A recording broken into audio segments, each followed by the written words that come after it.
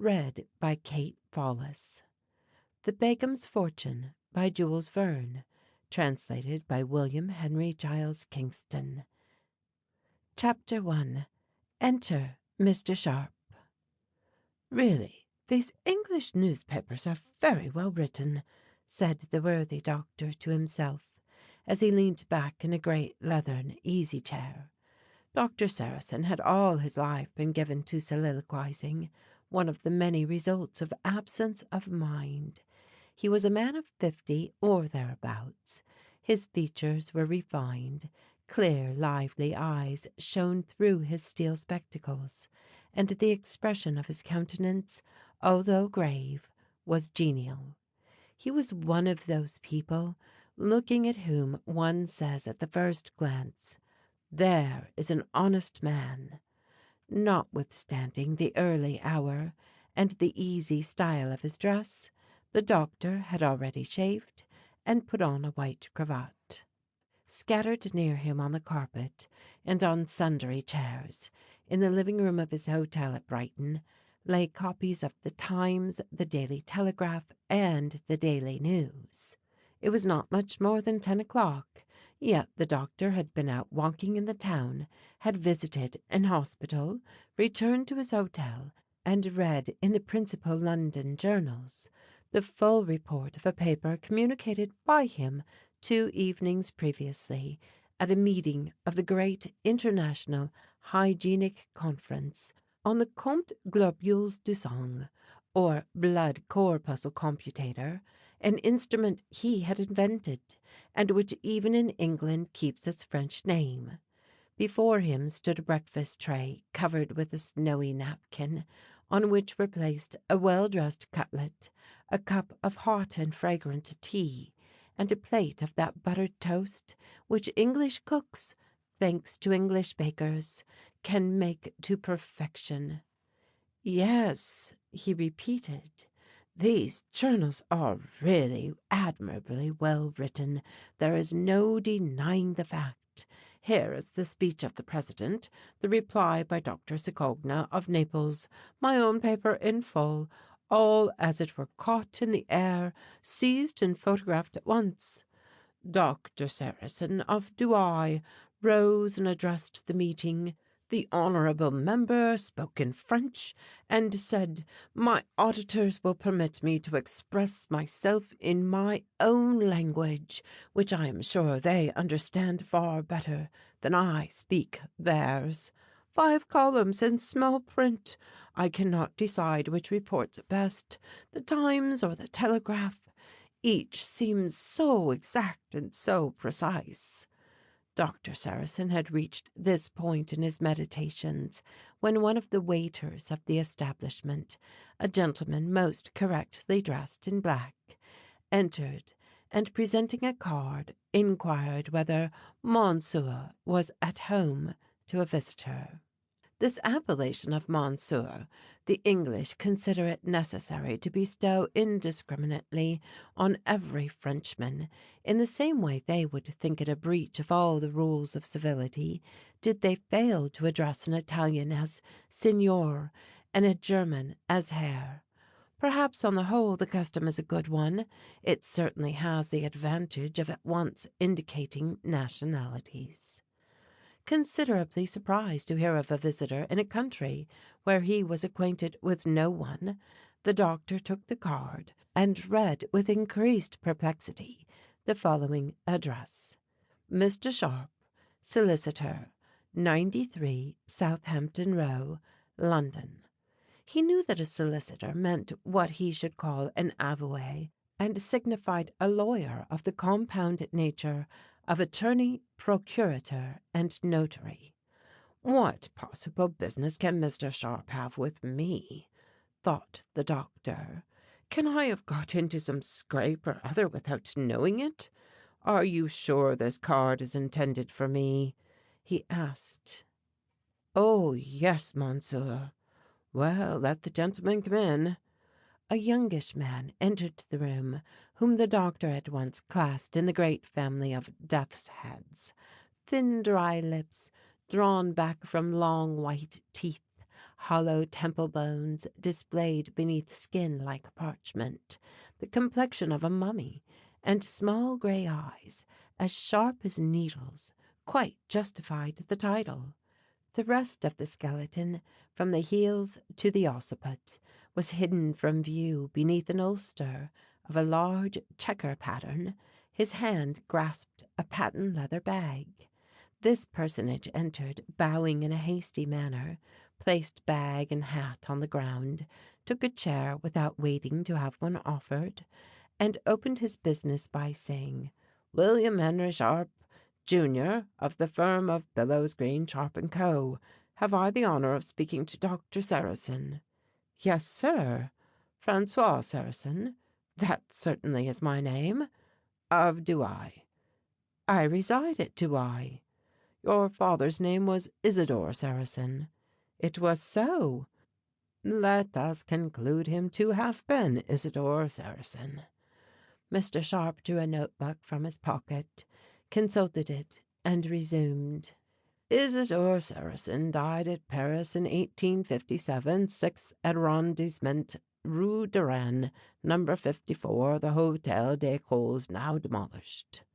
"Perfectly correct," said the doctor, more and more astonished.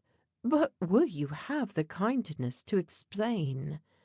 "His mother's name," pursued the imperturbable Mr. Sharp, "was Julie Langeville, originally of Bar-le-Duc, daughter of Benedict Langeville, who lived in the Allée L'Oriole and died in 1812, as is shown by the municipal registers of the said town. These registers are a valuable institution, sir, highly valuable, and sister of Jean-Jacques Langeville, drum major in the 36th Light."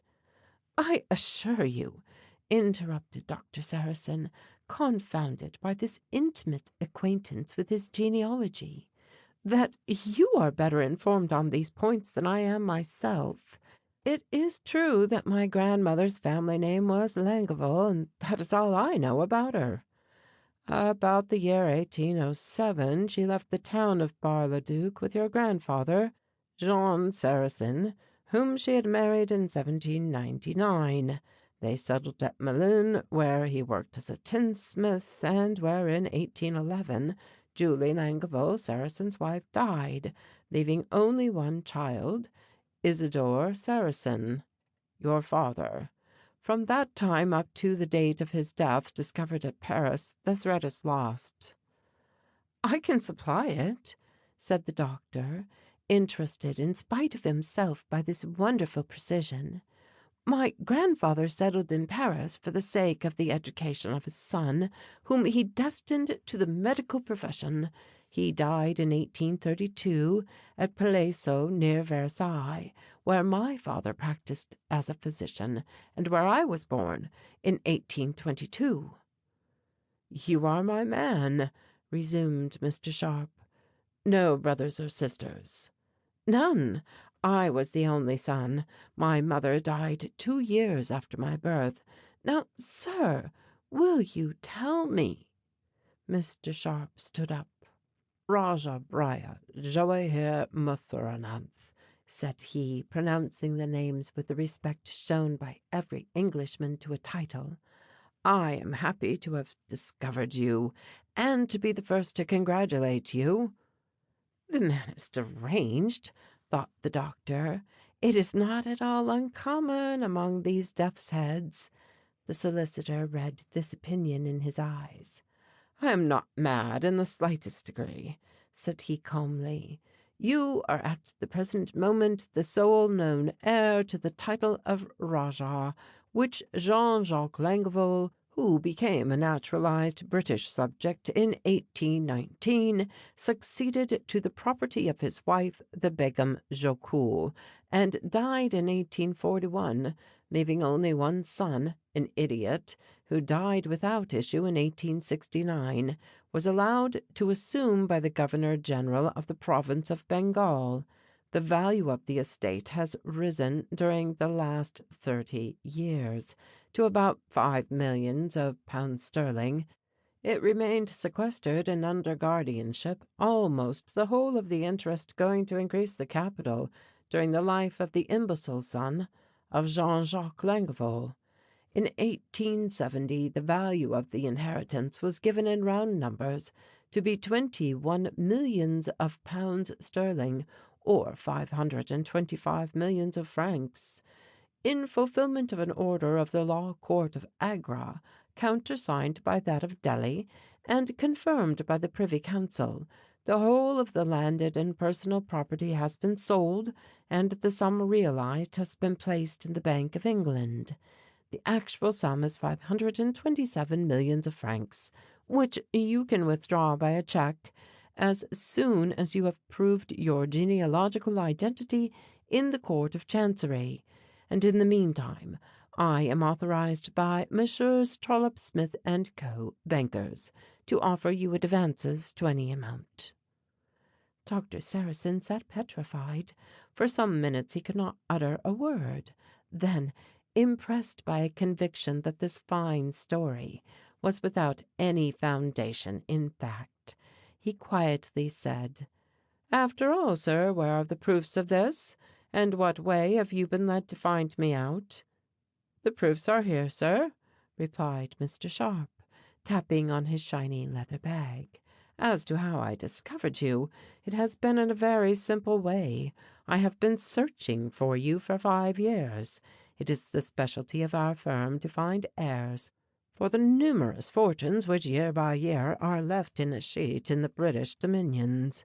For 5 years the question of the inheritance of the Begum Gokul has exercised all our ingenuity and activity.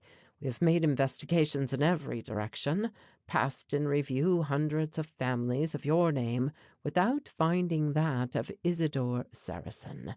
I was almost convinced that there was not another of the name in all France, when yesterday morning I read in the Daily News a report of the meeting of the Hygienic Conference, and observed that among the members was a Doctor Sarrasin, of whom I had never before heard.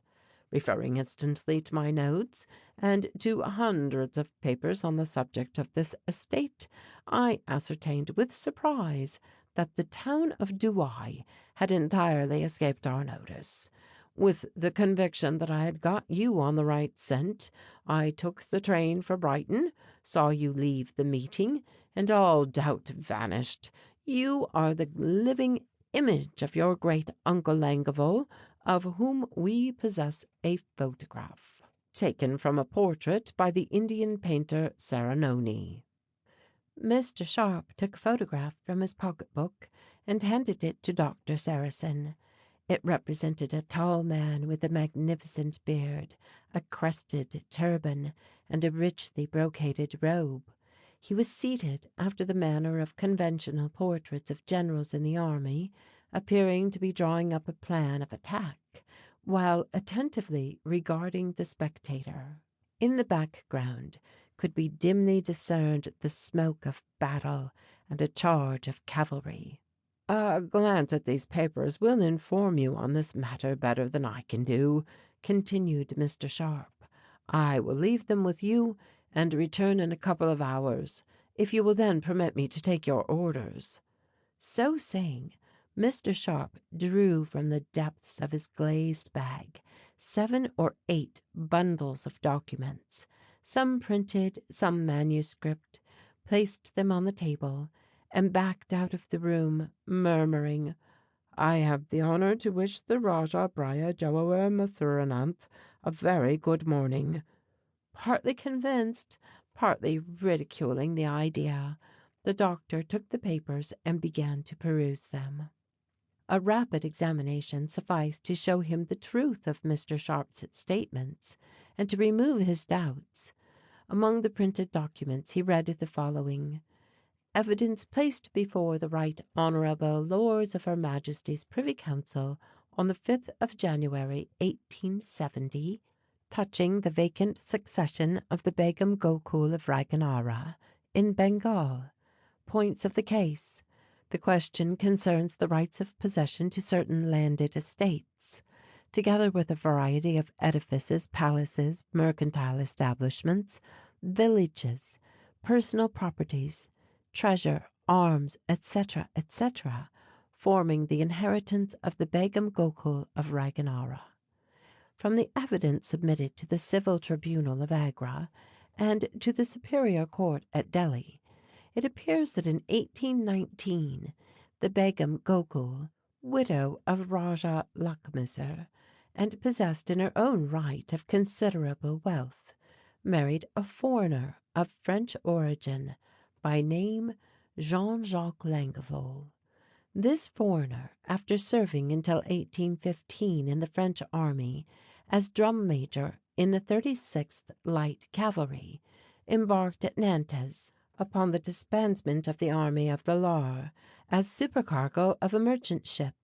He reached Calcutta, passed into the interior, and speedily obtained the appointment of military instructor in the small native army which the Rajah Lakhmisar was authorized to maintain. In this army he rose to be commander-in-chief, and shortly after the Rajah's death he obtained the hand of his widow. In consideration of various important services rendered to the English residents at Agra by Jean-Jacques Langevol, he was constituted a British subject, and the Governor-General of Bengal obtained for the husband of the Begum the title of Rajah of Bria Joaher Uttharanath, which was the name of one of the most considerable of her estates. The Begum died in 1839, leaving the whole of her wealth and property to Langevol, who survived her only 2 years. Their only child was imbecile from his infancy and was placed at once under guardians. The inheritance was carefully managed by trustees until his death, which occurred in 1869. To this immense heritage there is no known heir. The courts of Agra and Delhi, having ordered its sale by auction, on the application of the local government acting for the state, we have the honour to request from the Lords of the Privy Council a confirmation of their decision, etc. Here followed the signatures. Copies of legal documents from Agra and Delhi, deeds of sale, an account of the efforts made in France to discover the next of kin to Langevol's family, and a whole mass of imposing evidence of the like nature, left Doctor Sarrasin no room for doubt or hesitation. Between him and the 527 millions of francs deposited in the strong rooms of the Bank of England, there was but a step, the production of authentic certificates of certain births and deaths. Such a stroke of fortune being enough to dazzle the imagination of the most sober-minded man, the good doctor could not contemplate it without some emotion, yet it was of short duration, and exhibited simply by a rapid walk for a few minutes up and down his apartment. Quickly recovering his self-possession, he accused himself of weakness for yielding to this feverish agitation, threw himself into his chair, and remained for a time lost in profound reflection. Then suddenly rising, he resumed his walk backwards and forwards, while his eyes shone with a pure light, as though a noble and generous project burned within his breast. He seemed to welcome, to caress, to encourage, and finally to adopt it. A knock at the door. Mr. Sharp returned. "I ask pardon 1,000 times for my doubts as to the correctness of your information," said the doctor in a cordial tone. "You see me now perfectly convinced, and extremely obliged to you for the trouble you have taken." "Not at all. Mere matter of business, in the way of my profession, nothing more," replied Mr. Sharp. "May I venture to hope that the Rajah will remain our client?" "That is understood. I place the whole affair in your hands. I only begged you to desist from giving me that absurd title." "Absurd! A title worth 20 millions!" were the words Mr. Sharp would have uttered had he known no better, but he said, "Certainly, sir, if you wish it. As you please, sir. I am now going to return by train to London, where I shall await your orders." "May I keep these documents?" inquired the doctor. "Most assuredly, we retain copies." Mr. Sarrasin was left alone. He seated himself at his desk, took out a sheet of paper, and wrote as follows: Brighton, 28th October, 1871. My dear child, we have become possessed of an enormous fortune, a fortune absurdly colossal. Do not fancy that I have lost my senses, but read the printed papers enclosed in my letter. You will there plainly see that I am proved to be the heir to a native title in India, and a sum equivalent to many millions of francs actually deposited in the Bank of England. I can feel sure of the sentiments with which you, my dear Otto, will receive this news. You will perceive, as I do myself, the new duties which such wealth will impose upon us, and the danger we are in of being tempted to use it unwisely. It is but an hour since I was made aware of the fact, and already the overpowering sense of responsibility seems to lessen the pleasure it first gave me as I thought of you. This change may be fatal instead of fortunate to our destiny. In the modest position of pioneers of science we were content and happy in obscurity. Shall we continue to be so? I doubt it, unless, perhaps, could I venture to mention an idea which has flashed across my brain, unless this same fortune were to become in our hands a new and powerful engine of science, a mighty tool in the great work of civilization and progress. We will talk about this. Write to me. Let me know very soon what impression this wonderful news makes on your mind, and let your mother hear it from you. Sensible woman as she is, I am convinced she will receive it calmly. As to your sister, she is too young to have her head turned by anything of the sort. Besides, that little head of hers is a very sober one, and even if she could comprehend all that this change in our position implies, I believe she would take it more quietly than any of us. Remember me cordially to Max. I connect him with all my schemes for the future.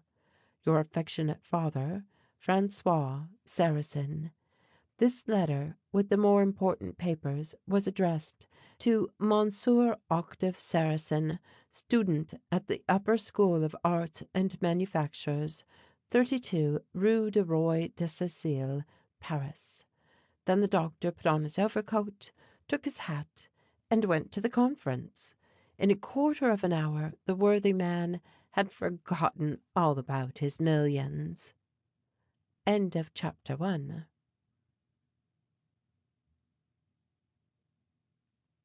Chapter 2. A Pair of Chums. Doctor Sarrasin's son Octavius was not exactly what one would call a dunce. He was neither a blockhead nor a genius, neither plain nor handsome, neither tall nor short, neither dark nor fair. His complexion was nut brown, and he was altogether an average specimen of the middle class. At school he had never taken a very high place, although occasionally gaining a prize. He had failed in his first examination for passing into the College of Engineers, but a second attempt admitted him, although with no great credit.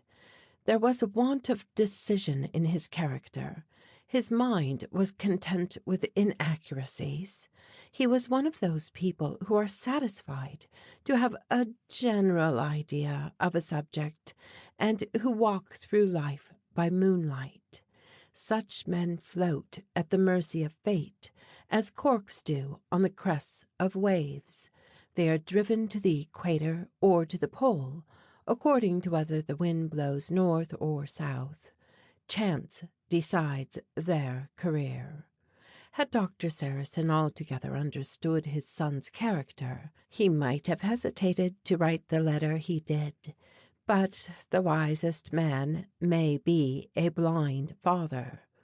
Fortunately for Octavius, he had, during his school life, come under the influence of an energetic nature, which, by its vigorous strength, ruled him for his good, albeit somewhat tyrannically.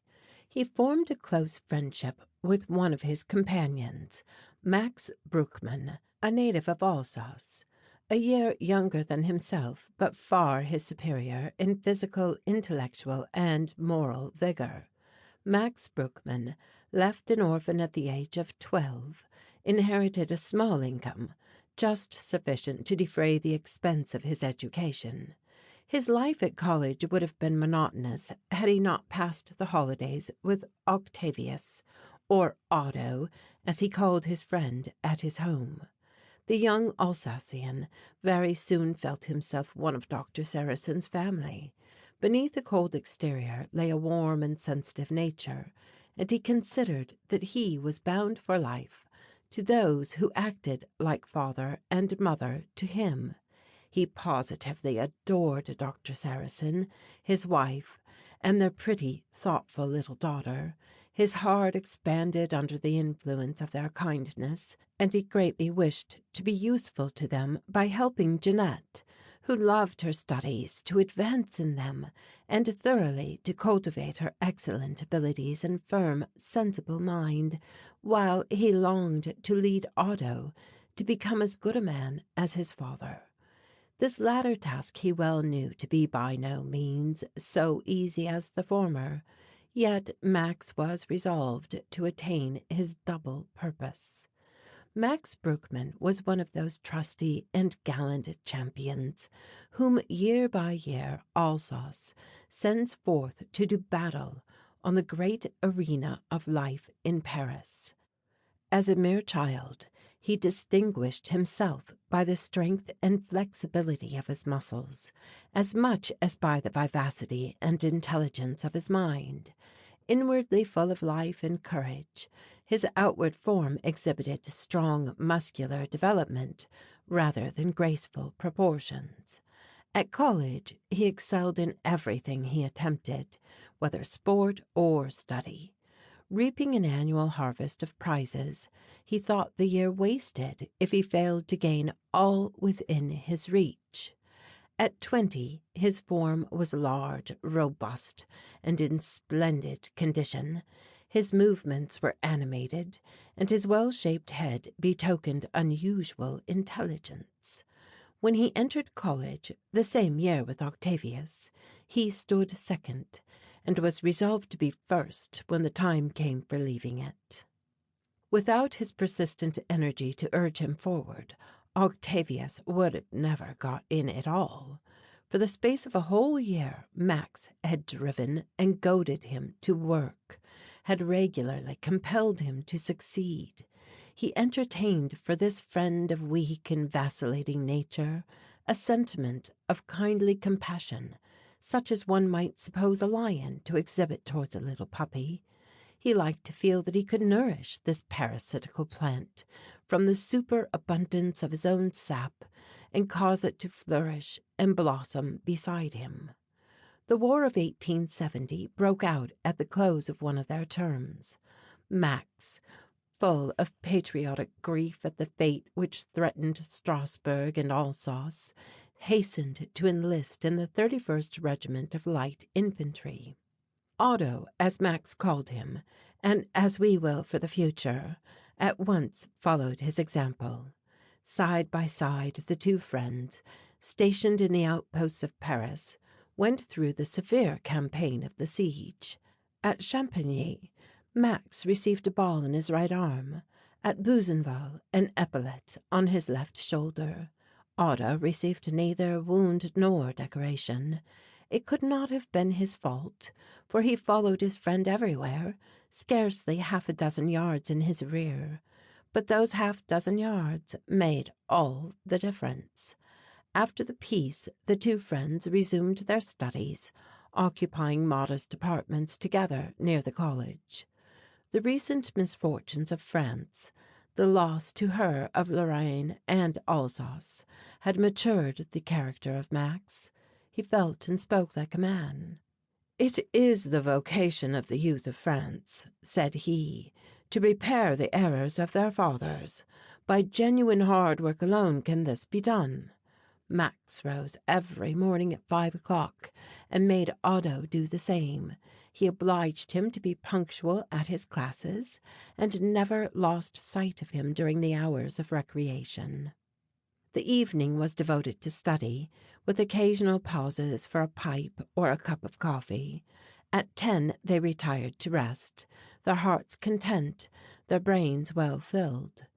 A game at billiards now and then, a well-chosen play or concert, a ride to the forest of Verrières, a country walk, and twice a week a lesson in fencing and boxing, these were their amusements.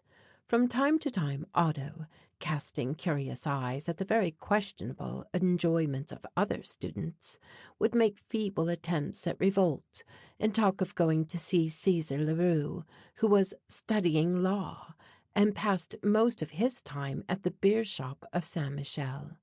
But Max treated these fancies with utter contempt and derision that they usually passed off quietly. On the 29th of October, 1871, about 7 o'clock in the evening, the two friends were seated, as was their wont, side by side at the same table, with a shaded lamp between them. Max was working a problem in applied mathematics, relative to the stability of blocks, and had thrown himself heart and soul into his subject. Otto was devoting himself sedulously to something which he thought of much greater consequence, the brewing of a pint of coffee. It was one of the few things in which he flattered himself he really excelled, perhaps because he had daily practice in it, thereby escaping for a few minutes the troublesome business of squaring equations, which he considered that Max really did carry too far. Drop by drop he let his boiling water pass through a thick layer of powdered mocha, and he ought to have been contented with such tranquil happiness, but he was annoyed at the devoted industry of Max, and felt an unconquerable desire to interrupt him. "It would be a good plan to buy a percolator," said he suddenly. "This ancient and solemn method of filtering is a disgrace to our modern civilization." "Do buy a percolator. It will perhaps prevent your wasting an hour every evening with this cookery," replied Max, and he returned to his problem. "The intrados of a vault is an ellipsoid. Let A, B, C, D be that principal ellipse which contains the two axes OA equal to AOB equal to B, while the least axis O 0 degrees, C degrees, is vertical and equal to C, then that which supports the elliptic vault—" At this moment came a rap at the door. "A letter for Monsieur Octave Sarrasin." It may be imagined that this interruption was heartily welcomed by that young gentleman. "Ah, from my father! It is his hand I see.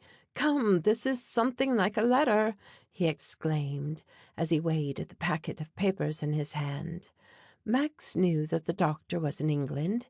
He had been in Paris a week before, on his way there, and had treated the two lads to a dinner fit for an emperor at the Palais Royal, for although that once famous place was quite out of fashion, Doctor Sarrasin continued to regard it as the centre of Parisian taste and refinement.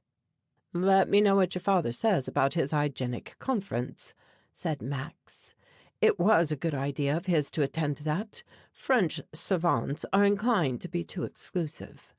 And Max returned to his problem. "The extradus will be formed by another similar ellipsoid having its centre at the point 0 on the vertical 0, C. Let FFF be the foci of the three principal ellipses, then we find the auxiliary ellipse and hyperbola, of which the common axes are—" A shout from Otto made him look up. "What is the matter?" he asked with some alarm, seeing his friend turn pale. "Read this," cried Otto, completely astonished by the news he had received.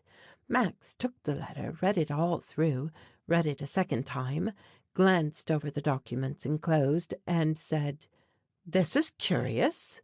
Then he filled his pipe and lighted it methodically. Otto watched him, all anxiety for his opinion. "Do you think it can be true?" he exclaimed with a choking voice. "True?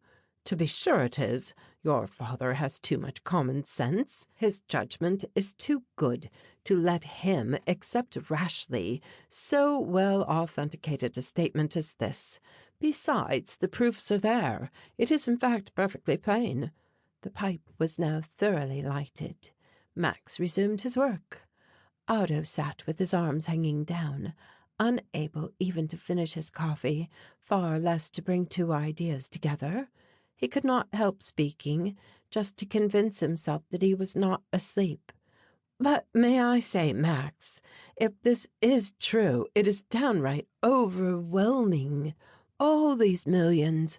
Why, it is an enormous fortune, mind you." Max looked up and nodded. "Yes, enormous is the word for it. Most likely there is not one such in France. A few in the United States, 5 or 6 in England, not above 15 or 20 in the world altogether." "And a title into the bargain," resumed Otto. "A foreign title. What is it? Let's see. Rajah. Not that I ever was ambitious of having a title, but if it comes in one's way, why, it certainly sounds more imposing than plain Sarrasin." Max shot forth a puff of smoke and uttered not a word. That puff of smoke distinctly said, "Pooh, pooh." "Certainly," continued Otto, "I should never have stuck a de before my name, or assumed anything high-sounding as some people do. But to inherit a real, genuine title, and to take rank among the great princes of India without any possible chance of doubt or confusion." The pipe kept puffing. "Pooh, pooh." "My dear fellow," said Otto decidedly, "you may say what you like, but I can tell you there is a good deal in blood, as the English express it." He stopped short as he caught the mocking smile in Max's eyes and returned to the contemplation of his millions. "Do you recollect, Max, how Begum, our old arithmetic master, used to impress upon us every year in his opening lesson that 500 millions was a number far beyond the grasp of one human mind, unaided by the resources of written figures? One has to consider that a man spending a franc every minute would take more than 1,000 years to pay away such a sum. Well, it really is strange to think one has inherited 500 millions of francs." "500 million francs, is it?" cried Max with more interest than he had yet shown. "Shall I tell you the best thing you can do? Give it to France for payment of her ransom. She only requires 10 times as much." "For mercy's sake, don't suggest such an idea to my father," cried Otto, looking quite scared. "He really might adopt it. I can tell you that he already has some notion of the kind in his head. Some investment he might certainly make, but at least let us have the interest."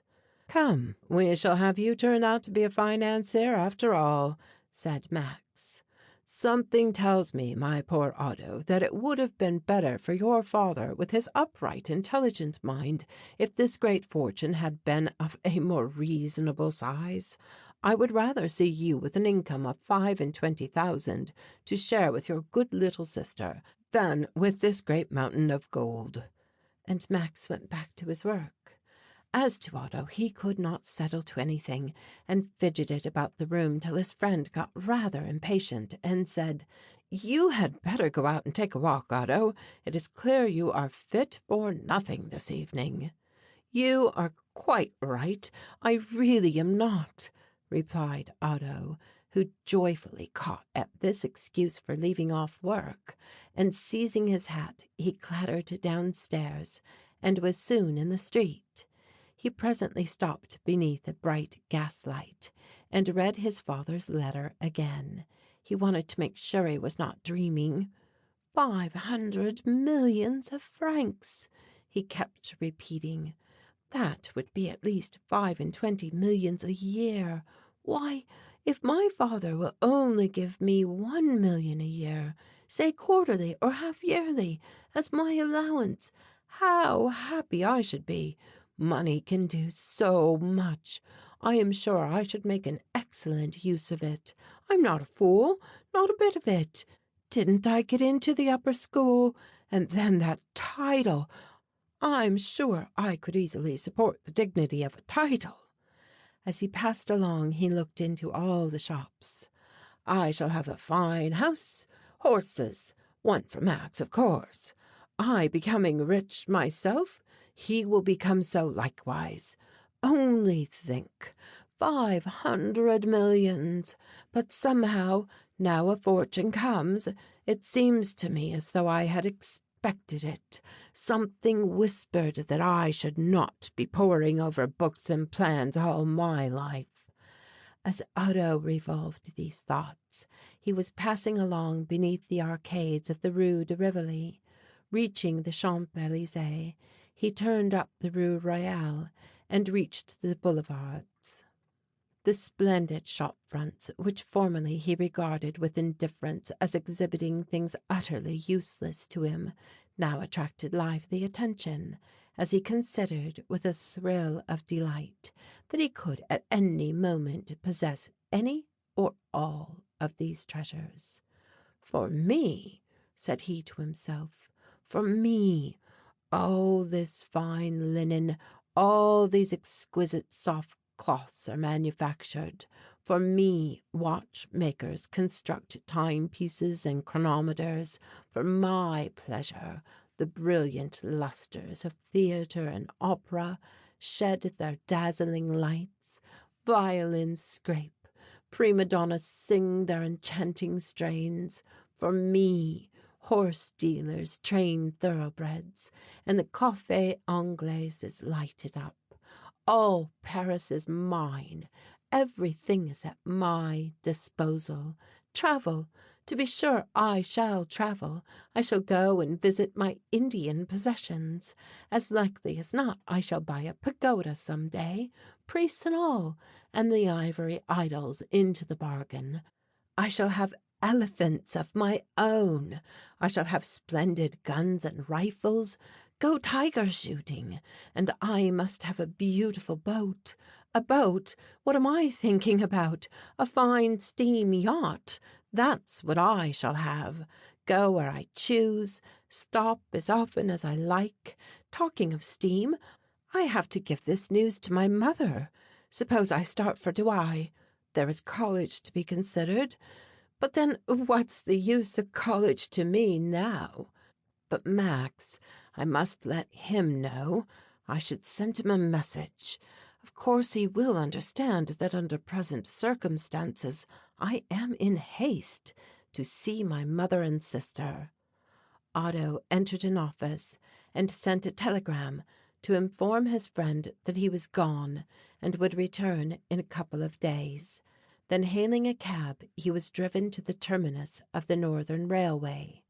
Settling himself in the corner of a carriage, he continued to follow out his dreaming fancies until at 2 o'clock in the morning he arrived at Douai, hurried to his father's house, and rang the night bell so noisily that not only the family but all the neighbours were aroused by the peal. Night-capped heads popped out at various windows.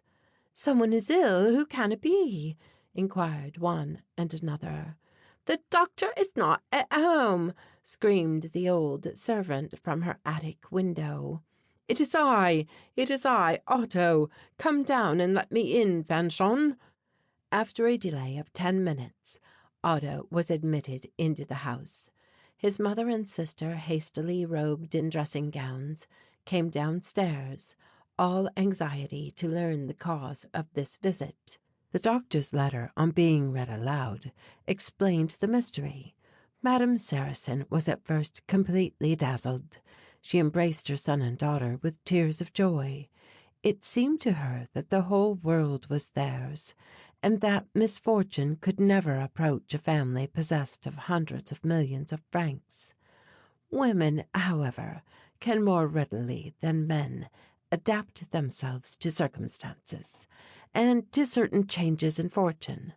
Madame Sarrasin read her husband's letter again, felt that this great sum was his, that he would take all the responsibility of deciding what she and her children were to do, and speedily resumed her usual composure. As to Jeanette, she was glad to see her mother and brother so happy, but her childish imagination could picture no manner of life more delightful than that she led in her quiet home, occupied with her studies, and happy in the love of her parents. She could not see why a few bundles of banknotes should make any great change in her existence, and the prospect of it did not in the least degree discompose her. Madame Sarrasin had married at a very early age a man entirely absorbed by the studious occupations of an ardent scholar and philosopher. She loved her husband and respected his tastes, although she could not always comprehend them. Incapable of sharing the pleasure which Doctor Sarrasin derived from study, she had at times felt herself lonely by the side of the enthusiastic man of science, and consequently centred all her hopes and aspirations in her children. She pictured for them a brilliant and happy future. Otto, she felt certain, was destined to do great things. From the time he took a place in the upper school, she mentally regarded that modest and useful college for young engineers as the nursery of illustrious men. Her only trouble was that their limited means might possibly prove an obstacle, or at least a difficulty in the way of her son's brilliant career, and might ultimately also affect her daughter's establishment in life. But now she so far understood the news conveyed in her husband's letter as to perceive that these fears were needless, and her satisfaction was entire. The mother and son spent most of the night in talking and making plans, while Jeanette, happy in the present, heedless of the future, was fast asleep in an armchair. "You have not mentioned Max," said Madame Sarrasin to her son. "Have you not shown him your father's letter? What does he say about it?" "Oh, you know what Max is," answered Otto.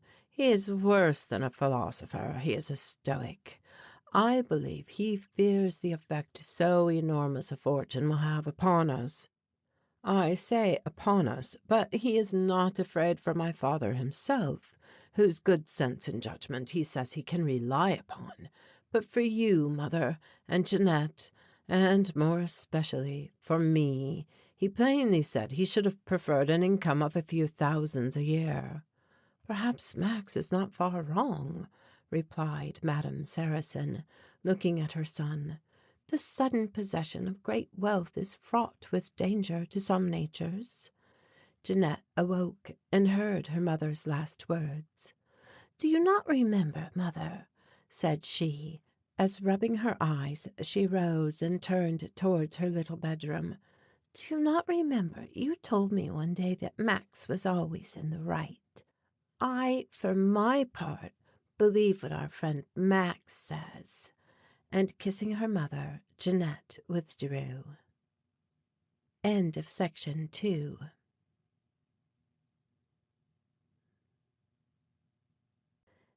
Chapter 3. Effect of an item of news. On entering the hall, where the fourth meeting of the Hygienic Conference was being held, Doctor Sarrasin was conscious that he was received with unusual tokens of respect. The Right Honourable Lord Glandover, the President and Chairman of the Assembly, had not hitherto condescended to appear conscious of the existence of the French doctor. This nobleman was an august personage, whose part it was to declare the conference open or closed, and, from a list placed before him, to call upon the various speakers who were to address the meeting. He habitually carried his right hand in the breast of his button coat, not that it had received an injury and needed support, but only because it was usual among English sculptors to represent statesmen in this inconvenient attitude. His pale smooth face, marked with red blotches, and surmounted by a wig of light hair, brushed high on a forehead which clearly belonged to an empty pate, possessed an aspect of ludicrous stiffness and foolish gravity. Lord Glandover might have been made of wood or pasteboard, so stiff and unnatural were all his movements. His very eyes appeared to turn beneath their brows by intermittent jerks, like those of a doll or puppet. The notice hitherto bestowed on Doctor Sarrasin by Lord Glandover had amounted to no more than a slight and patronizing bow. It seemed to say, "Good morning, poor man. You are one of those who support your insignificant existence by making insignificant experiments with insignificant machines. How condescending I am to notice a being so far beneath me in the scale of creation. You may sit down, poor man, beneath the shadow of my nobility." But on the present occasion Lord Glandover smiled most graciously upon Doctor Sarrasin as he entered, and even carried his courtesy so far as to invite him by a sign to be seated at his right hand. The other members of the conference all rose when he appeared on the platform. Considerably astonished by a reception so flattering, Doctor Sarrasin took the chair offered to him, concluding that, on further consideration, his invention had been found of much greater importance than his scientific brethren had at first supposed. But this illusion vanished when Lord Glandover, leaning towards him with a spinal contortion of his body, whispered in his ear, "I understand that you are a man of very considerable property. They tell me you are worth 21,000,000 pounds sterling." This was said almost in a tone of reproach, as though his lordship felt aggrieved at having lightly treated the equivalent in flesh and blood of a sum of money so vast. His look and tone seemed to say, "Why was I not made aware of this? It really is unfair to expose one to the awkwardness of making such mistakes." Doctor Sarrasin, who could not in conscience have said he was worth a penny more than he had been at the last meeting, was wondering how the news should have already become known, when Dr. Ovidius of Berlin, who sat next to him, said with a false and faint smile, "Why, Sarrasin, you are as great a man as any of the Rothschilds, so the Daily Telegraph makes out. Let me congratulate you." He handed the doctor a copy of the paper of Thursday. Among the items of news was to be seen the following paragraph, the composition of which plainly revealed its authorship: "A monster heritage. The legitimate heir to the fortune of the late Begum Gogul has at length been discovered, thanks to the indefatigable researches of Messrs. Billows Green and Sharp, solicitors, 94 Southampton Row, London. The fortunate possessor of 21,000,000 pounds sterling, now deposited in the Bank of England, is a Frenchman, Doctor Sarrasin, whose able paper, communicated at the Brighton Scientific Conference, was reported in this journal 3 days ago. By dint of a course of strenuous efforts, and amid difficulties and adventures forming in themselves a perfect romance, Mr. Sharp has succeeded in proving indisputably that Doctor Sarrasin is the sole living descendant of Jean-Jacques Langevin, the second husband of the Begum Gogul. This soldier of fortune was, it appears, a native of the town of Bar-le-Duc in France. A few matters of form only required to be gone through in order to place Doctor Sarrasin in full possession of his fortune. A petition to that effect has been filed in Chancery. Very remarkable is the chain of circumstance by which the treasure accumulated by a long line of Indian rajahs is laid at the feet of a French physician. The fickle goddess might have exhibited the indiscretion she so frequently displays in the disposal of her gifts, but on this occasion she has, we are glad to say, bestowed this prodigious fortune on one who will not fail to make a good use of his wealth. Oddly enough, as many might think, Doctor Sarrasin was vexed to see his news made public. He not only foresaw the many annoyances it would entail upon him, he also felt humbled by the importance people seemed to attach to the event. He, himself personally, appeared to dwindle into insignificance before the imposing figures which denoted his capital. He was inly conscious that his own personal merits, and all he had ever accomplished, were already, even in the eyes of those who knew him best, sunk in this ocean of gold and silver. His friends no longer saw in him the enthusiastic experimentalist, the ingenious inventor, the acute philosopher. They only saw the great millionaire. Had he been a hump-backed dwarf, an ignorant Hottentot, the lowest specimen of humanity, instead of one of its most intelligent representatives, his value would have been the same as Lord Glandover had expressed it. He was worth, henceforth, just £21,000,000, no more and no less. This idea sickened him, and the crowd of members, staring with a searching, if not a scientific curiosity, to see how a millionaire looked, remarked with surprise that a shade of melancholy gathered on the countenance under examination. This, however, was only a passing weakness. The magnitude of the object to which he had resolved to dedicate his unexpected fortune rose suddenly before him, and his serenity was restored. He waited until Dr. Stevenson of Glasgow had finished reading a paper on the education of young idiots, and then requested leave to make a communication. It was instantly granted by Lord Glandover, although the name of Dr. Ovidius stood next on the list. By the marked tone of his voice, he indicated that he would have done so had the whole conference objected, or had all the learned men in Europe protested with one accord against such a piece of favoritism. "Gentlemen," said Doctor Sarrasin, "it was my intention to wait for a few days before informing you of the singular chance which has befallen me, and of the happy consequences which may result to science from this event. But the fact having become public, it would seem mere affectation were I now to delay speaking of it, and placing it in its proper light. Yes, gentlemen, it is true that a large sum of money, a sum amounting to many millions, now deposited in the Bank of England, appears to be legally my property.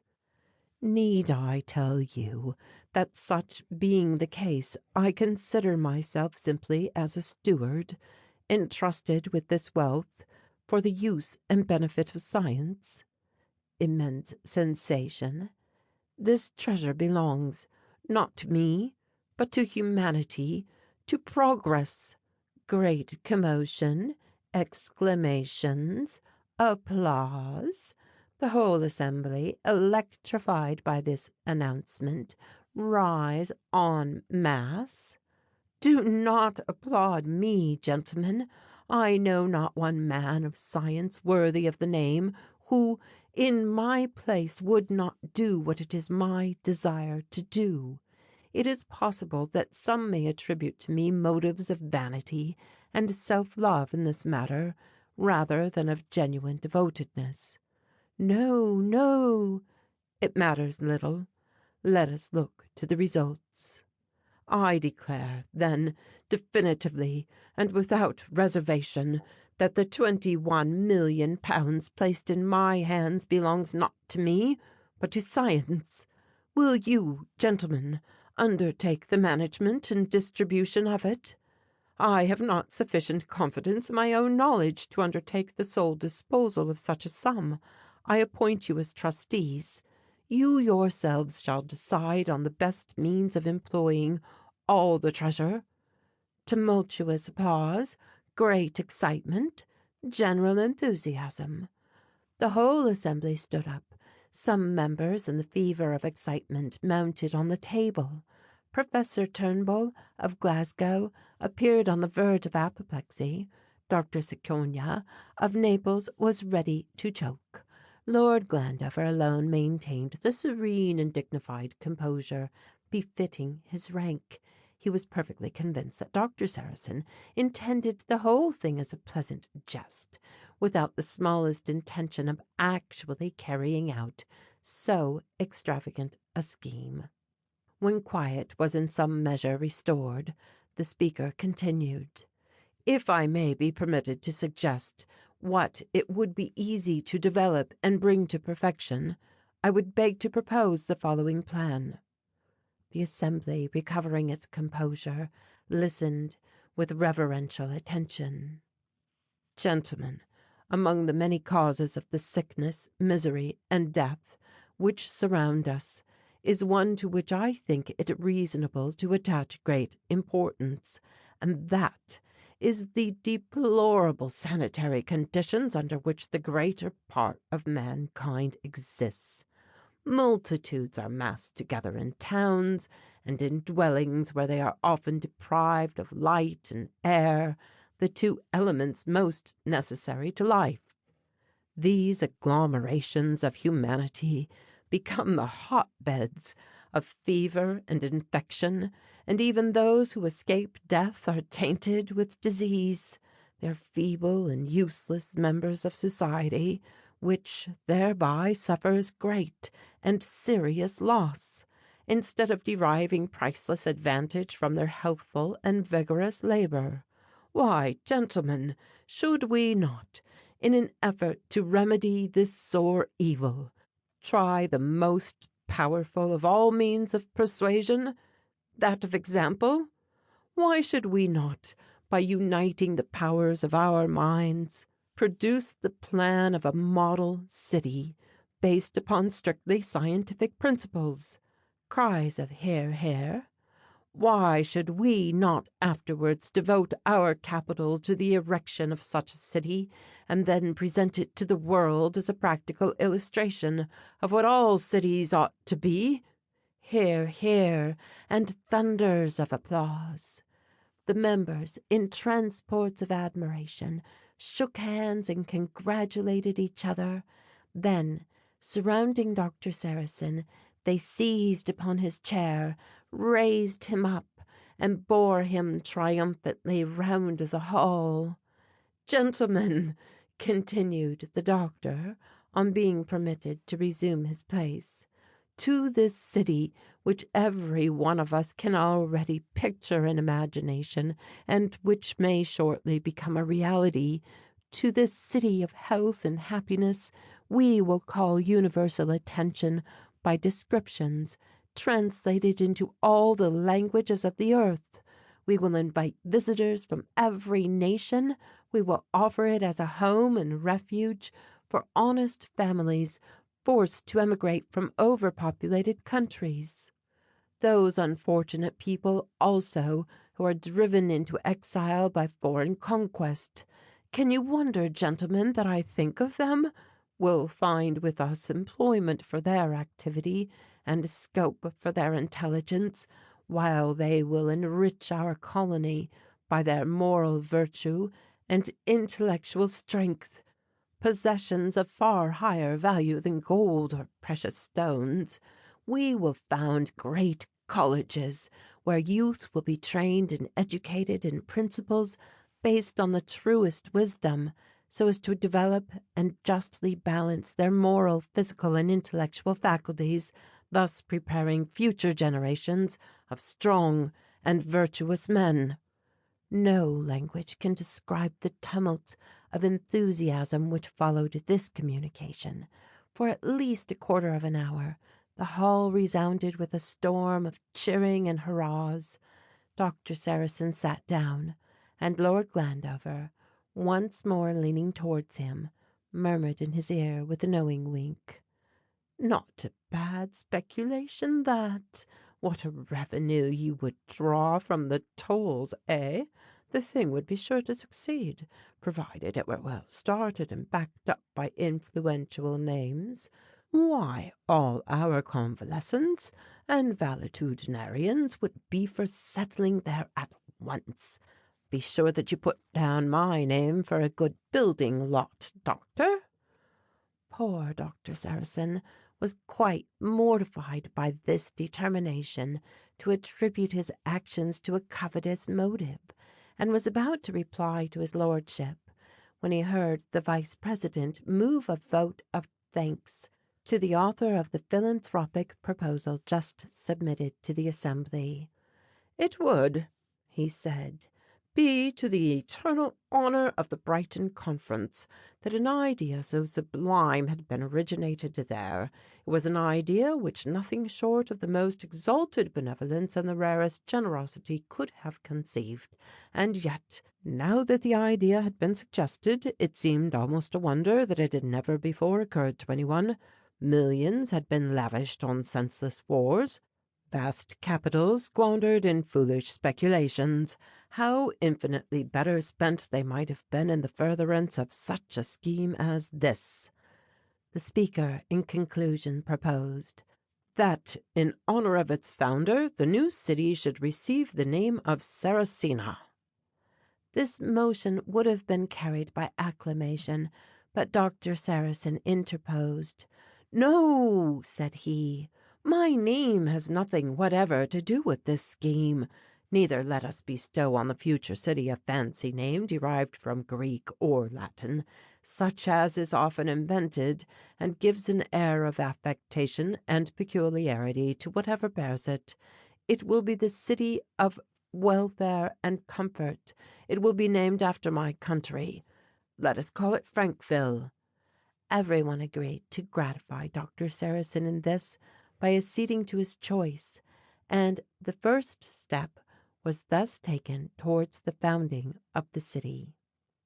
The meeting then proceeded to the discussion of other points, and to this practical occupation, so unlike those to which it was usually devoted, we will leave it, while we follow the wandering fortunes of the paragraph published in the Daily Telegraph. Copied word for word by all the newspapers, the information contained in this little paragraph was soon blazed abroad over every county in England. In the whole Gazette it figured at the top of the second page, in a copy of that modest journal which, on the 1st of November, arrived at Rotterdam on board the three-masted collier Queen Mary.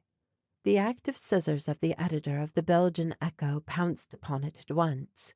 It was speedily translated into Flemish, the language of Coop and Potter, and on the wings of steam it reached the Bremen Chronicle on the 2nd of November. In that paper our bit of news next appeared, the same in substance, but clothed in a garb of German, the artful editor adding in parenthesis, "From our Brighton correspondent."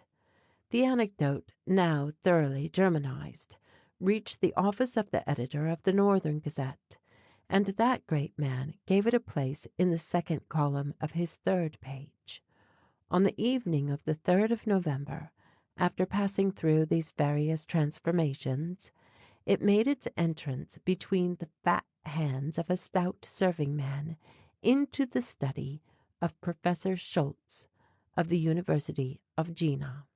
High as this personage stood in the scale of humanity, he presented nothing remarkable to the eye of a stranger. He was a man of 5 or 46, strongly built, his square shoulders denoting a robust constitution. His forehead was bald. The little hair remaining on his temples and behind his head suggested the idea that they consisted of threads of tow. His eyes were blue, that vague blue which never betrays a thought. Professor Schultze had a large mouth, garnished with a double row of formidable teeth which would never drop their prey. Thin lips closed over them, whose principal employment was to keep note of the words which passed between them. The general appearance of the professor was decidedly unpleasant to others, but he himself was evidently perfectly satisfied with it. On hearing his servant enter, he raised his eyes to a very pretty clock over the mantelpiece, which looked out of place among a number of vulgar articles around it, and said in a quick, rough voice, 6:55. The post comes in at 6:30. You bring my letters too late by 25 minutes. The next time they are not on my table at 6:30, you quit my service." "Will you please to dine now, sir?" asked the man as he withdrew. "It is now 6:55, and I dine at 7. You have been here for 3 weeks, and you know that. Recollect that I never change an hour and never repeat an order." The professor laid his newspaper on the table, and went on writing a treatise, which was to appear next day in Physiological Records, a periodical to which he contributed. We may be permitted to state that this treatise was entitled, "Why are all Frenchmen affected by different degrees of hereditary degeneracy?"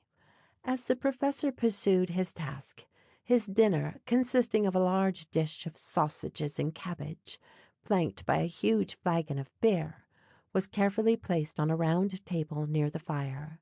He laid aside his pen in order to partake of this repast, which he did with greater appearance of enjoyment than might have been expected from so grave an individual. Then he rang for coffee, lighted his pipe, and resumed his labours. It was after midnight when he signed his name on the last page, and retired at once to his bedroom to enjoy a well-earned repose. Not till he was in his bed did he take his paper from its cover and begin to read before going to sleep. Just as the professor was becoming drowsy, his eye was caught by a foreign name, that of Langevin, in the paragraph relating to the monster heritage. He tried to call to mind clearly the vague recollections to which this name gave rise. After a few minutes vainly devoted to efforts of memory, he threw away the journal, blew out his candle, and loud snores quickly gave notice that he slept. By a physiological phenomenon which he himself had studied and explained at great length, this name of Langevin followed Dr. Schultze even in his dreams. The consequence was that on awaking next morning he found himself mechanically repeating it. All at once, just as he was going to look at his watch, a sudden light broke upon him. Snatching up the newspaper at the foot of his bed, he read again and again, with his hand pressed on his forehead, the paragraph which he had all but missed seeing the night before. The light was evidently spreading to his brain, for without waiting to put on his flowered dressing gown, he hurried to the fireplace, took a small miniature portrait from the wall by the mirror, and turning it round, passed his sleeve over the dusty pasteboard at the back. The professor was right. Behind the picture he read the following words, traced in faded ink: "Theresa Schultze, eine Geboren, Langevin," which means Theresa Schultze, whose maiden name was Langevin. That evening the professor was in the express train on his way to London. End of section 3.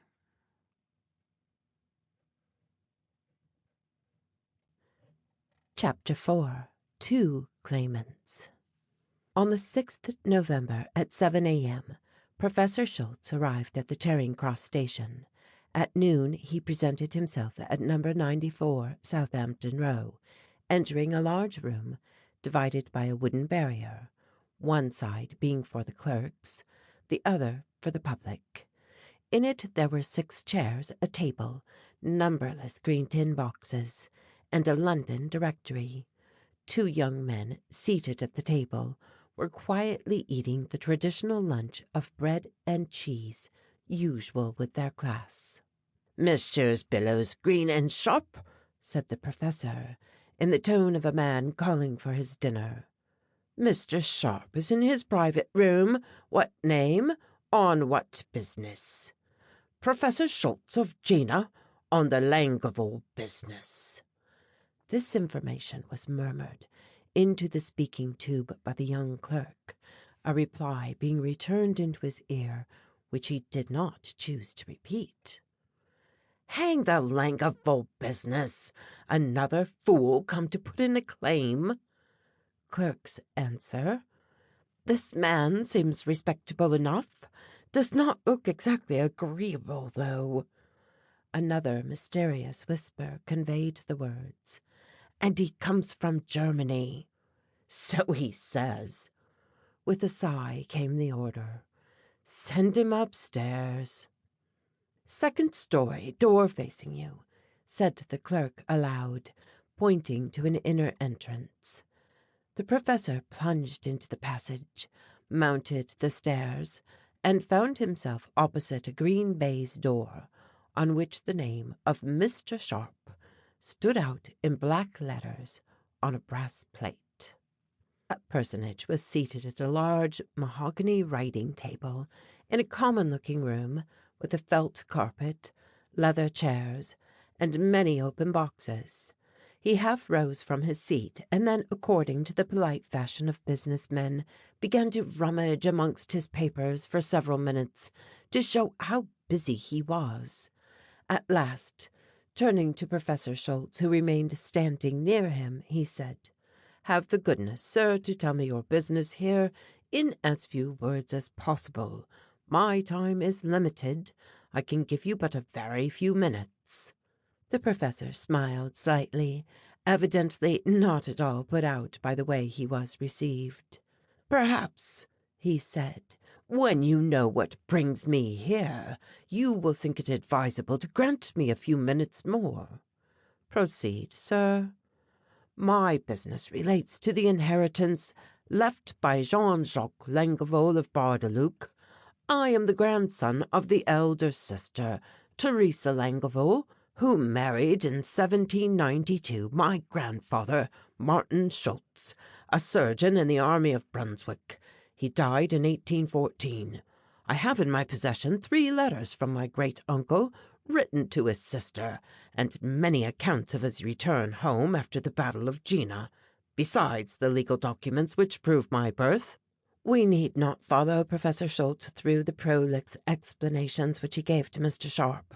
On this point he seemed, contrary to his nature, quite inexhaustible. His aim was to demonstrate to this Englishman, this Mr. Sharp, that by rights the German race should in all things predominate over all others. His object in putting forward a claim to this inheritance was chiefly that it might be snatched from French hands, which could not fail to make a silly use of it. What he hated in his rival was his nationality. Had he been a German, he certainly would not have interfered, etc., etc. But that a Frenchman, a would-be savant, should have this enormous wealth to spend upon French fancies was distracting to his feelings, and he considered it his duty to contest his right to it at all costs. At first sight the connection between these political opinions and the opulent inheritance in question was not very clear, but the experienced eye of the man of business plainly detected the relation which patriotic ambition for the advantage of the German nation generally bore to the private interests of Professor Schultze individually. He saw that this apparently double aim had in reality but one motive. There is no doubt about it, however humiliating it might be for a professor of the University of Jena to be connected with beings of an inferior race, it was evident that a French ancestress had had a share in the responsibility of giving to the world this matchless human being. But this relationship being in a secondary degree to that of Doctor Sarrasin would only give secondary rights to the said inheritance. The solicitor perceived, however, the possibility of lawfully sustaining them, and in this possibility he foresaw another which would be much to the advantage of Billows, Green and Sharp, something which would change the Langeville affair, already productive, into a very good thing indeed, a second case of the Jarndyce versus Jarndyce of Dickens. An extensive horizon of stamped papers, deeds, documents of all sorts, rose before the eyes of the man of law, and what was worth more, he saw a compromise conducted by himself, Sharp, to the interest of both his clients, which would bring to himself equal parts of honour and profit. In the meanwhile he made known to Professor Schultze the claims of Doctor Sarrasin, gave him proofs in corroboration, and insinuated that if Billows, Green and Sharp undertook to make something advantageous for the professor out of the claims, shadowy though they are, my dear sir, it would, I fear, not hold water in a lawsuit, which his relationship to the doctor gave him. He hoped that the remarkable sense of justice, possessed by all Germans, would admit that to Messrs. Billows, Green and Sharp he, the professor, owed a large debt of gratitude. The latter was practical enough to understand the drift of this argument, and soon put the mind of the business man at rest on this point, though without committing himself in any way. Mr. Sharp politely begged permission to examine into the affair at his leisure, showed him out with marked respect, nothing more having been said as to the very limited time of which before he had been so sparing. Professor Schultze retired, convinced that he had no sufficient claim to put forward for the Begum's inheritance, but all the same persuaded that a struggle between the Saxon and Latin races, besides being always meritorious, would not fail, if set about properly, to turn to the advantage of the former. The next important step was to get Doctor Sarrasin's opinion on the subject. A telegraph despatched immediately to Brighton had the effect of bringing that gentleman to Mr. Sharp's office by 5 o'clock. Doctor Sarrasin heard all that had occurred with a calmness which astonished the solicitor. He frankly declared that he perfectly remembered a tradition in his family of a great aunt brought up by a rich and titled lady who had emigrated with her and who had married in Germany. He knew neither the name nor the exact degree of relationship of this great aunt. Mr. Sharp was busily looking over his notes, carefully numbered in portfolios, which he now exhibited with considerable complacency to the doctor. There was, Mr. Sharp did not seek to hide it, matter for a lawsuit, and lawsuits of this character may easily be lengthened out. Indeed, it was not at all necessary to acknowledge to the adverse party that family tradition which Doctor Sarrasin had in his honesty just now confided to his solicitor. To be sure, there were those letters from Jean-Jacques Langeville to his sister, of which Professor Schultze had spoken, and which were a point in his favour. A very small point indeed, destitute of any legal character, but still a point. No doubt other proofs would be exhumed from the dust of municipal archives. Perhaps even the adverse party, in default of authentic documents, would even dare to manufacture false ones. Everything must be foreseen. Who knew but that fresh investigations might assign to this Theresa Langeville and her descendants, who had suddenly started showing up, superior claims to Doctor Sarrasin's? In any case, there would be long disputes, tedious examinations, no end of them.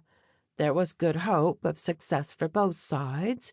Each could easily form a limited liability company to advance the cost of the proceedings and exhaust all the pleas of jurisdiction. A celebrated suit of the same sort had been in the Court of Chancery for 83 consecutive years, and was only ended at last for want of funds. Interest and capital, all had gone.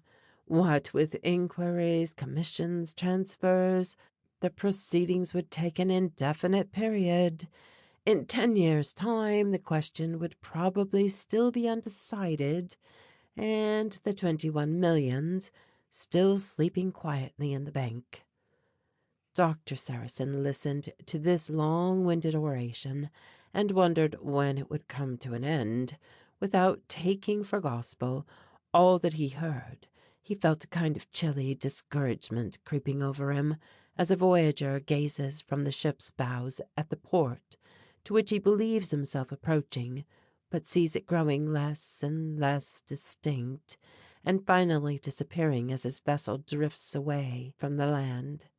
He told himself that it was not impossible that this fortune just now so near, and for which he had already found a use, would end by slipping from his grasp and fade away. "Then what is to be done?" he asked of the solicitor. "What is to be done?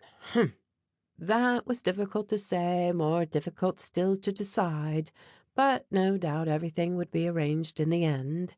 He, Sharp, was certain of that. English law was excellent, a little slow perhaps, but he could not help saying so. Yes, decidedly slow, pediclado, but all the more sure. Assuredly, Doctor Sarrasin could not fail in the course of a few years to be in possession of this inheritance, always supposing his claims sufficient. The doctor issued from the office in Southampton Row very much shaken in his confidence, and convinced that he must either plunge into an interminable lawsuit or give up his dream. The thoughts that his fine philanthropic scheme must come to nothing gave him keen pain. In the meantime, Mr. Sharp sent for Professor Schultze, who had left his address. He told him that Doctor Sarrasin had never heard of Theresa Langevall, denied the existence of a German branch of the family, and rejected any idea of a compromise. There was nothing that the professor could do, therefore, if he believed his right well established, but to go to law. From this, Mr. Sharp, who was perfectly disinterested, of course, and was a mere spectator in the matter, had no intention of dissuading him. What more could a solicitor wish than a lawsuit of perhaps 30 years, and not knowing to what it might lead them? He, personally, would be delighted. If he had not feared that Professor Schultze would think it suspicious on his part, he would have pushed his disinterestedness so far as to recommend to him one of his legal brethren who would look after his interests. And indeed the choice was an important one. The path of law had now become a regular high road, swarming with adventurers and robbers. He owned this shameful fact, though with a blush. "Supposing the French doctor was willing to arrange the matter, how much would it cost?" asked the professor. Being a wise man, words could not confuse him. Being a practical man, he went straight to the point without wasting any precious time on the way. Mr. Sharp was rather disconcerted by this mode of action. He represented to Professor Schultze that business did not go on so quickly as all that, that no one could see the end, when as yet they were just at the beginning, that in order to bring Doctor Sarrasin to terms, they must protract the business, so as not to allow him to see that he, Schultze, was at all eager to compromise matters. "I beg, sir," he concluded, "that you will leave it to me. Put yourself in my hands, and I will be answerable for everything." "Very well," replied Schultze, "but I should much like to know what I have to expect." However, he could not ascertain from Mr. Sharp the price at which the solicitor valued Saxon gratitude, and was therefore obliged to give him carte blanche in the matter. When Doctor Sarrasin appeared next day in answer to Mr. Sharp's summons, and quietly asked if he had any particular news for him. The solicitor, alarmed at his calmness, informed him that a serious examination had convinced him that the better plan would be to nip the threatened danger in the bud, and proposed to compromise with this new claimant. Doctor Sarrasin must agree with him that this was essentially disinterested advice, and what few solicitors in Mr. Sharp's place would have given.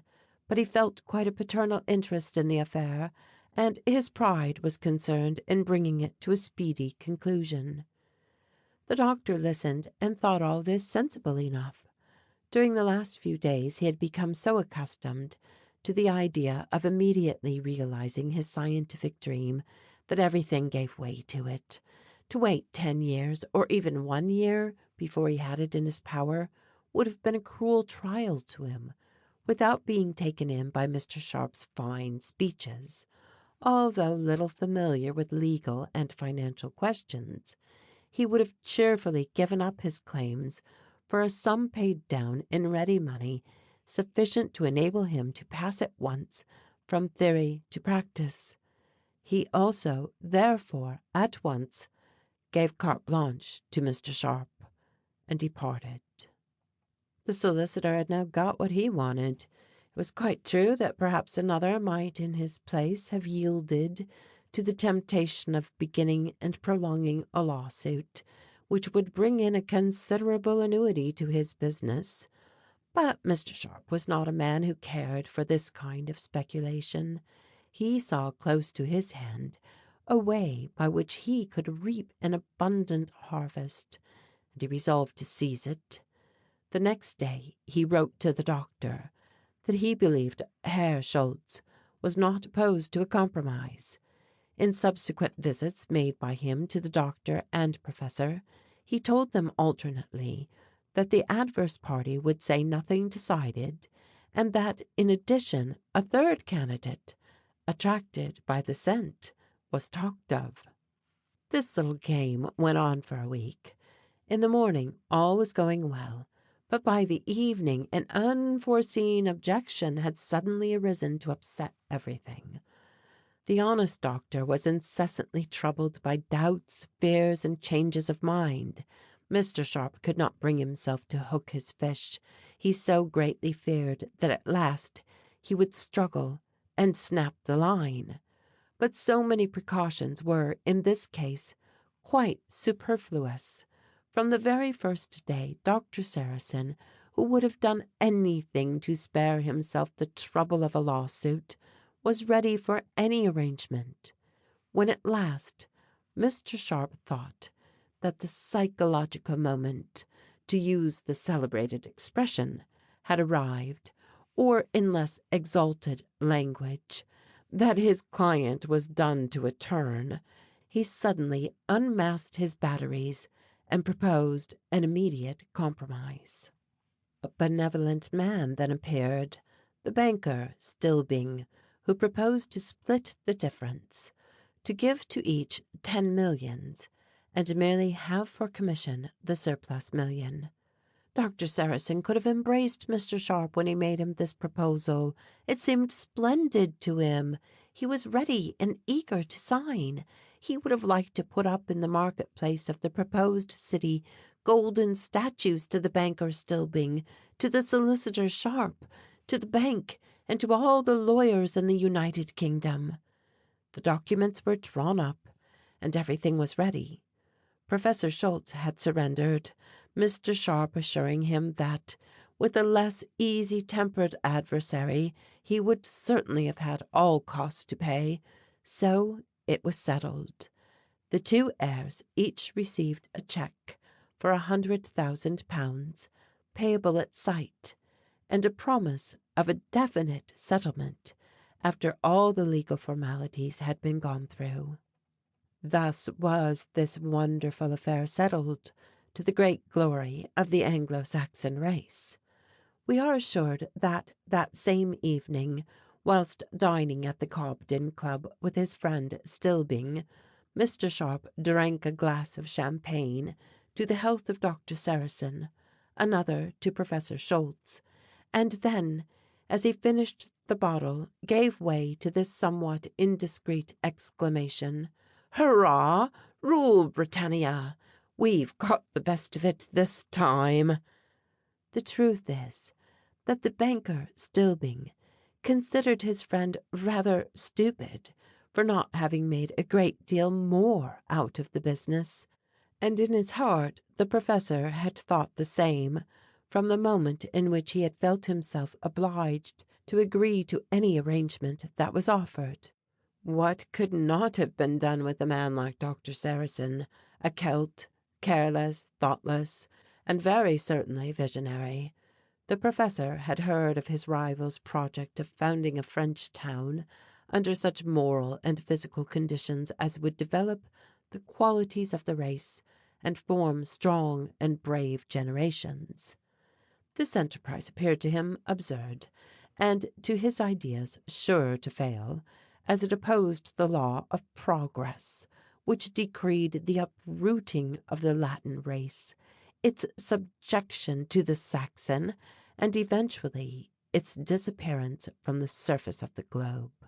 However these results might be held in check if the doctor's program began to be realized, and so much the more if there was any prospect of its success. It was, therefore, the duty of every true Saxon, in the interest of general order, to obey this appointed law, and bring to nothing, if he could, this insane enterprise. Under the circumstances it was quite clear that he, Schultze, M.D., privet docent of chemistry in Jena University, known by his numerous works on the different human races, works in which it was proved that the German race was to absorb all others, it was quite clear that he was particularly designed by the great creative and destructive force of nature to annihilate the pygmies who were struggling against it. From the very beginning it had been ordained that Theresa Langevall would marry Martin Schultze, and that one day the two nationalities meeting in the persons of the French doctor and the German professor, the latter would crush the former. Although he had in his possession half the doctor's fortune, this was the weapon he was to wield. This project was but a secondary one to Professor Schultze at present. He merely added it to others still more vast which he had formed for the destruction of all nations who refused to blend themselves with the German people and be united with the Vaterland. However, wishing to explore to the end, if so that they had an end, of Doctor Sarrasin's plans, he attended all the meetings of the Congress. As several members, with Doctor Sarrasin himself among them, were leaving the meeting, the professor was overheard to make this declaration, that he would found, at the same time as Frankville, a city strong enough to put an end to that absurd and abnormal ant-hill. "I hope," he added, "that the experiment we shall make will serve as an example to all the world." Although good Doctor Sarrasin was so full of love to all mankind, he had lived long enough to know that all his fellow creatures did not deserve the name of philanthropists. He noted, however, this speech of his adversary, thinking, like a sensible man, that no threat ought to be neglected. Some time afterwards, writing to Max to invite him to aid in his enterprise, he mentioned this incident and described Herr Schultze so accurately that the young Alsatian was certain the doctor had in him a formidable adversary. The doctor added, "We shall need bold and energetic men of practical information, not only to build, but to defend us." Max answered, "Although I cannot immediately give my cooperation to the founding of your city, you may depend on finding me when the right time comes. I shall not lose sight for a single day of this Professor Schultze, whom you have described so well. My Alsatian birth gives me the right to know about his affairs. Whether I am near you or far away, I am devoted to you. If by any unforeseen chance you should be some months, or even years, without hearing from me, do not be uneasy. Whether I am near you or far away, I shall have but one thought, to work for you, and consequently to serve France. End of section 4.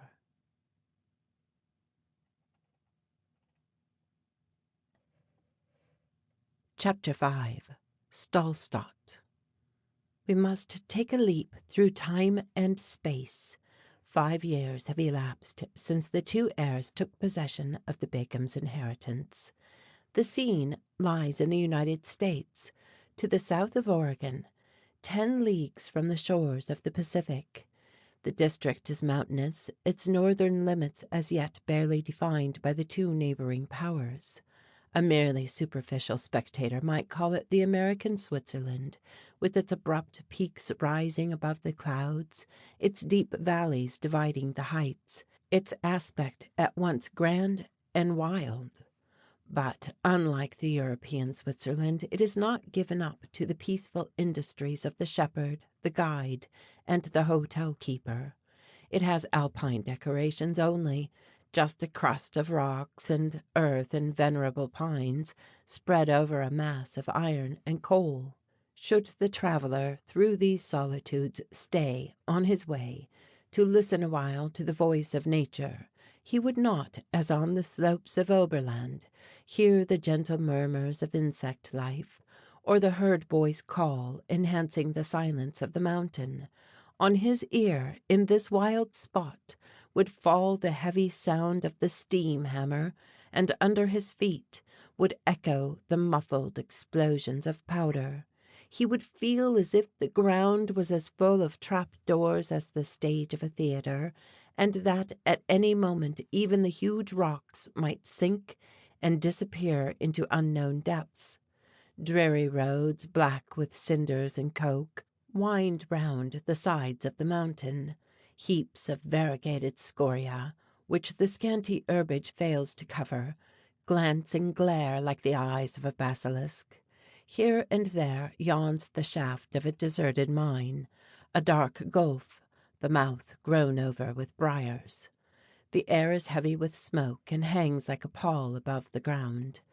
Not a bird nor an insect is to be found, and a butterfly has not been seen within the memory of man. At the northern point, where the mountain spurs slope into the plain, lies between two ranges of bleak hills what up to 1871 was called the Red Plain, because of the color of the soil, which is impregnated with oxide of iron, but what is now called Stahlfeld, or the Field of Steel. Just imagine a plateau of 17 or 18 square miles. The soil sandy and strewn with pebbles, and altogether as arid and desolate as the ancient bed of some inland sea. Nature has done nothing towards giving life and movement to the place, but man has brought a wonderful amount of energy and vigor to bear on it. In 5 years there sprang up on this bare and rocky plain 18 villages, composed of small wooden houses, all alike, brought ready-built from Chicago, and containing a large population of rough workmen. In the midst of these villages, at the very foot of the coal butts, as the inexhaustible mountains of coal are called, rises a dark mass, huge and strange, an agglomeration of regular buildings, pierced with symmetrical windows, covered with red roofs, and surmounted by a forest of cylindrical chimneys, which continually vomit forth clouds of dense smoke. Through the black curtain which veils the sky, dark red lightning like flames, while a distant roaring is heard resembling that of thunder, or the beating of the surf on a rocky shore. This erection is Stahlstadt, Steel Town, the German city and the personal property of Professor Schultze, the ex-chemistry professor of Jena, who has become, by means of the Begum's millions, the greatest iron worker, and especially the greatest cannon founder of the two hemispheres. He cast guns of all shapes and of all calibers, smooth and rifled bores, for Russia, Turkey, Romania, Japan, for Italy and for China, but particularly for Germany. With the aid of his enormous capital, this large establishment, which is at the same time a regular town, started up as at the wave of a conjurer's wand.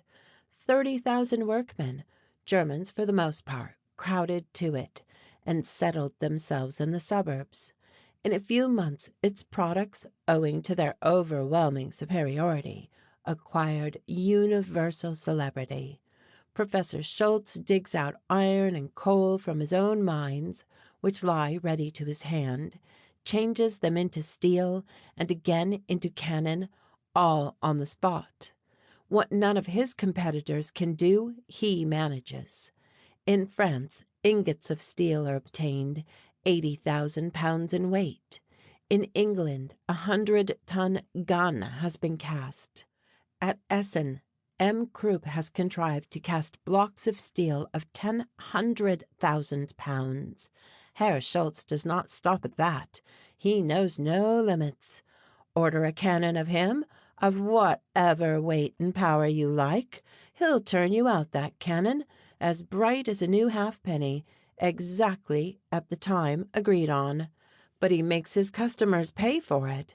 It is as if the 250 millions of 1871 had only given him an appetite for more. In gun casting, as in everything else, the man who can do what others cannot is sure to be well off. Indeed, Schultze's cannon not only attain to an unprecedented size, but although they may deteriorate slightly by use, they never burst. Stahlstadt steel seems to have special properties. There are many stories current of mysterious chemical mixtures, but one thing is certain, that no one has discovered the invaluable secret. Another thing certain is that in Stahlstadt that secret is guarded with the most jealous care. In this remote corner of North America, surrounded by deserts, isolated from the world by a rampart of mountains, 500 miles from the nearest town or habitation of any sort, we may search in vain for the smallest vestige of that liberty which is the foundation principle of the United States. On arriving under the walls of Stahlstadt, it is useless to try and enter one of the massive gateways, which here and there break the line of moats and fortifications. The sternest of sentinels will repulse the traveller. He must go back to the suburbs. He cannot enter the city of steel unless he possesses the magic formula, the password, or at any rate, an order duly stamped, signed, and countersigned. One November morning a young workman arrived at Stahlstadt, who doubtlessly possessed such an order, for after leaving his well-worn portmanteau at an inn, he directed his steps to the gateway nearest the village. He was a fine, strongly built young fellow, dressed in a loose coat, woolen shirt with no collar, and trousers of ribbed velveteen tucked into big boots. He pulled his wide felt hat over his eyes, as if to conceal the coal dust with which his skin was begrimed, and walked forward with elastic step, whistling through his brown mustache. Arrived at the gateway, the young man, showing a printed paper to the officer of the gate, was immediately admitted. "Your order is addressed to the foreman, Seligman, Section K, Road 9, Workshop 743, said the sentinel. "You must follow the round way to your right till you come to the K boundary, and there show yourself to the porter. Do you know the rule? Expelled if you enter another section than your own," he added as the newcomer went away. The young workman followed the direction indicated to him along the roadway. On his right lay a moat, above which marched numerous sentinels. On his left, between the wide circular road and the mass of buildings, lay first a double line of railway, and then a second wall, similar to the outer one, which entirely surrounded the steel city. It was of so great an extent that the sections, enclosed by the fortified walls like the spokes of a wheel, were perfectly independent of each other, although surrounded by the same wall and moat. The young workman soon reached the boundary K, placed at the side of the road before a lofty gateway, surmounted by the same letter sculptured in the stone, and presented himself to the porter. This time, instead of having a soldier to deal with, he found himself before a pensioner with a wooden leg and medals on his breast. The pensioner examined the paper, stamped it again, and said, "All right, 9th road on the left." The young man entered the second entrenched line, and at last found himself in section K. The road which debouched from the gate was the axle, and at right angles on either side extended rows of uniform buildings. The noise of machinery was almost deafening. Those gray buildings, pierced with thousands of windows, were like living monsters. But the newcomer was apparently accustomed to such scenes, for he bestowed not the slightest attention on the curious sight. In 5 minutes he had found Road 9, Workshop 743, and having entered a little office full of portfolios and registers, stood in the presence of the foreman, Seligman. The man took the paper with all its stamps, examined it, then looked the young workman up and down. "Hired as puddler, are you?" he asked. "You seem very young." "Age has nothing to do with it," was the answer. "I shall soon be 26, and I've been puddling for the last 7 months. If you like, I can show you certificates on the strength of which I was engaged at New York by the head overseer." The young man spoke German quite easily, but with a slight accent, which seemed to arouse the suspicions of the foreman. "Are you an Alsatian?" he demanded. "No, I'm Swiss, from Schaffhausen. Look, here are all of my papers quite correct," he added, taking out a leather pocketbook and showing a passport, testimonial, and certificates. "Very good. After all, you are hired, and it's my business simply to show you your place," returned Seligman, assured by this display of official documents. He then inscribed in a register the name of Johann Schwartz, copying it from the order, and gave to the workman a blue card bearing his name and the number 57,938, adding, "You must be at the K gate every morning at 7 o'clock. Show this card, which will already have passed you through the outer wall. Take from the rack in the lodge a counter with your number on it, and show it to me when you come in. At 7 in the evening, as you go out, drop the counter into a box placed at the door of the workshop, and only open at that time." "I know the system. Can I live in the town?" asked Schwartz. "No. You must find a lodging outside, but you can get your meals at the canteen in the shed at a very moderate price. Your wages are $1 a day to begin with, but they will be raised quarterly. Expulsion is the only punishment. It is pronounced by me at first and by the engineer on appeal for any infraction of the rules. Will you begin today?" "Why not?" "It will be but half a day," observed the foreman, as he guided Schwartz to an inner gallery. The two men walked along a wide passage, crossed a yard, and entered a vast hall, like the platform of an immense terminus. Schwartz, as he glanced round, could not restrain a movement of professional admiration. On each side of the long hall were 2 rows of enormous columns, as big as those in St. Peter's at Rome, their tops rising through the glass roof. These were the chimneys of the puddling furnaces, and there were 50 of them in a row. At one end engines were continually bringing up wagon loads of iron to feed the furnaces.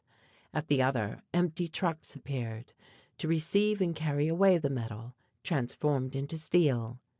This metamorphosis is accomplished by means of the operation of puddling, at which gangs of half-naked cyclops, armed with long iron rakes, were working with might and main. The pigs of iron are thrown into a furnace brought to an intense heat. As soon as melted, the metal is stirred about for a considerable time.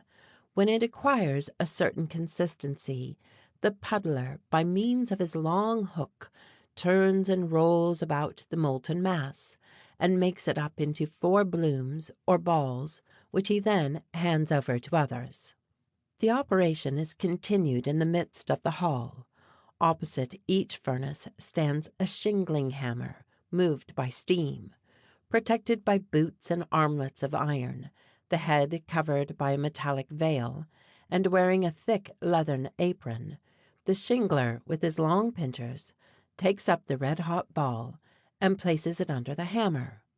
Down on it comes the weight of the ponderous machine, pressing out a quantity of dross amidst showers of sparks. When it cools, it is taken back to the furnace to be brought out again and hammered as before. There was incessant movement in this monster forge. To a spectator it was a terrifying scene, the cascades of molten metal, dull blows heard above the roaring, showers of brilliant sparks, the glare of the red-hot furnaces. In the fearful din and tumult, man appeared like a helpless infant. Powerful fellows must these puddlers be, to stir and knead 400 weight of metallic paste in that temperature, to see nothing for hours but the blinding glare of the furnace and molten iron, is trying work, and wears a man out in 10 years. Schultze, as if to show the foreman what he could do, at once stripped off his coat and woolen shirt, exhibiting a well-knit frame, and arms on which the muscles stood out like cords, seized a hook which one of the puddlers had just put down, and set to work. Seeing that he was likely to do well, the foreman soon left and returned to his office. The newcomer worked on until the dinner hour, but he was either too energetic or he had neglected to take sufficient food that morning to support his strength in this unusual toil, for he soon appeared tired and faint. Indeed, so worn out did he seem that the chief of his gang noticed it. "You're not fit for a puddler, my lad," he said, "and you had best ask at once to be changed into another section, for they won't do it later." Schultze protested against this. It was but a passing faintness. He could puddle as well as anyone. The gangsman made his report, however, and Schultze was immediately called up before the chief engineer. This personage examined his papers, shook his head, and asked in an inquisitorial tone, "Were you a puddler at Brooklyn?" The young man looked down in confusion. "I must confess it, I see," he answered. "I was employed in casting, and it was in the hope of increasing my salary that I wished to try my hand at puddling." "You are all alike," returned the engineer, shrugging his shoulders. "At 25 you think you can do what few men of 35 are fit for. Well, then, are you good at casting?" "I was 2 months in the first class." "You'd better have stayed in it. Here you will have to begin in the third. All the same, you may think yourself lucky in being allowed to change your section so easily." The engineer then wrote a few words on a pass, sent a telegram, and said, "Give up your counter, leave this division, and go straight to Section O, Chief Engineer's office. He's been told." The same formalities were gone through again that Schultze had met with at the K gate. As in the morning, he was questioned, accepted, and sent to the foreman of the workshop, who introduced him into the casting hall. But here the work was more silent and more methodical. "This is only a small gallery for casting 42-pounders," observed the foreman. "First-class workmen alone are allowed to cast the big guns." The small gallery was not less than 450 feet long and 200 wide. Schultze, as he glanced round, calculated that there must be at least 600 crucibles being heated, by 4, 8, or 12 together in the side furnaces. The molds destined for the reception of the fused steel were placed down the middle of the gallery at the bottom of a trench. On each side of the trench was a movable crane, which, running on a line of rails, was constantly in use for moving enormous weights. As in the puddling hall, at one end was a railroad for the conveyance of the bars of steel, at the other one for taking away the cannon as they came out of the mold. Near each mold stood a man armed with an iron rod to test the state of fusion of the metal in the crucibles. The processes which Schwartz had seen put in practice elsewhere were here brought to a remarkable state of perfection. When a cast was to be made, a warning bell gave the signal to all the watchers of the crucibles.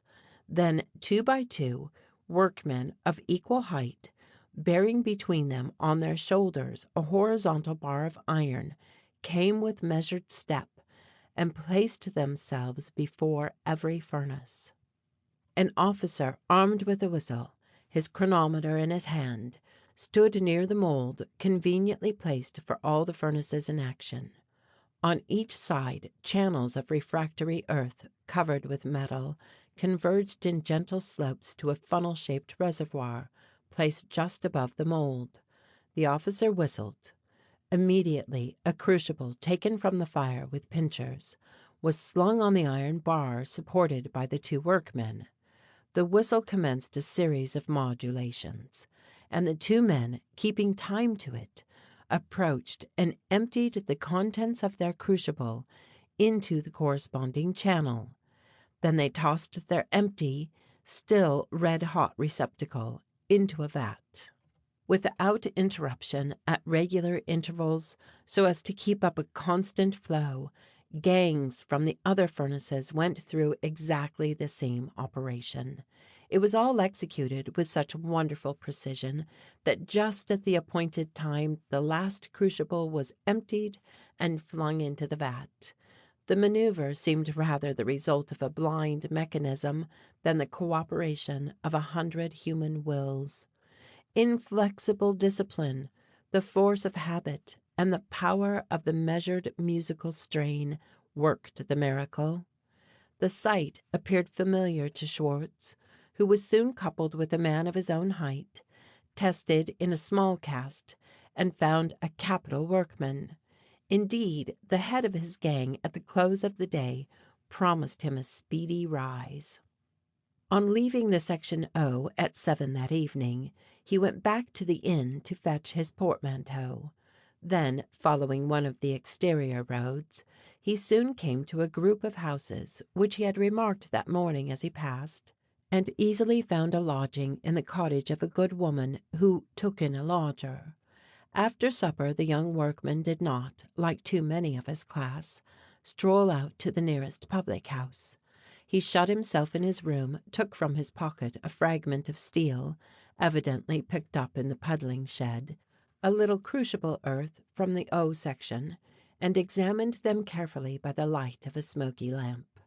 Then, taking from his portmanteau a thick manuscript book, half full of notes, receipts, and calculations, he wrote the following in good French, though for precaution in a cipher of which he alone knew the key. November 10th, Stahlstadt. There is nothing particular in the mode of puddling, unless, of course, it is the choice of 2 different temperatures, relatively low for the first heat and the reheating, according to Chernoff's rules. As to the casting, it is done after Krupp's process, but with a perfectly admirable uniformity of movement. This precision in manoeuvres is the great German power.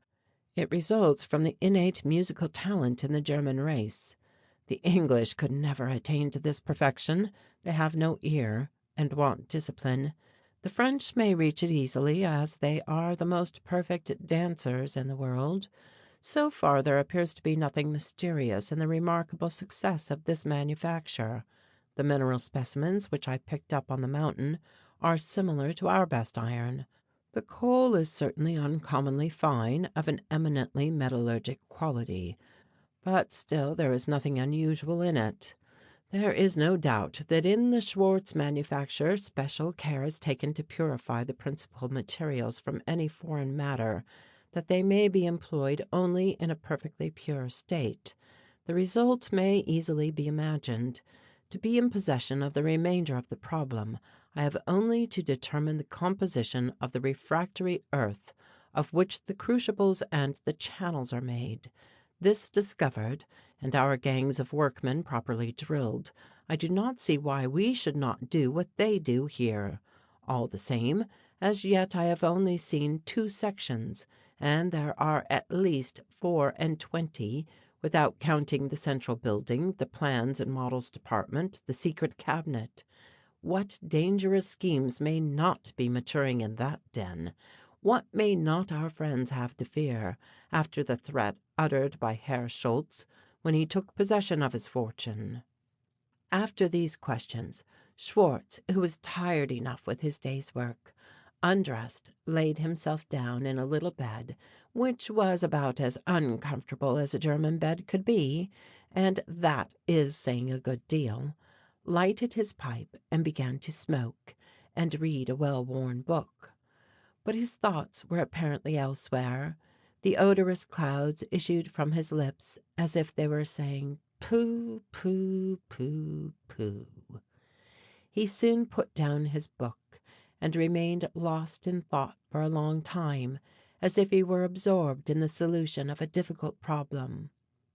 "Ah," he exclaimed at last, "though the devil himself should try to prevent me, I will find out the secret of Professor Schultze, and above all, what he is meditating against Frankville." Schwartz went to sleep, murmuring the name of Doctor Sarrasin, but in his dreams it was the name of Jeanette, sweet little Jeanette, that was on his lips. He had never forgotten the little girl, although Jeanette, since he last saw her, had grown into a young lady. This phenomenon is easily explained by the ordinary laws of the association of ideas. Thoughts of the doctor brought up that of his daughter, association by contiguity. Then, when Schwartz, or rather Max Bruckmann, awoke, having still Jeanette in his mind, he was not at all astonished, but found in this fact a fresh proof of the excellence of the psychological principles of John Stuart Mill. End of section 5.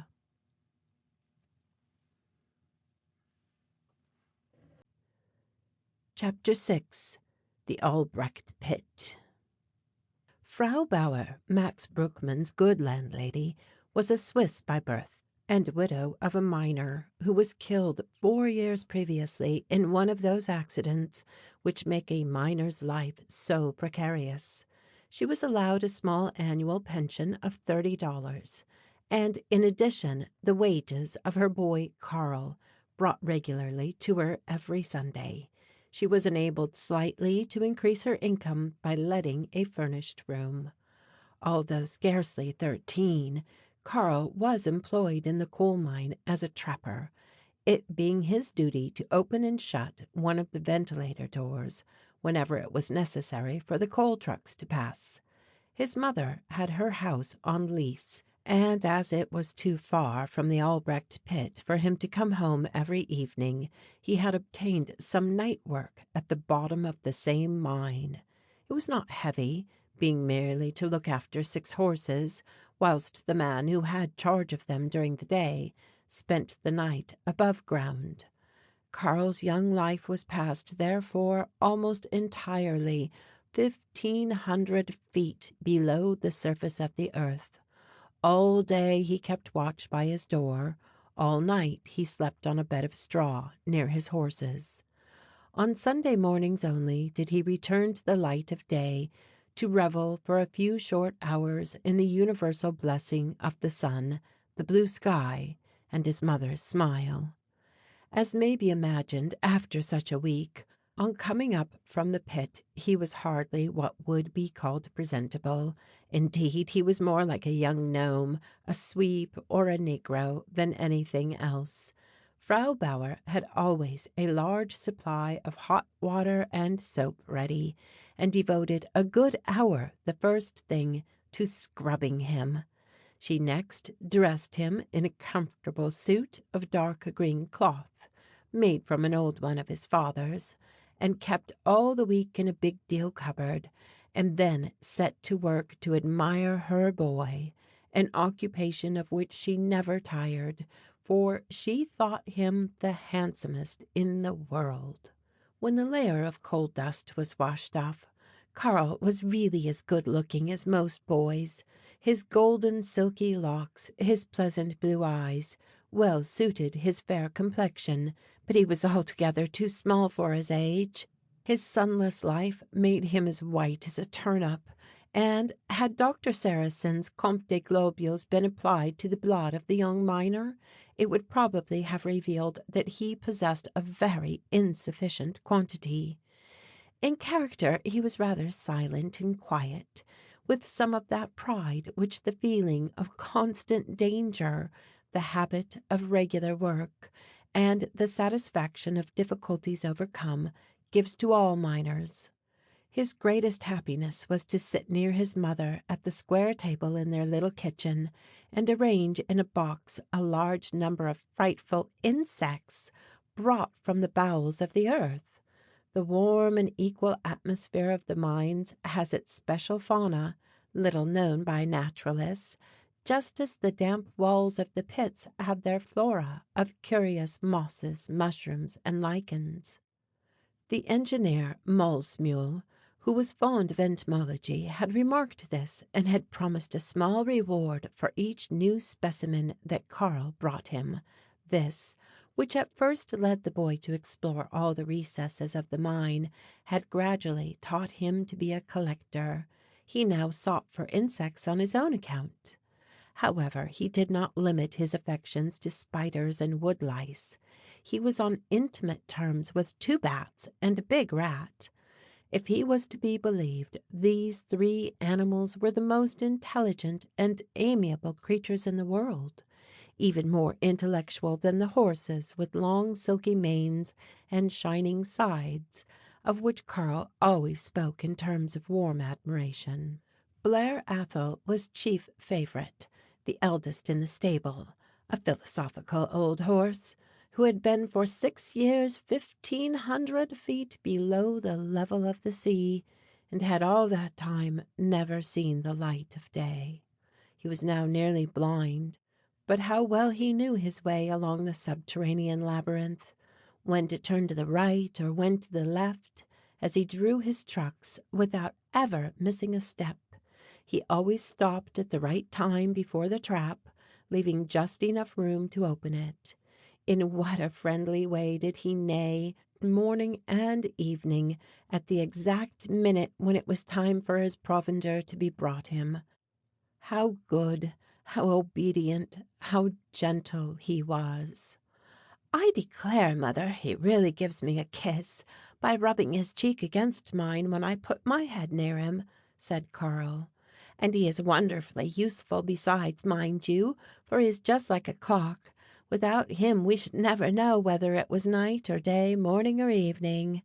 So chattered the boy, and Dame Bauer listened to him with delight. She, too, loved Blair Athol as much as her son did, and never failed to send him a lump of sugar. She would have given anything to go and see the old servant her husband had known, and at the same time visit the dismal place where poor Bauer's body, black as ink, carbonized by the fire damp, had been found after the explosion. But women are not admitted into the mines, and she had to be satisfied with the vivid descriptions given by her son. Ah, she knew that mine well, that dark pit to which her husband went down and never returned. How many times she had waited near the yawning mouth, 18 feet in diameter, looking along the walling of freestone, gazing at the oaken framework to which the corves were drawn up by cables and pulleys of steel, visited the outworks, the engine shed, the scorer's hut, and the rest. How many times had she warmed herself at the glowing brazier where the miners dry their garments on emerging from the pit, and the impatient smokers light their pipes. How familiar she was with all the noise and activity of the place. The receivers who unhooked the loaded corves, the sorters, washers, enginemen, stokers. She had watched them all at work, over and over again. What she could not see, and yet could always picture with the eyes of affection, was what happened when the basket sank down, carrying its cluster of workmen, with formerly her husband, and now her only child, among them. She could hear their voices and laughter, growing fainter and fainter in the depths, and finally ceasing altogether. In her thoughts she followed that frail basket as it was lowered, down, down the narrow chimney, 1800 feet, 14 times the height of the Great Pyramid, till it arrived at the bottom, and the men hastened off to their work. She imagined them all dispersing to different parts of the subterranean town, some to the right, some to the left, pickers armed with strong pickaxes to attack the blocks of coal, shorers to bank up places whence the coal had been hollowed, carpenters to put up woodwork, laborers to repair the roads and lay down rails, masons to cement the roofs. A wide central gallery led from this shaft to another, a ventilator about a mile distant. At right angles from this spread secondary roads, and in parallel lines smaller ones again. These roads were separated by walls and pillars of coal or rock. All was regular, square, solid, black. And this labyrinth of roads was alive with half-naked miners, working, talking, laughing by the light of their safety lamps. All this Dame Bauer could see as she sat alone, dreaming beside her fire. Among the numerous galleries, the one she oftenest imagined to herself was where her boy Karl opened and shut his door. When evening came, the day workmen went up to be replaced by others, but her boy did not go with the rest to take his place in the basket. He went off to the stable, patted his beloved Blair Athol, and gave him his supper of oats and fresh hay. Then he ate his own little cold supper, which had been sent to him, played for a few minutes with his big pet rat, caught and stroked the 2 bats as they fluttered about him, and then was soon fast asleep on his heap of straw. Well did the fond mother know all this, and much she loved to hear every incident of her boy's daily life. "Mother, what do you think Mr. Malsmule, the engineer, said to me yesterday? He said that if I gave correct answers to some questions in arithmetic, which he would put to me one of these days, he would take me to hold the land chain when he surveys the mine with his compass. It seems they are going to pierce a new gallery to join the Weber shaft, and he will find it uncommonly difficult to bring it out in the right place." "Really?" cried Dame Bauer with delight. "Did Mr. Malsmule say that?" And already she imagined her Karl holding the chain along the gallery, whilst the engineer, notebook in hand, set down figures and, his eyes fixed on the compass, ordered the direction of the opening. "Unluckily," continued Karl, "I have nobody to explain what I don't understand in my arithmetic, and I'm much afraid I shall not answer correctly." At this point Max, who was silently smoking by the fireside, which place as a lodger in the house he had the privilege of occupying, joined in the conversation, and said to the boy, "If you like to show me what you find difficult, perhaps I can give you a helping hand." "You?" said Dame Bauer with some incredulity. "Certainly," replied Max. "Do you think I learn nothing at the evening class, to which I go regularly after supper? The master is very pleased with me, and says he will make me a monitor." This settled, Max brought from his room a clean paper copybook, and sitting himself by the lad, explained the difficult sum with so much clearness that the astonished Karl managed it easily. From that day Dame Bauer showed more consideration for her lodger, and Max took a great liking to his little companion. In the factory Max showed himself an exemplary workman, and was not long in being promoted to the second and then to the first class. Every morning he was at the O gate punctually at 7 o'clock. Every evening after his supper he repaired to the class taught by the engineer, Trubner. Geometry, algebra, drawing of diagrams, and machines, he attacked them all with equal ardor, and his progress was so rapid that his master was much struck by it. 2 months from his entry into the Schultze manufactory, the young workman was already noted as one of the cleverest intellects, not only in the A section, but in all Stahlstadt. A report of his engineer, sent up at the end of the quarter, bore this formal mention: "Schwartz, Johann, 26, working caster of the first class. I wish to bring this man before the notice of the directors as quite above the average in 3 respects: theoretical knowledge, practical skill, and a remarkable genius for invention." But something more than this was required to draw the attention of the chiefs to Max. It was not long in coming, though unfortunately it was under the most tragical circumstances. One Sunday morning Max, much astonished at hearing 10 o'clock strike without his young friend Karl having appeared, went down to ask Dame Bauer if she knew any reason for this delay. He found her very uneasy. Karl ought to have been at home 2 hours and more.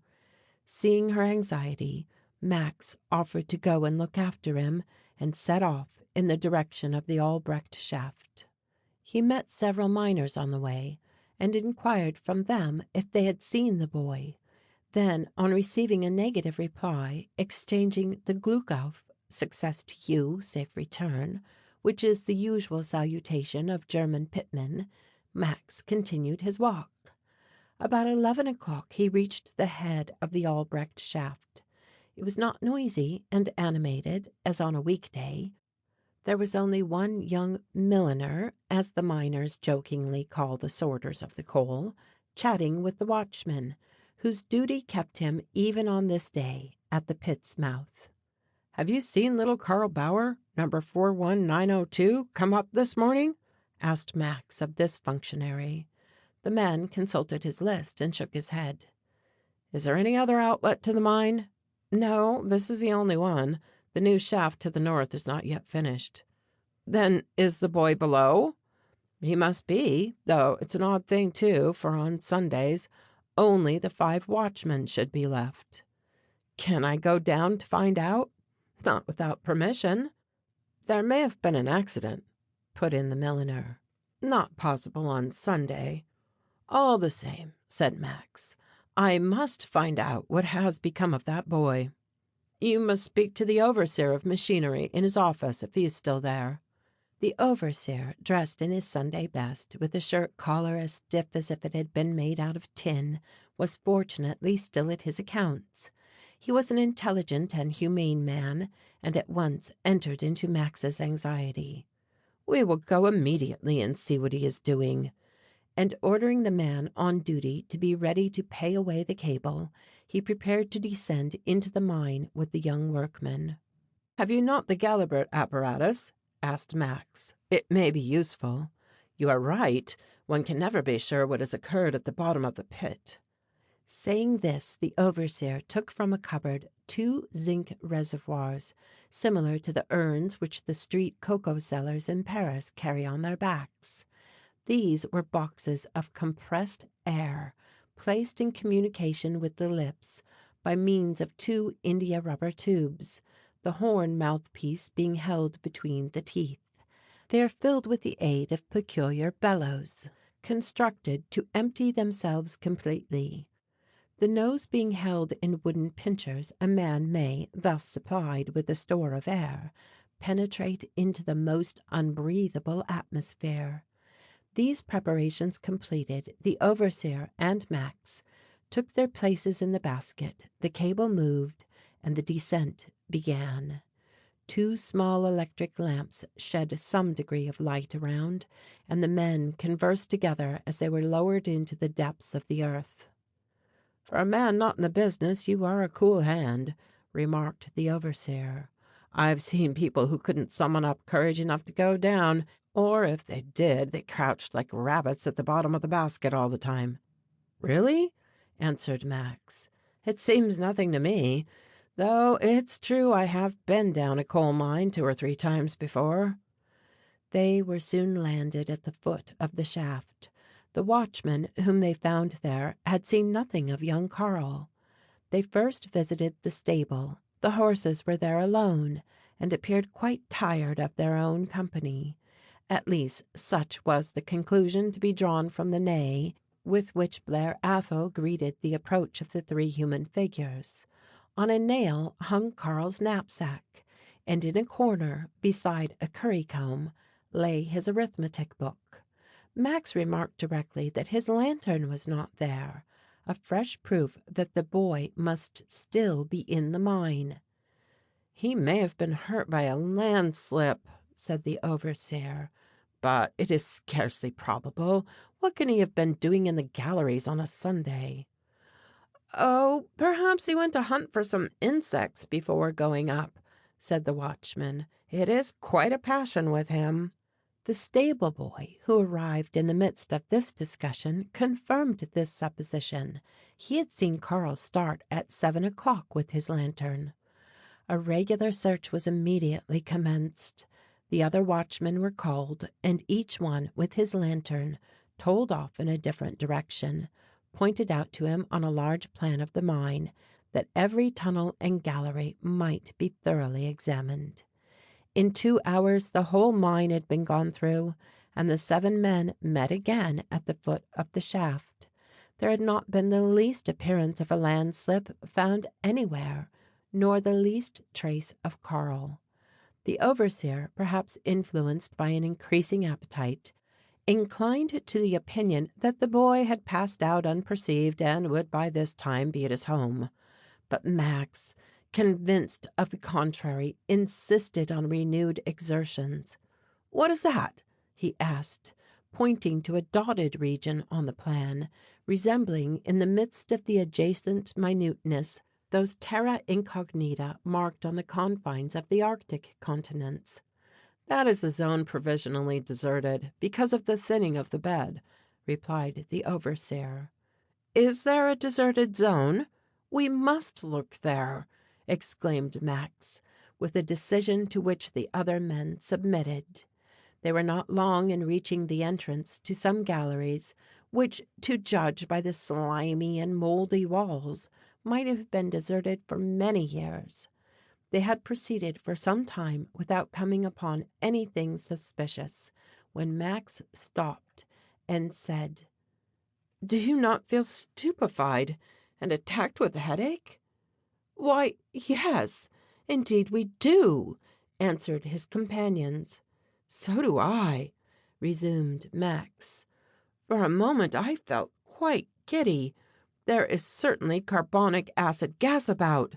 Will you allow me to light a match?" he asked of the overseer. "By all means, my lad, strike away." Max took his little box from his pocket, struck a match, and stooping, held it towards the ground, upon which it instantly went out. "I was sure of it," he remarked. "The gas, being more heavy than the air, lies close to the ground. You must not stay here. I mean, those who have not the Galibert apparatus. If you like, sir, we can continue the search alone." This being agreed to, Max and the overseer each took between his teeth the mouthpiece of his air box, placed the nippers on his nostrils, and boldly penetrated into a succession of old galleries. In a quarter of an hour they came out to renew the air in their reservoirs. This done, they started again. On the 3rd trial their efforts were crowned with success. The faint bluish light of an electric lamp was seen far off in the darkness. They hastened to it. At the foot of the damp wall, motionless and already cold, lay poor little Karl. His blue lips and sunken eyes told what had happened. He had evidently wished to pick up something from the ground, had stooped, and been literally drowned in the carbonic acid gas. Every effort to recall him to life was in vain. He must have been already dead 4 or 5 hours. By the next evening there was another little grave in the cemetery of Stahlstadt, and poor Dame Bauer was bereaved of her child as well as of her husband. End of section 6.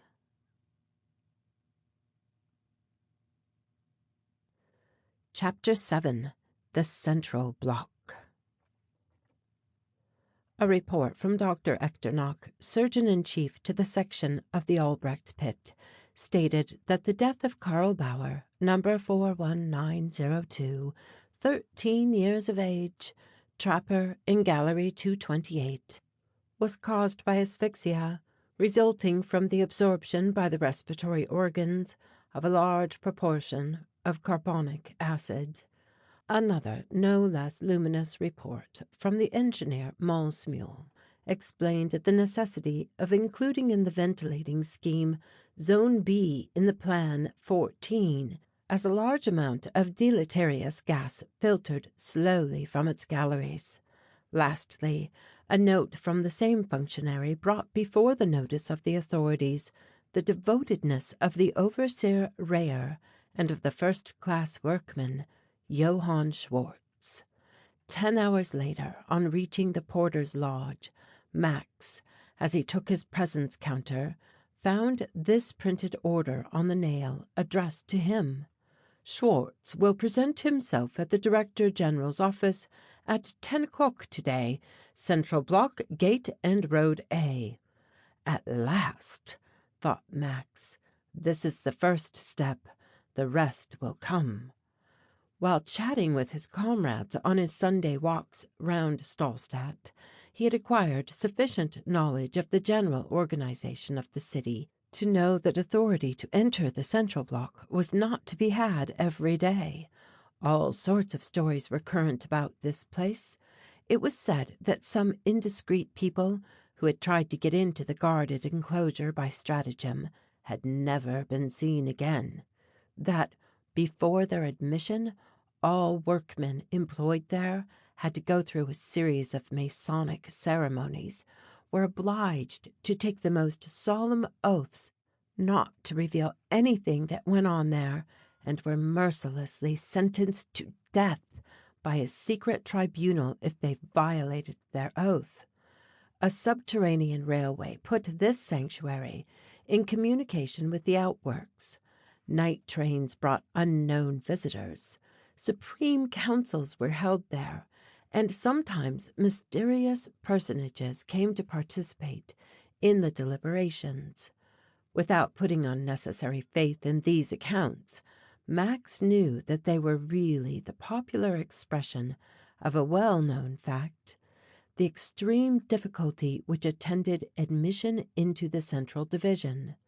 Of all the workmen whom he knew, and he had friends in the iron mines as well as in the coal pits, among the refiners as well as the men employed in the blast furnaces, among the carpenters as well as the smiths, not one had ever entered the gate. It was therefore with a feeling of intense curiosity as well as secret pleasure that he presented himself there at the hour named. It was soon plain that the precautions were of the strictest. Evidently Max was expected. 2 men, dressed in a grey uniform, swords at their sides, and revolvers in their belts, were waiting in the porter's lodge. This lodge, like that of a cloistered convent, had 2 gates, an outer and an inner one, which was never open at the same time. The pass examined and signed, Max saw, though without manifesting any surprise, a white handkerchief brought out, with which the 2 attendants in uniform carefully bandaged his eyes. Then taking him by the arms, they marched him off, without saying a word. After walking 2,000 or 3,000 steps, they mounted a staircase. A door was opened and shut, and Max was allowed to take off his bandage. He found himself in a large plain room, furnished with some chairs, a blackboard, and a long desk, supplied with every implement necessary for linear drawing. It was lighted by high windows, filled with ground glass. Almost immediately 2 personages, who looked as if they belonged to a university, entered the room. "You are brought before our notice as having somewhat distinguished yourself," said one of them. "We are about to examine you to find out if there is a reason to admit you into the model division. Are you prepared to answer our questions?" Max modestly declared himself ready to be put to the proof. The 2 examiners then successively put questions to him in chemistry, geometry, and algebra. The young workman satisfied them in every case by the clearness and precision of his answers. The figures which he traced in chalk on the board were neat, decided, and elegant. His equations in the most perfect way, in equal lines like the ranks of a crack regiment. One of these demonstrations was so remarkable and so new to the judges that they expressed their astonishment and asked where he had been taught. "At Schaffhausen, my native town, in the elementary school." "You appear a good draughtsman." "It was my strong point." "The education given in Switzerland is decidedly very uncommon," remarked one examiner to the other. "We will give you 2 hours to execute this," he resumed, handing to the candidate a drawing of a very complicated-looking steam engine. "If you acquit yourself well, you shall be admitted with the mention 'perfectly satisfactory and very superior.'" Left alone, Max set eagerly to work. When his judges re-entered at the expiration of the given time, they were so delighted with his diagram that they added to the promised mention, "We have not another draughtsman of equal talent." Our young workman was then again seized by the grey attendants, and with the same ceremonial, that is to say the bandaged eyes, was led to the office of the Director General. "You are offered admission to one of the studios in the model division," said this personage. "Are you ready to submit to the rules and regulations?" "I do not know what they are," said Max, "but I presume they are acceptable." "They are these. First, you are compelled, as long as your engagement lasts, to reside in the same division. You cannot go out but by special and exceptional order. Second, you are subjected to military discipline, and you owe absolute obedience, under military penalties, to your superiors. To weigh against this, you are also like the non-commissioned officers of an active army, for you may, by a regular advance, be raised to the highest grades. Third, you bind yourself by an oath never to reveal to anyone what you see in the division to which you have access. Fourth, your correspondence is opened by your chiefs, all you send as well as all you receive, and it must be limited to your family." "In short, I am in prison," thought Max. Then he replied quietly, "These rules seem perfectly just, and I am ready to submit to them." "Good. Raise your hand. Take the oath. You are nominated draughtsman to the 4th studio. A lodging will be assigned to you, and for your meals you will find a first-rate canteen here. You have not your property with you?" "No, sir. As I was ignorant of what I was wanted for, I left everything in my room." "They will be brought to you, for you must not again go out of the division." I did well, thought Max, to write my notes in cipher. They would only have had to look at them. Before the close of the day, Max was established in a pretty little room in the 4th story of a building overlooking a wide courtyard, and had some ideas about his new life. He did not fancy that it would be as dismal as at first sight it appeared. His comrades with whom he made acquaintance at the restaurant were in general quiet and gentle, like all industrious people. To enliven themselves a little, for there was rather a want of gaiety in their mechanical life, they formed a band amongst themselves, and performed selections of very tolerable music every evening. A library, a reading room, were valuable resources for the mind, from a scientific point of view, during the rare hours of leisure. Special courses held by professors were obligatory to all the men employed, who had besides to undergo frequent examinations and competitions. But fresh air and liberty were lacking in these narrow confines. It was a regular college, only with extra strictness exercised on grown men.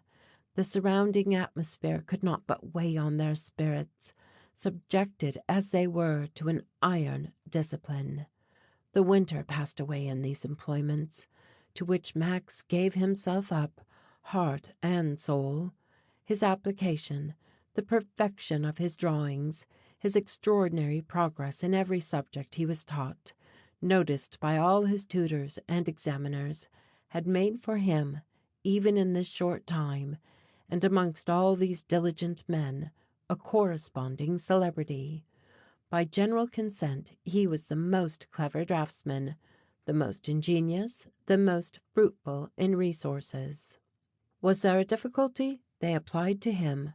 Even the chiefs themselves resorted to his experience with the respect which merit extorts even from the most marked jealousy. But if, on reaching the heart of the model division, the young man calculated that he would be any nearer getting at the innermost secrets, he was very much out of his reckoning. His life at present was enclosed within an iron railing 300 yards in diameter, surrounding the segment of the central block to which he was attached.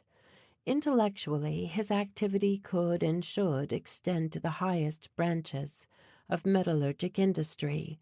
In practice, it was limited to drawing steam engines. He constructed them of all dimensions and of all powers, for every kind of industry and use, for warships and for printing presses, but he never left this specialty. The division of labor pushed to its utmost limit held him as in a vice. After 4 months passed in Section A, Max knew no more of the entire plan of the works in the Steel City than he did on entering. At the most, he had merely collected a little general information about the organization of the machinery of which he formed, notwithstanding his merits, but a very small portion. He knew that the center of the spider's web, figurative of Stahlstadt, was the Bull Tower, a kind of cyclopean structure overlooking all the neighboring buildings.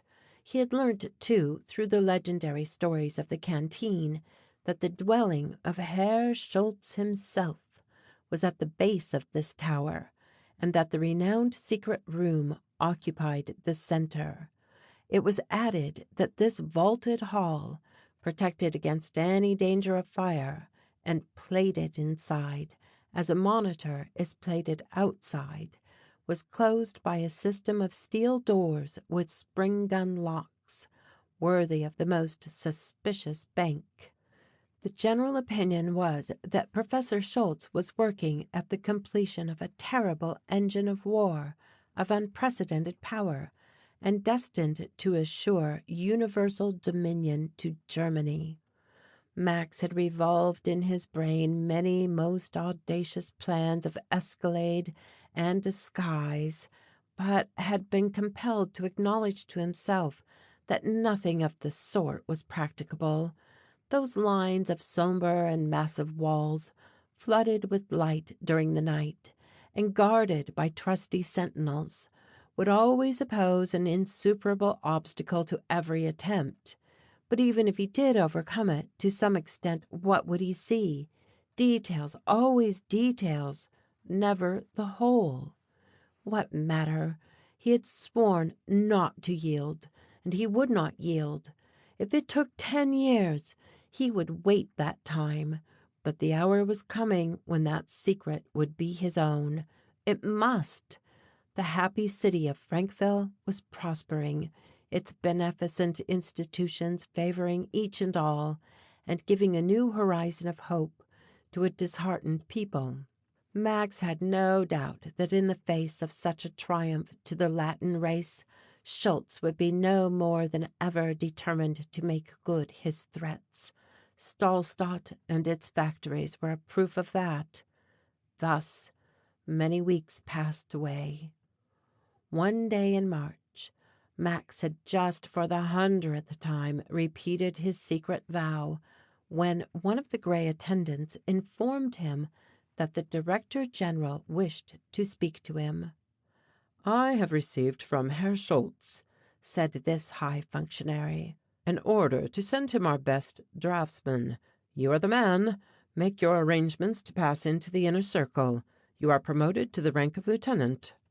Thus, at the very moment when he was almost despairing of success, his heroic toil at last procured him the much-desired entrance. Max was so filled with delight that his joy exhibited itself on his countenance. "I am happy to have such good news to announce to you," continued the director, "and I cannot refrain from urging you to continue in the path you have begun to tread so gallantly. A brilliant future is before you. Go, sir." So Max, after his long probation, caught the first glimpse of the end which he had sworn to reach. To stuff all his clothes into his portmanteau, follow the gray men, pass through the last enclosure, of which the entrance in the A road might have been still forbidden to him, was the work of a few minutes. He now stood at the foot of the inaccessible Bull Tower. Until this moment he had but seen its lofty head reared among the clouds. The scene which lay before him was indeed an unexpected one. Imagine a man suddenly transported from a noisy, commonplace European workshop into the midst of a virgin forest in the torrid zone. Such was the surprise which awaited Max in the centre of Stahlstadt. As a virgin forest gains in beauty from the descriptions of great writers, so was Professor Schultze's park more beautiful than the most lovely of pleasure gardens. Slender palms, tufted bananas, curious cacti formed the shrubberies. Creepers wound gracefully round eucalyptus trees, hung in great festoons or fell in rich clusters. The most tender plants bloomed in abundance. Pineapples and guavas ripened beside oranges. Hummingbirds and birds of paradise displayed their brilliant plumage in the open air, for the temperature was as tropical as the vegetation. Max instinctively looked around and above for glass and hot air pipes to account for this miracle. Seeing nothing but the blue sky, he stopped, bewildered. Then it flashed upon him that not far from the spot was a coal mine in permanent combustion, and he guessed that Herr Schultze had ingeniously utilized this valuable subterranean heat by means of metallic pipes to maintain a constant hothouse atmosphere. But this explanation did not prevent the young Alsatian's eyes from being dazzled and charmed with the green lawns, while his nostrils inhaled with delight the delicious scents which filled the air. To a man who had passed 6 months without seeing even a blade of grass, it was truly refreshing. A gravelled path led him, by a gentle slope, to the foot of a handsome flight of marble steps, commanded by a majestic colonnade. Behind rose the huge and massive square building, which was, as it were, the pedestal of the Bull Tower. Beneath the peristyle Max could see 7 or 8 servants in red livery, and a gorgeous porter in cocked hat and bearing a halberd. And he noticed between the columns rich bronze candelabra. As he ascended the steps, a slight rumble betrayed that the Underground Railroad lay beneath his feet. Max gave his name and was immediately admitted into a hall, a regular museum of sculpture. Not having time to examine anything, he was conducted first through a saloon adorned with black and gold, then through one with red and gold ornaments, and he was finally left alone for 5 minutes in a yellow and gold saloon. At the end of that time a footman returned and showed him into a splendid green and gold study. Herr Schultze in person, smoking a long clay pipe with a tankard of beer at his side, had the effect, in the midst of all this luxury, of a spot of mud on a patent leather boot. Without rising, without even turning his head, the King of Steel merely said in a cold tone, "Are you the draughtsman?" "Yes, sir." "I've seen your diagrams. They're very good. But do you only understand steam engines?" "I have never been examined in anything else." "Do you know anything of the science of projectiles?" "I have studied it in my spare time and for my own pleasure." This reply interested Herr Schultze. He deigned to turn and look at his employee. "Well, will you undertake to design a cannon with me? We shall see what you can make of it. Ah, you will be scarcely able to take the place of that idiot of a Zona who got killed this morning while handling some dynamite. The fool might have blown us all up." It must be acknowledged that this revolting want of feeling was only what might have been expected from the mouth of Herr Schultze. End of section 7.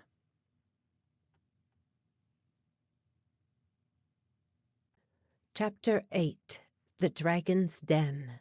The reader who has followed the progress of our young Alsatian's fortune will probably not be much surprised to find him at the end of a few weeks firmly established in Herr Schultze's favor. The two had become inseparable. They worked together, they ate and walked together, and together they sat smoking over their foaming glasses of beer.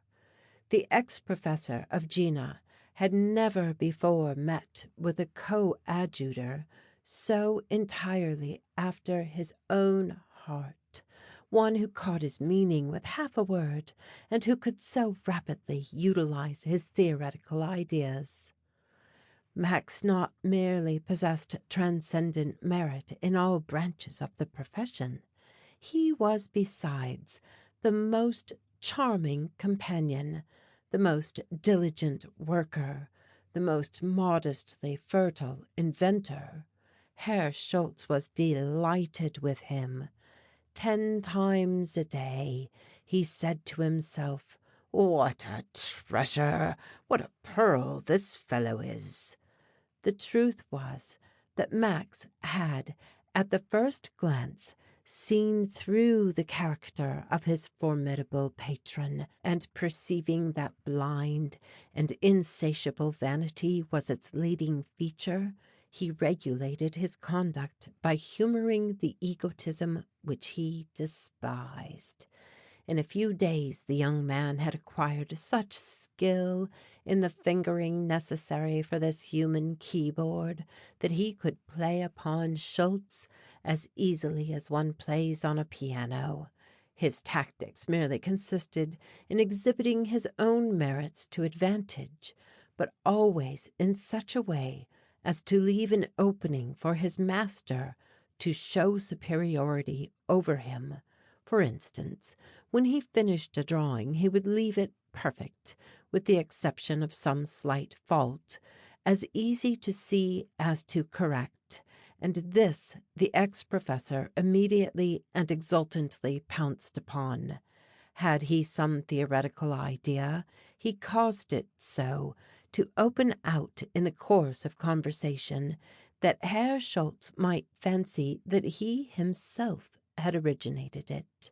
Sometimes he even went further, boldly saying, "I have traced that plan of a vessel with the detached ram, which you asked for." "I?"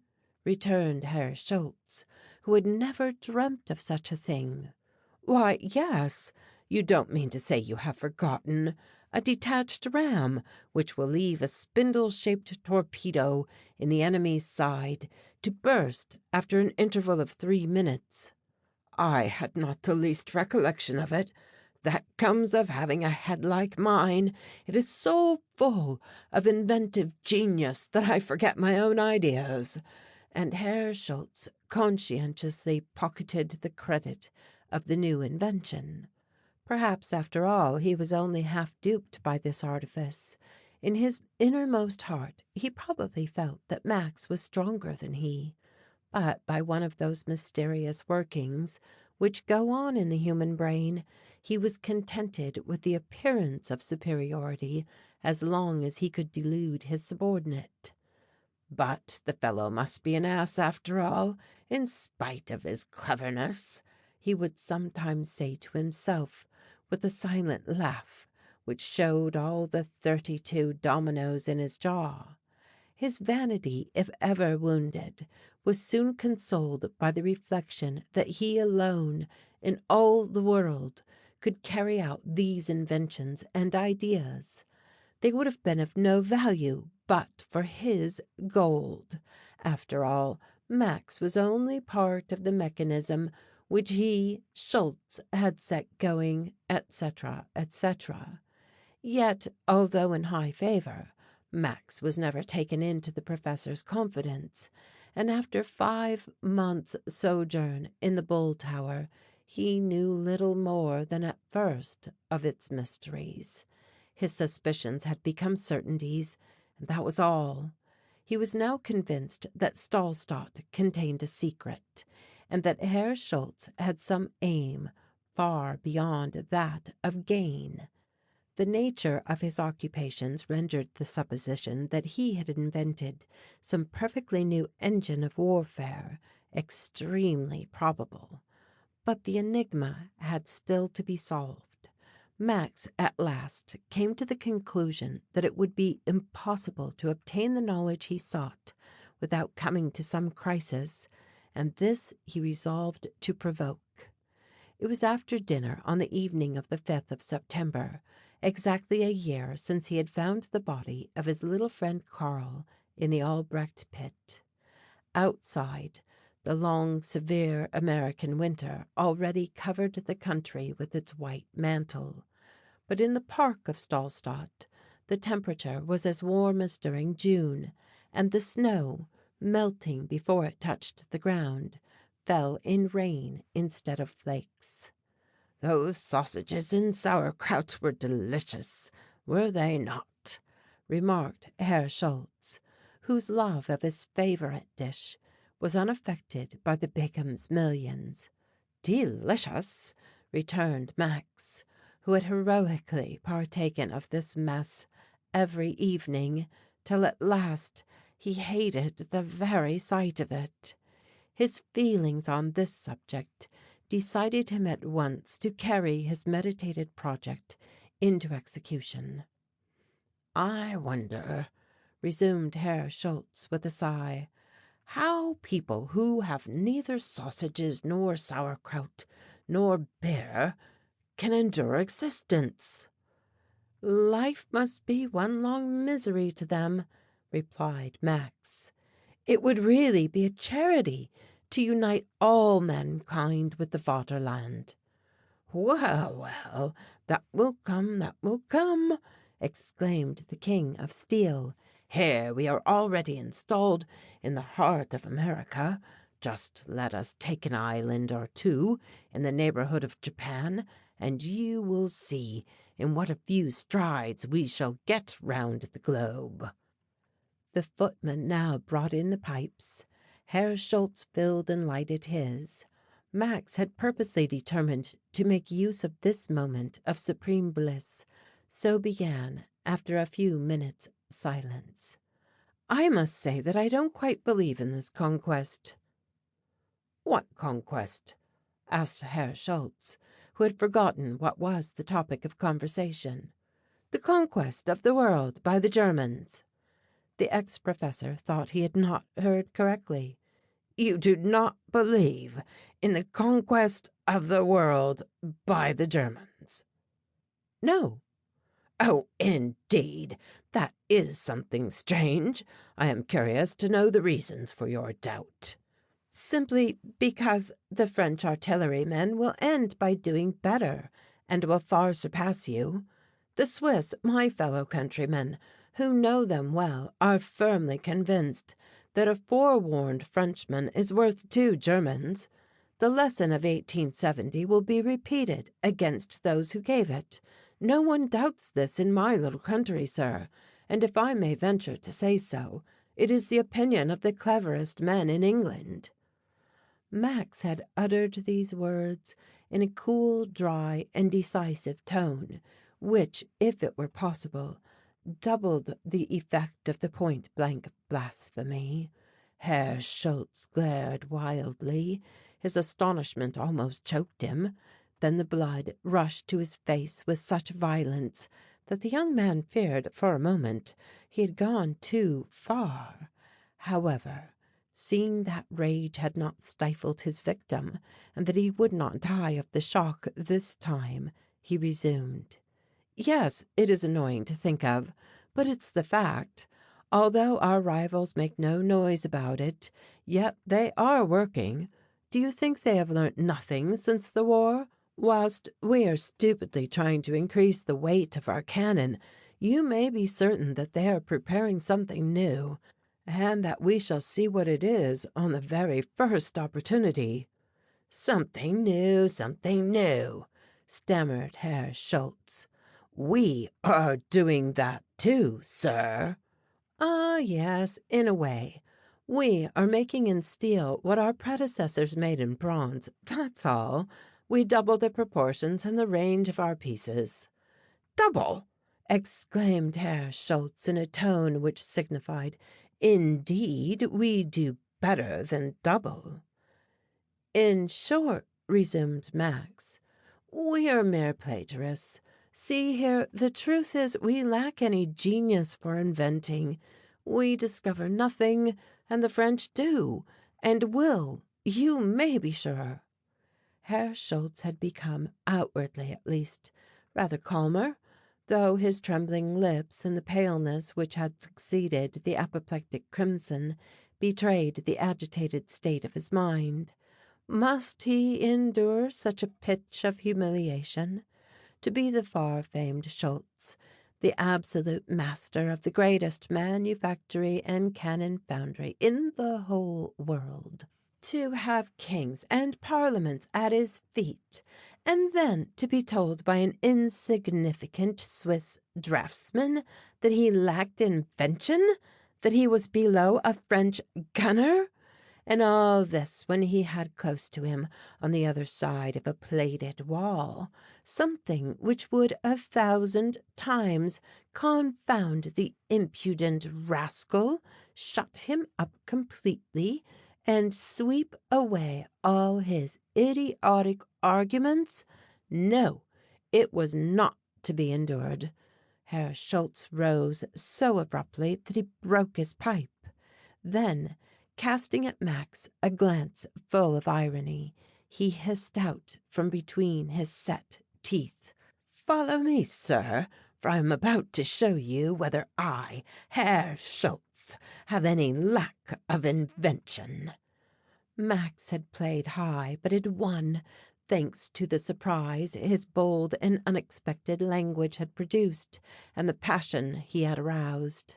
Vanity being stronger than prudence with the ex-professor, Schultze was now eager to lay open his secret. He led the way with a hurried step into his study, closed the door carefully, and walking straight up to the bookcase, touched a panel. Immediately an opening concealed by the rows of books appeared in the wall.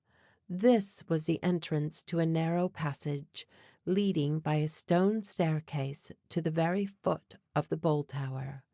There an oaken door was opened by means of a little key which never left the possession of the master of the place. A second door appeared, fastened with a padlock, similar to those used for strong boxes. Herr Schultze threw open the heavy iron barrier, protected within by a complicated apparatus of explosive machinery, which Max, actuated by professional curiosity, would have much liked to examine, but his guide left him no time to do so. The two men then found themselves before a third door, without any apparent lock or bolt, which yielded to a slight push, given, however, in a particular way. This third barrier passed, Herr Schultze and his companion climbed an iron staircase of 200 steps and arrived at the summit of the bull tower, overlooking all the city of Stahlstadt. In the centre of a sort of casement, pierced with numerous embrasures, stood a steel cannon. "There!" exclaimed the professor, who had not uttered a word since they left the dining room. It was the most enormous piece of ordnance Max had ever beheld. A breech loader of at least 300 tons. Its mouth measured nearly 5 feet in diameter. Mounted on a steel carriage and running on rails of the same metal, it might have been maneuvered by a child, so easy were all its movements made, by a system of cogged wheels. A spring, fixed at the back of the carriage, had the effect of annulling the recoil, or at least producing a perfectly equal reaction, so that after each shot the gun returned to its first position. "And what may be the perforating power of this piece?" asked Max, who could not restrain his admiration. "At 20,000 yards we can pierce a 40-inch plate as easily as if it were a slice of bread and butter." "And its range?" "Its range!" cried Schultze enthusiastically. "Ha, ha, ha! You said just now that our imitative genius had done nothing more than double the range of former guns. Well, with this fellow I would undertake to send, with tolerable precision, a projectile to the distance of 30 miles. 30 miles! cried Max. 30 miles! What new powder can you use? "Oh, I can tell you everything now," replied Herr Schultze in a peculiar tone. "There is no inconvenience in revealing my secrets to you. Large-grained powder has served its time. Gun cotton is what I use. Its expansive power is 4 times that of ordinary powder, and I increase it 5-fold by mixing with it 8/10 of its weight of nitrate of potash."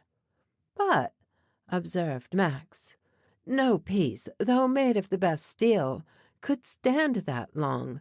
After 4 or 5 shots your cannon will be impaired and soon become useless." "If it were only to fire 1 shot, that one would be sufficient." "It would be an expensive one." "It would cost 1,000,000, for that is the net cost of the gun." "1 shot worth 1,000,000! "What matter, so that it destroyed 1,000 millions." 1,000 millions!" cried Max. However, he restrained the mingled horror and admiration with which this fearful agent of destruction inspired him, and added, "It is assuredly a wonderful and astonishing piece of artillery, but, notwithstanding its merits, it bears out my theory. There are improvements, certainly, but it is all imitation, no invention." "No invention!" responded Herr Schultze, shrugging his shoulders. "I repeat that I have now no secrets from you. Come with me." The King of Steel and his companion then left the casement and descended to a lower story by means of a hydraulic lift. Here lay a large number of long objects, cylindrical in shape, which might from a distance have been taken for dismounted cannon. "There are our shells," said Herr Schultze. This time Max was obliged to acknowledge that they resembled nothing he had ever seen before.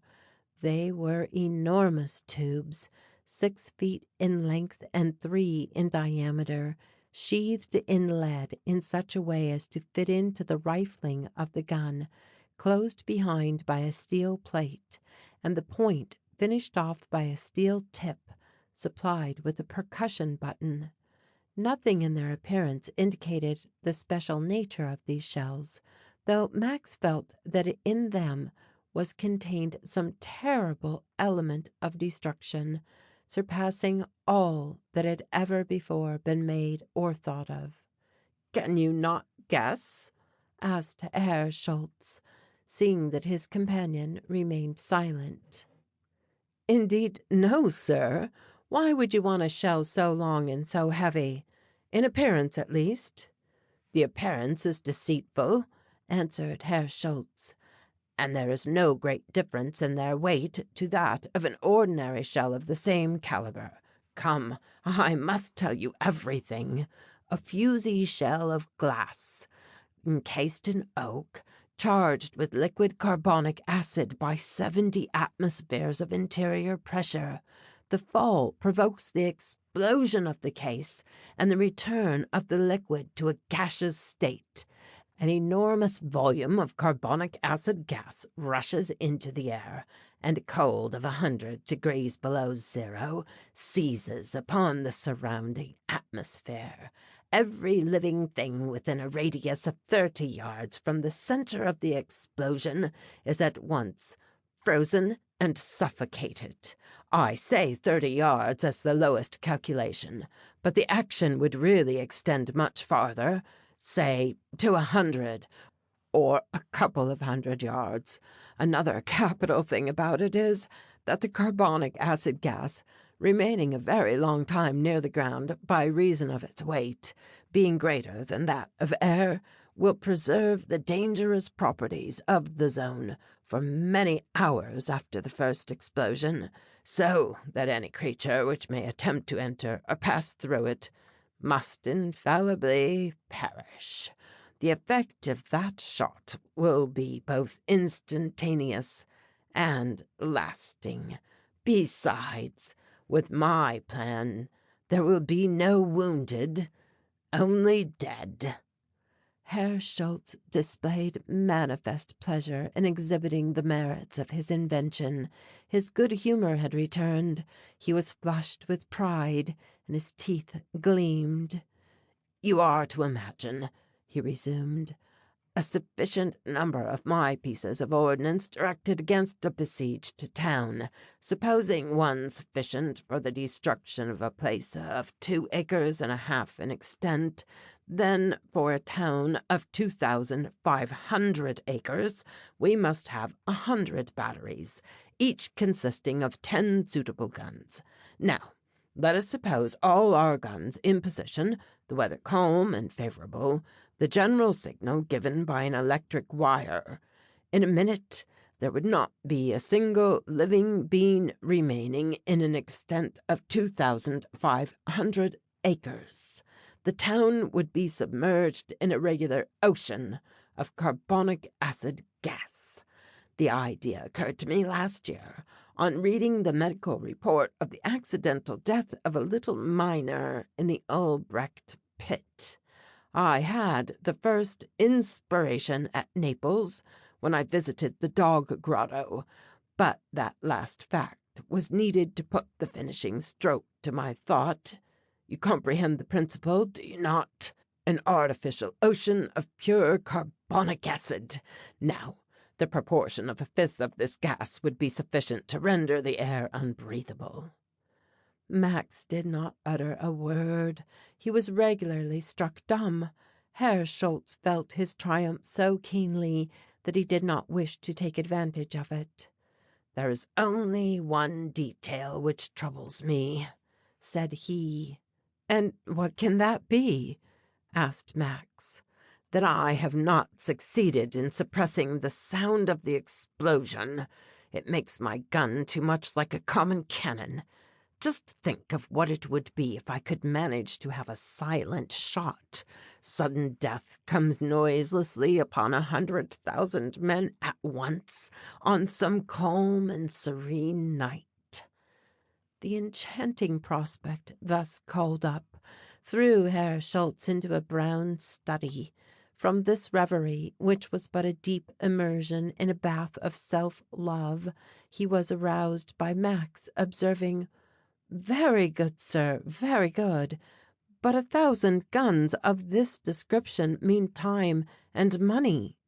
"Money? We are overflowing with it. Time? Time is ours."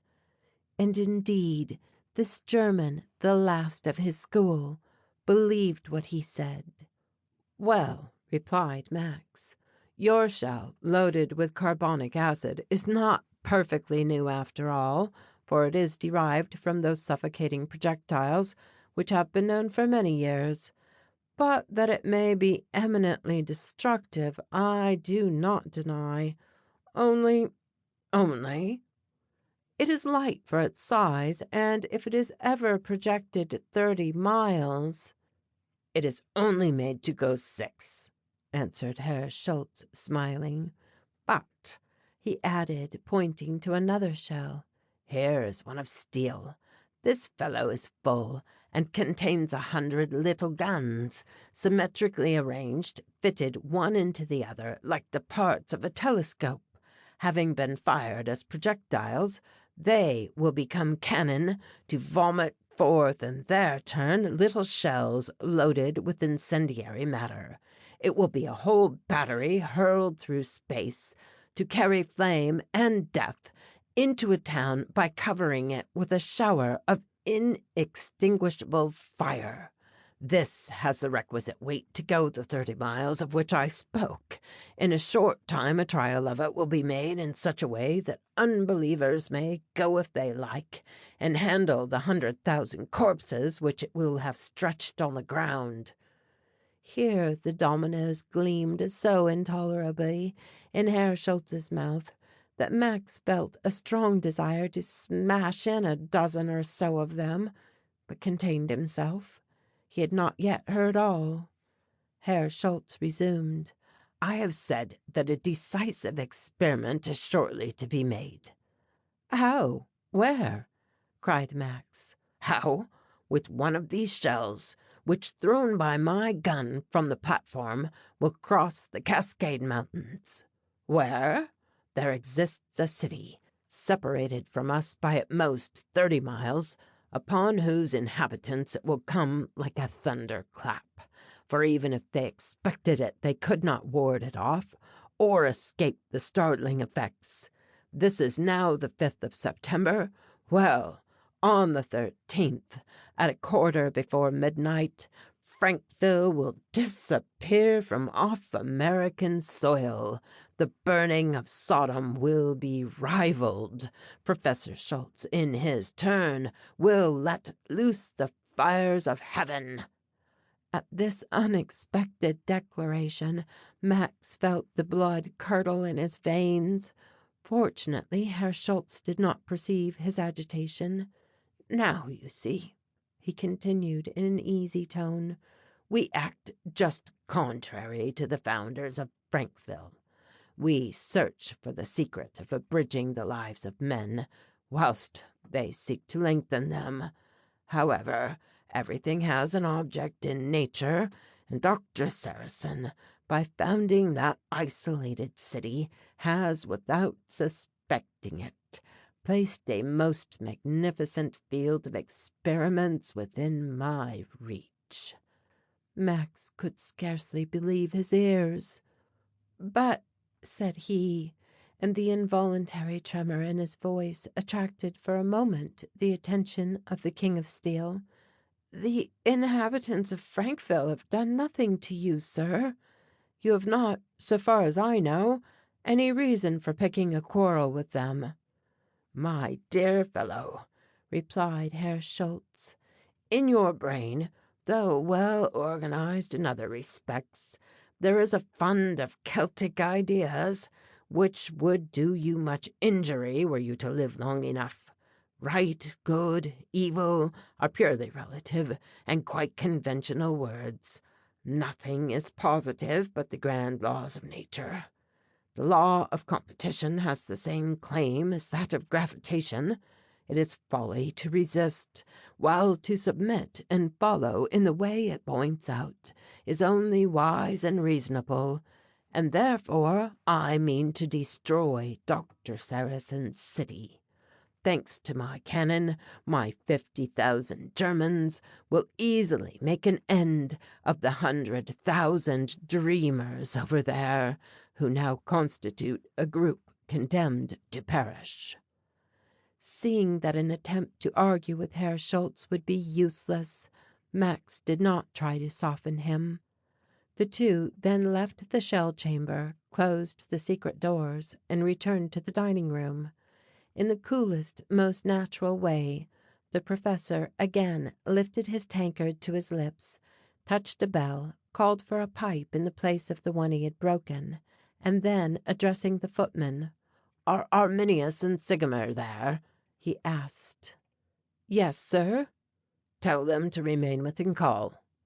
When the servant had left the room, the King of Steel turned to Max and looked him full in the face. The latter's eyes did not quail before that look of almost metallic hardness. "You mean really," said he, "to put your project into execution?" "Really? I know the situation and the latitude and longitude of Frankville to the 10th of a second, and on the 13th of September, at a quarter before midnight, it will cease to be." "Perhaps you ought to have kept this plan an absolute secret." "My dear fellow," answered Herr Schultze, "decidedly your mind never would become logical. This makes me regret the less that you must die young." At these words Max started up. "Is it possible you do not understand," added Herr Schultze coldly, "that I never speak of my plans but before those who cannot repeat them?" The bell rang. Arminius and Sigimer, two giants, appeared at the door. "You wish to know my secret," said Herr Schultze. "You do know it. Nothing remains for you now but to die." Max did not reply. "You are too intelligent," resumed Herr Schultze, "to suppose that I can let you live now that you know all about my plans. That would be an act of unpardonable carelessness. That would be illogical. The greatness of my aim forbids me to compromise its success for the consideration of a relative value so trifling as the life of a man, even of such a man as you, my dear fellow, whose good cerebral organization I most particularly esteem. Now, I truly regret that a little movement of self-love should have carried me away and placed me under the necessity of suppressing you. But you must understand that in the face of the interest to which I have devoted myself, there can be no question of sentiment. I may as well tell you now that it was for having penetrated my secret that your predecessor met his death, and not by an explosion of dynamite. The rule is strict. It must be inflexible. I can alter nothing." Max looked at Herr Schultze. He understood by the sound of his voice, by the unrelenting obstinacy of that bald head, that he was lost. He did not give himself the trouble of uttering a word of protest. "When and by what death shall I die?" he merely asked. "Don't be uneasy about that," replied Herr Schultze composedly. "You will die, but suffering will be spared you. You will not wake up some morning. That is all." At a sign from the King of Steel, Max found himself led away and shut into his room, the door of which was guarded by the two giants. But when he found himself alone, he thought with a shudder of agony and rage of the doctor, his relations, compatriots, all those whom he loved. "The death which awaits me is nothing," he said to himself. "But how am I to avert the danger which threatens them?" End of section 8.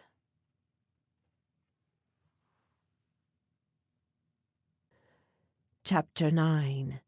P.P.C. The situation was indeed serious. What could poor Max do, whose hours were already numbered, and whose last night might have come with the setting sun? He did not sleep for an instant, not from the dread of never awakening, as Herr Schultze had said, but because his heart was too full of thoughts of Frankville and of the impending catastrophe. "What shall I attempt?" he thought to himself. "To destroy that gun? Blow up the tower it stands on? How could I manage it? Escape? Escape when my room is guarded by a couple of giants? And then suppose I could get away from Stahlstadt before the 13th of September, how could I help them? To be sure, if not our beloved city, I might at least save the inhabitants. I might fly to them shouting, 'Escape! Escape without delay! You are in danger of perishing by fire and steel. Fly, all of you, for your lives!' Then Max's thoughts passed into another channel. That villain Schultze, he thought, even admitting that he has exaggerated the destructive effects of his shell and that he cannot really fire the whole town, it is very certain that with a single shot he can burn a considerable part. It's a frightful machine he has invented, and notwithstanding the distance between the two towns, it will easily send the projectile over it.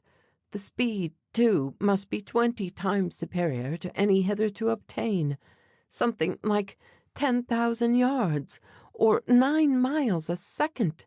It's actually a third of the speed of the earth in its orbit. Is it possible? Oh, if only that horrible gun would blow up at the first shot! But there is no hope of that. The metal of which it is made will stand anything. How exactly the wretch knows the position of Frankville! Without going out of his den, he can point his cannon with mathematical precision, and as he said, the shell will undoubtedly fall in the very heart of the city. How can the unhappy inhabitants be warned? Max had not closed an eyelid when day dawned. He then rose from the bed, on which he had tossed in feverish restlessness.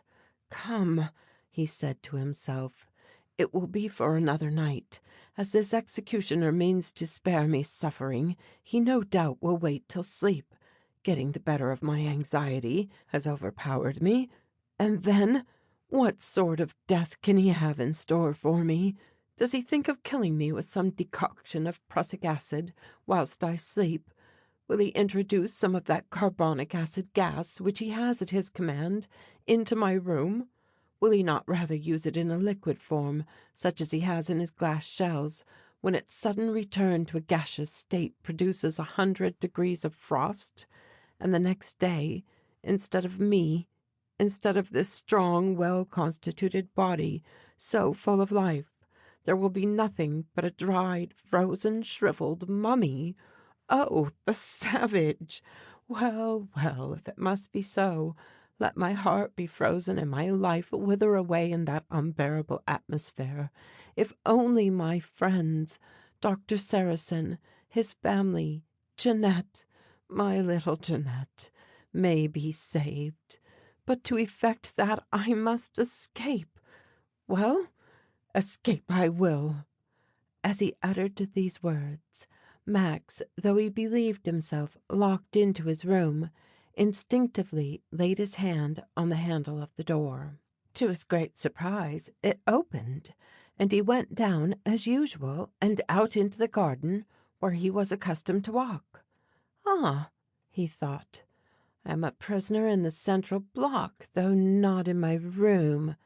That's something in my favor."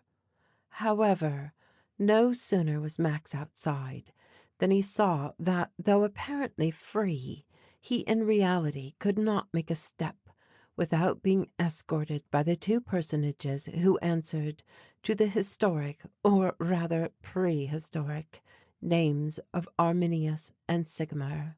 He had often wondered, when he met them about the place, what could be the duty of those two huge men in grey cloaks, with their bull necks, herculean muscles, dark red faces, bristling with thick moustaches and bushy whiskers.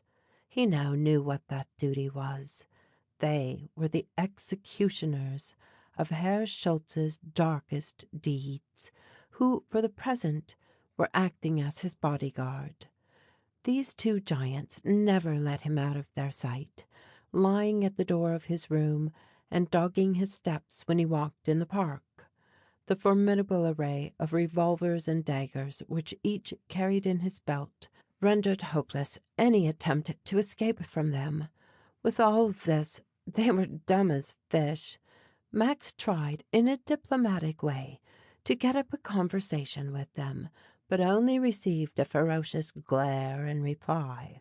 Even the offer of a glass of beer, which he had some reason to suppose irresistible, was made in vain. After observing them for 15 hours, he discovered that they had one weakness, only one, a pipe, which they took the liberty of smoking close at his heels. This single weakness Max determined to turn to account. How, he did not know, he could not even imagine, but he had vowed to escape, and nothing should be neglected that could in any way assist him. Time was pressing. What was to be done? At the least sign of rebellion or flight, Max was sure of receiving a couple of bullets in his head. Even supposing they missed, he was still in the center of a triple fortified line, guarded by a triple row of sentinels. According to his custom, the former pupil of the Central School correctly put the situation in the form of a mathematical problem. Given a man guarded by two unscrupulous ruffians, individually stronger than he and armed to the teeth, the man must first escape the vigilance of these warders. This done, he must get out of a fortified place, all the entrances to which are strictly watched. Max pondered this double question 100 times, but always came to the conclusion, which is impossible. However, the gravity of his situation seemed to sharpen all his faculties of invention. Whether chance alone gave the finishing touch or not would be difficult to say. It happened that the next day, as Max was walking in the park, his eyes fell on a shrub, the appearance of which instantly attracted him. It was a dull-looking herbaceous plant, its leaves alternately oval, pointed, and double, with great red, bell-shaped, monopetalous flowers hanging by auxiliary stalks. Max had merely studied botany as an amateur, but it immediately occurred to him that this shrub had the characteristics of one of the order Solanaceae.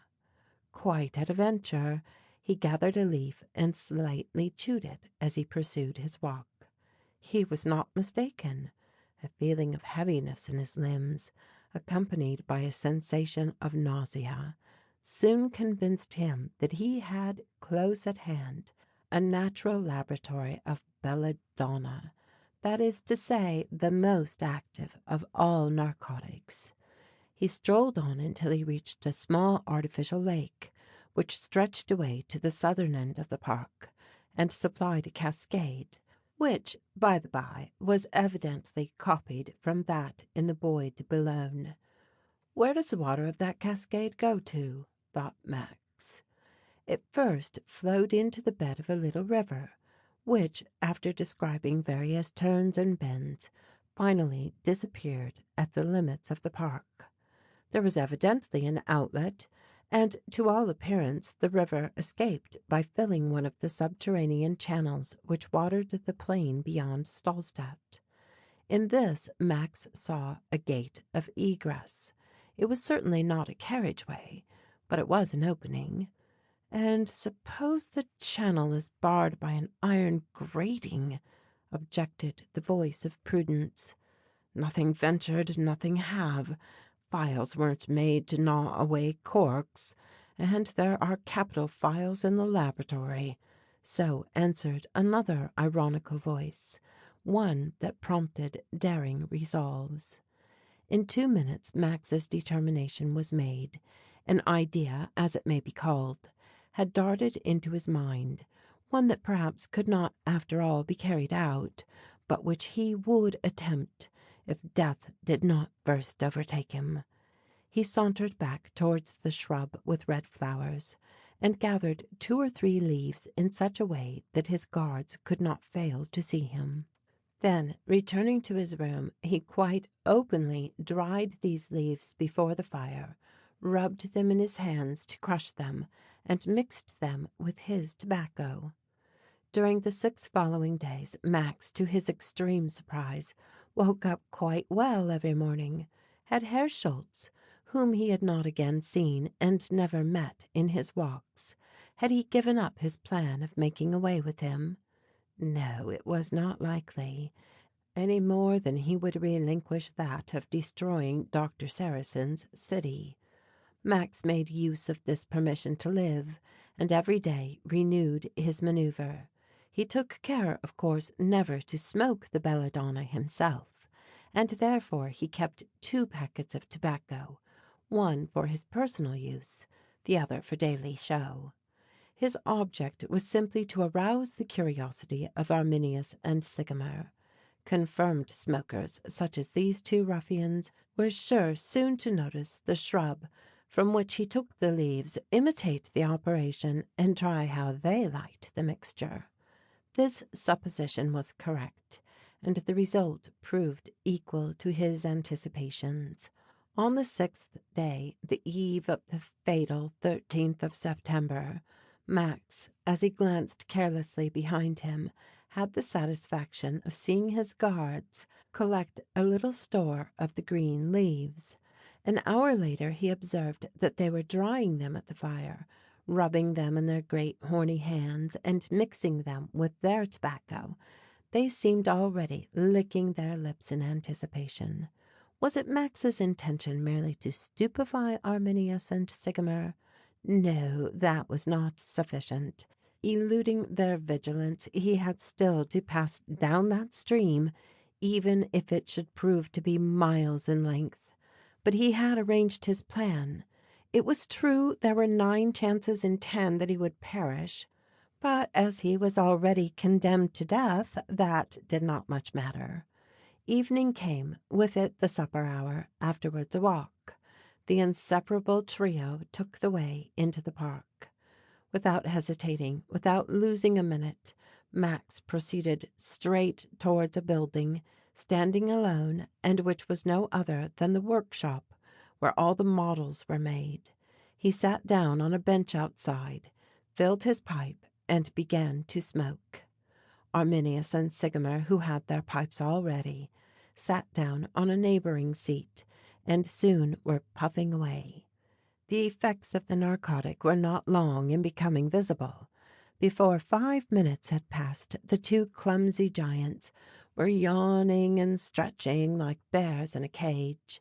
Their eyes grew dim, a dull sound was in their ears, their complexions changed from red to purple, their arms fell useless at their sides, their heads dropped on their breasts, the pipes slipped to the ground.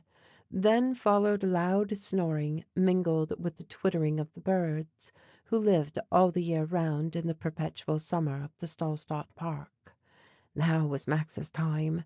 His impatience may be imagined when it is remembered that in the next night, at 1:15 Frankville, having been sentenced by Herr Schultze, would cease to exist. He darted into the workshop. It was a large building, a perfect museum of models. Hydraulic machines, locomotives, steam engines, portable engines, suction pumps, boring machines, ships, ship machinery. In fact, the masterpieces would be too numerous to mention. It was a collection of models in wood, of everything made in the Schultze manufactory since its foundation, and you may be sure that many cannon, torpedoes, and shells were amongst them. The night was dark and favorable to the young Alsatian's daring project. Besides accomplishing his escape, he hoped to destroy the Stahlstadt Model Museum. How he longed to annihilate that huge bull tower, with its destructive cannon and all it contained. But it was useless to think of that. Max's first care was to seize a little steel saw, fit for filing iron, which was hanging from a tool rack, and slip it into his pocket. Then, taking a match from his box, he struck it, set fire to a heap of drawings and slight fir-wood models, and rushed out. The fire, spreading among all these inflammable materials, increased with great rapidity, and flames speedily burst forth from every part of the building.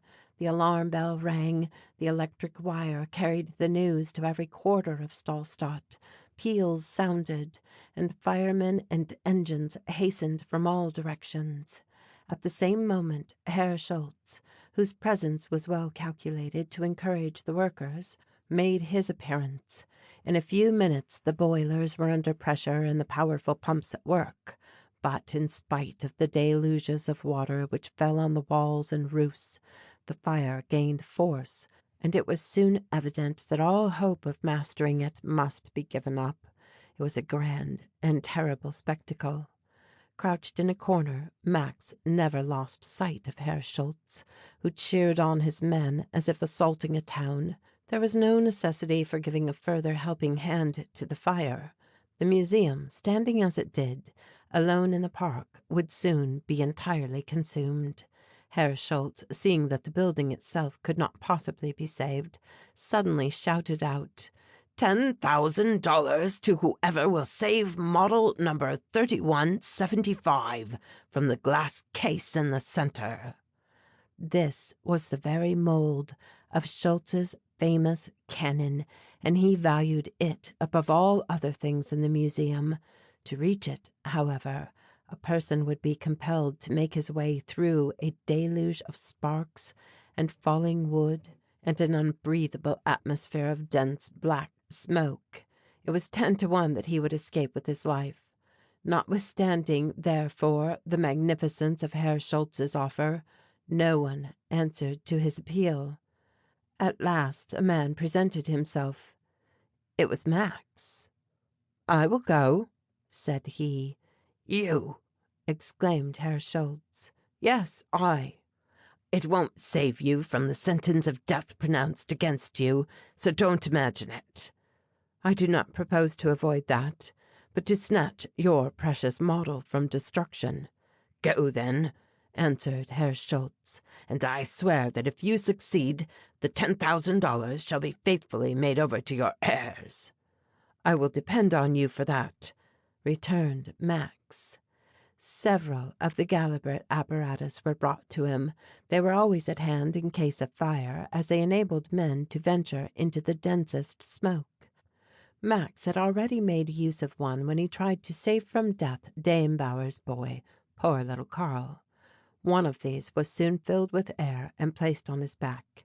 He put the pincers on his nose, took the tube in his mouth, and darted into the smoke. "At last," said he, "this air will last for a quarter of an hour. Heaven grant that may be time enough." As may be imagined, Max had not the slightest intention of endeavoring to save Schultze's cannon model. His life every moment in dire peril, he made his way across the smoke-filled hall, amidst a shower of blazing brands and charred beams. Mercifully none of them touched him, and just as the roof fell in with a fearful crash, Max escaped at the opposite side of the building. To fly towards the stream, run along its banks till he reached the unknown opening, and plunge in, was the work of only a few seconds. The rapid current swept him along in a depth of 7 or 8 feet. He had no need to guide himself, for the water bore him as straight as if he had held Ariadne's clue. He soon found that he had entered a narrow channel, a sort of pipe, quite filled by the overflow of the river. "What can be the length of this tunnel?" thought Max. "Everything depends on that. If I do not pass through it in a quarter of an hour, the air will fail, and I am lost." He maintained his coolness and presence of mind. 10 minutes passed, when suddenly he was driven up against some obstacle. This was an iron grating on hinges, barring the way down the tunnel. "This is what I feared," thought Max simply. Without losing a moment, he took the saw from his pocket and set to work on the bolt of the staple. 5 minutes' labor did not loosen it. The grating remained obstinately closed. Already Max breathed with difficulty. There came a buzzing in his ears. The blood mounted in his head. He felt he would soon lose consciousness. He endeavored, however, to make the most of the small quantity of air remaining by taking breath as seldom as possible. Though half sawn through, the bolt would not yield. At that moment the saw slipped from his hands. "Surely God himself cannot be against me," was his thought, and grasping the grating with both hands he shook it with the despairing energy given by the instinct of self-preservation. The grating opened. The bolt had given way, and the current carried onwards the daring Alsatian, nearly suffocated, yet still feebly struggling as he inhaled the last particles of air in the reservoir. The next day, when Herr Schultze's men ventured into the ruins left by the fire, they searched in vain among all the debris and still smouldering cinders for any trace of human remains. It was evident that the brave workman had perished. His daring act astonished none of his friends, who had known him in the different workshops. The precious model was not saved, but the man who was acquainted with the secrets of the Steel King was dead. "Heaven is witness that I wish to spare him all suffering," said Herr Schultze to himself, in his usual serene fashion. "At any rate, as I know not his heirs, I am saved $10,000. Such was the only funeral oration pronounced by the philosophical professor over the supposed grave of our young Alsatian. End of section 9.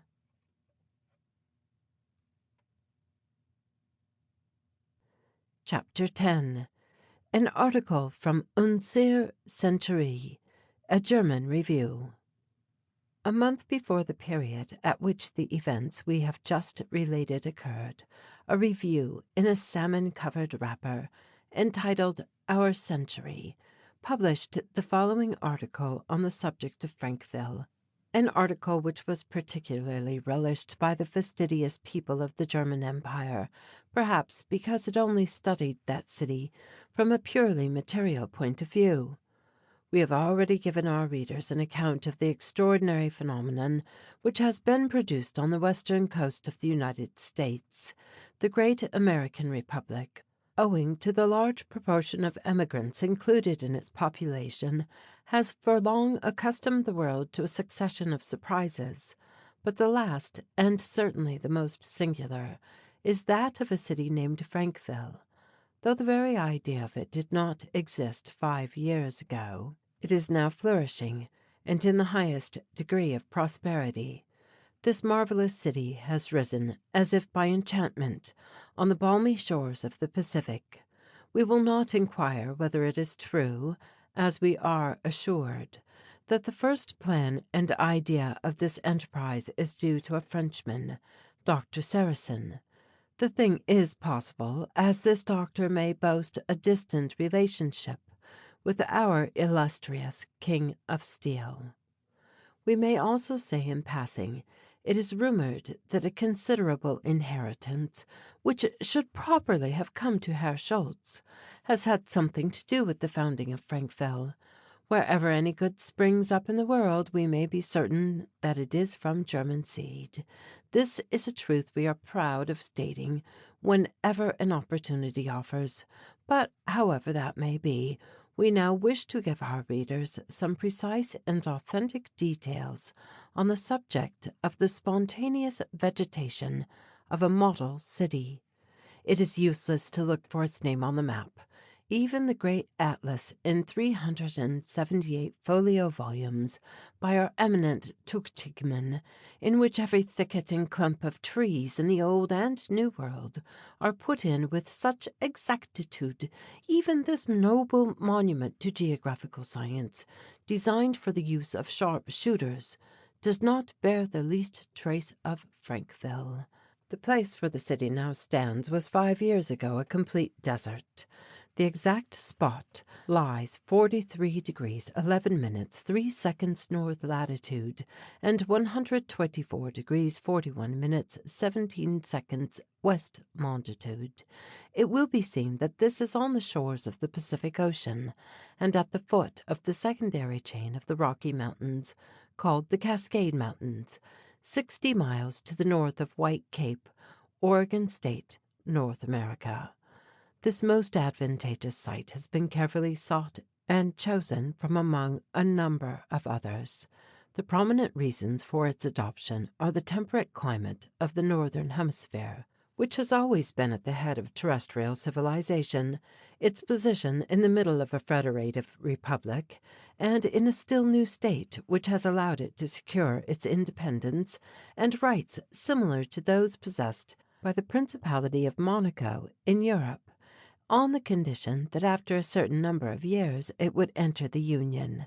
Its situation on the ocean, which is becoming more and more the great highway of the globe, the varied, fertile, and salubrious nature of the soil, the proximity of a chain of mountains, sheltering it from the north, south, and east winds, leaving to the fresh Pacific breeze the care of renovating the atmosphere of the city, the possession of a little river, whose fresh, sweet, clear water, oxygenated by repeated falls, and by the rapidity of its course, arrives perfectly pure at the sea.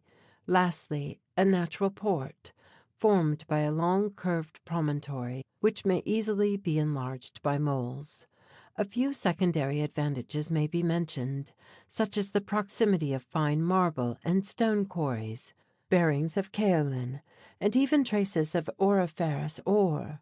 In fact, this last detail was almost the cause of the site being given up, for the founders of the town feared that the gold fever might come in the way of their plans. Fortunately, however, the nuggets were found to be small and not numerous. The choice of a territory, although determined upon after serious and close study, took but a few days, and was not made the subject of a special expedition. Science is now so far advanced that without leaving his study a man may gather exact and particular information about the most distant regions.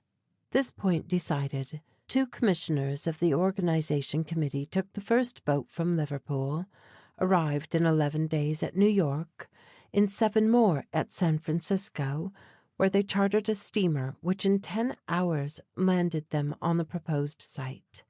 To come to terms with the legislature of Oregon, to obtain a grant of 12 miles of land on the shores of the sea, on the crest of the Cascade Mountains, to indemnify with a few millions of dollars the half-dozen planters who had some real or supposed rights on the ground, all this business did not take more than a month.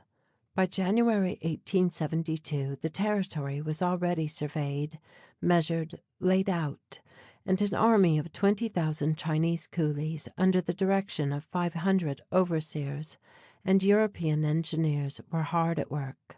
Placards posted up all over the state of California, an advertisement van permanently attached to the rapid train, which starts every morning from San Francisco to traverse the American continent, and a daily article in the 23 newspapers of that town were sufficient to ensure the recruiting of the laborers. It was not even found necessary to resort to the expedient of publishing on a grand scale, by means of gigantic letters sculptured on the peaks of the Rocky Mountains, that men were wanted. It must be said that the influx of Chinese coolies into Western America had just at this time caused much perturbation in the labor market. Several states had, in the interest of their own population, actually expelled these unfortunate people en masse. The building of Frankville came just in time to save them from perishing. Their wages, fixed at $1 a day, were not to be paid to them until the works were finished, and their rations were distributed by the municipal administration. Thus all the disorder and shameful speculations which so often attend any great displacement of population were avoided. The wages were deposited every week in the presence of delegates in the great bank of San Francisco, and every coolie was warned that when he drew it out he was not to return. This precaution was absolutely necessary to get rid of a yellow population, which would otherwise have infallibly lowered the tone and standard of the new city. The founders having besides reserved the right of granting or refusing permission to live there, the application of this measure was comparatively easy. The first great enterprise was the establishment of a branch railway, connecting the territory of the new town with the trunk of the Pacific Railroad, and running to Sacramento. These works and those of the harbor were pushed on with extraordinary activity. In April, the first train, direct from New York, brought to the Frankville terminus the members of the committee who, until this time, had remained in Europe. In this interval, the general plan of the town, the details of habitations and public monuments had been stopped. This was not from want of materials. From the very first, American industry has hastened to load the quays of Frankville with every imaginable requisite for building. It was merely the difficulty of choice. The founders at last decided that the freestone should be reserved for national edifices and general ornamentation, and that all houses should be built of brick. Not, it must be understood, of commonly roughly moulded, half-baked bricks, but light, well-shaped ones, regular in size, weight, and density, and pierced from end to end with a series of cylindrical and parallel holes. These bricks, when placed together, allowed the air to circulate freely throughout the walls of the building. This arrangement had, at the same time, the valuable effect of deadening sounds and giving complete independence to each apartment. The committee did not wish to impose a model on the builders. They were averse to a wearisome and insipid uniformity, and merely gave a certain number of fixed rules, to which the architects were bound to adhere. First, each house to stand alone in a plot of ground planted with trees, grass, and flowers, and to be inhabited by a single family. Second, no house to be more than 2 stories high. Air and light must not be monopolized by some, to the detriment of others. Third, every house must be set back 10 yards from the road, and divided from it by a breast-high railing. The space between the building and the railing must be laid out as a garden. Fourth, the walls to be built of the patent tubular bricks similar to the model, all ornamentation to be left to the taste of the architect. Fifth, the roofs to be in terraces, slightly inclined from the 4 sides, covered with bitumen, surrounded by a balustrade high enough to render accidents impossible, and proper canals made for the passing off of rainwater. Sixth, all the houses must be built on a vaulted foundation, open on each side, and thus forming under the ground floor a subsoil of aeration, as well as a hall. All water pipes must be exposed, running up the central pillar in such a way that it may be always easy to ascertain their state, and, in case of fire, to be able to obtain the necessary water immediately. The floor of this hall, rising about 3 inches above the level of the road, must be properly gravelled. A door and a special staircase will place it in direct communication with the kitchens and offices, so that all household transactions may go on without offending either the eyes or the nose. Seventh, the kitchens and offices will, contrary to the usual custom, be placed in the upper story, and in communication with the terrace, a lift, moved by mechanical force, which, like artificial light and water, will be supplied at reduced prices to the inhabitants, will easily convey all loads to this level. Eighth, the plan of the rooms is left to individual taste, but 2 dangerous elements of illness, regularness of miasma and laboratories of poison, are to be strictly excluded: carpets and painted papers. The floors, beautifully inlaid with valuable woods by clever workmen, would be quite wasted were they hidden under a woolen cloth of doubtful cleanliness. The walls, lined with polished bricks, present the brilliancy and variety of the inner apartments of Pompeii, with a luxury of color which painted paper, charged with its thousand subtle poisons, could never reach. They are washed as windows are washed, and rubbed like ceilings and floors. Not even a germ of anything harmful can be harbored there. Ninth, each bedroom is distinct from the dressing room.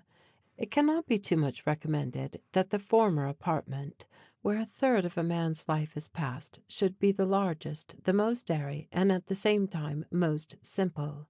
It must only be used for sleep. 4 chairs, an iron bedstead, supplied with 2 frequently beaten mattresses, is the only necessary furniture. Eider-down quilts and heavy coverlets, powerful allies of epidemics, are excluded as a matter of course. Good woolen coverings, light and warm and easily washed, replace them well.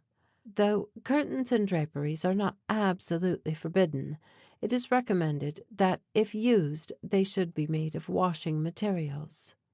10th, each room may be warmed according to fancy by wood or coal, but to every chimney is a corresponding opening to the outer air.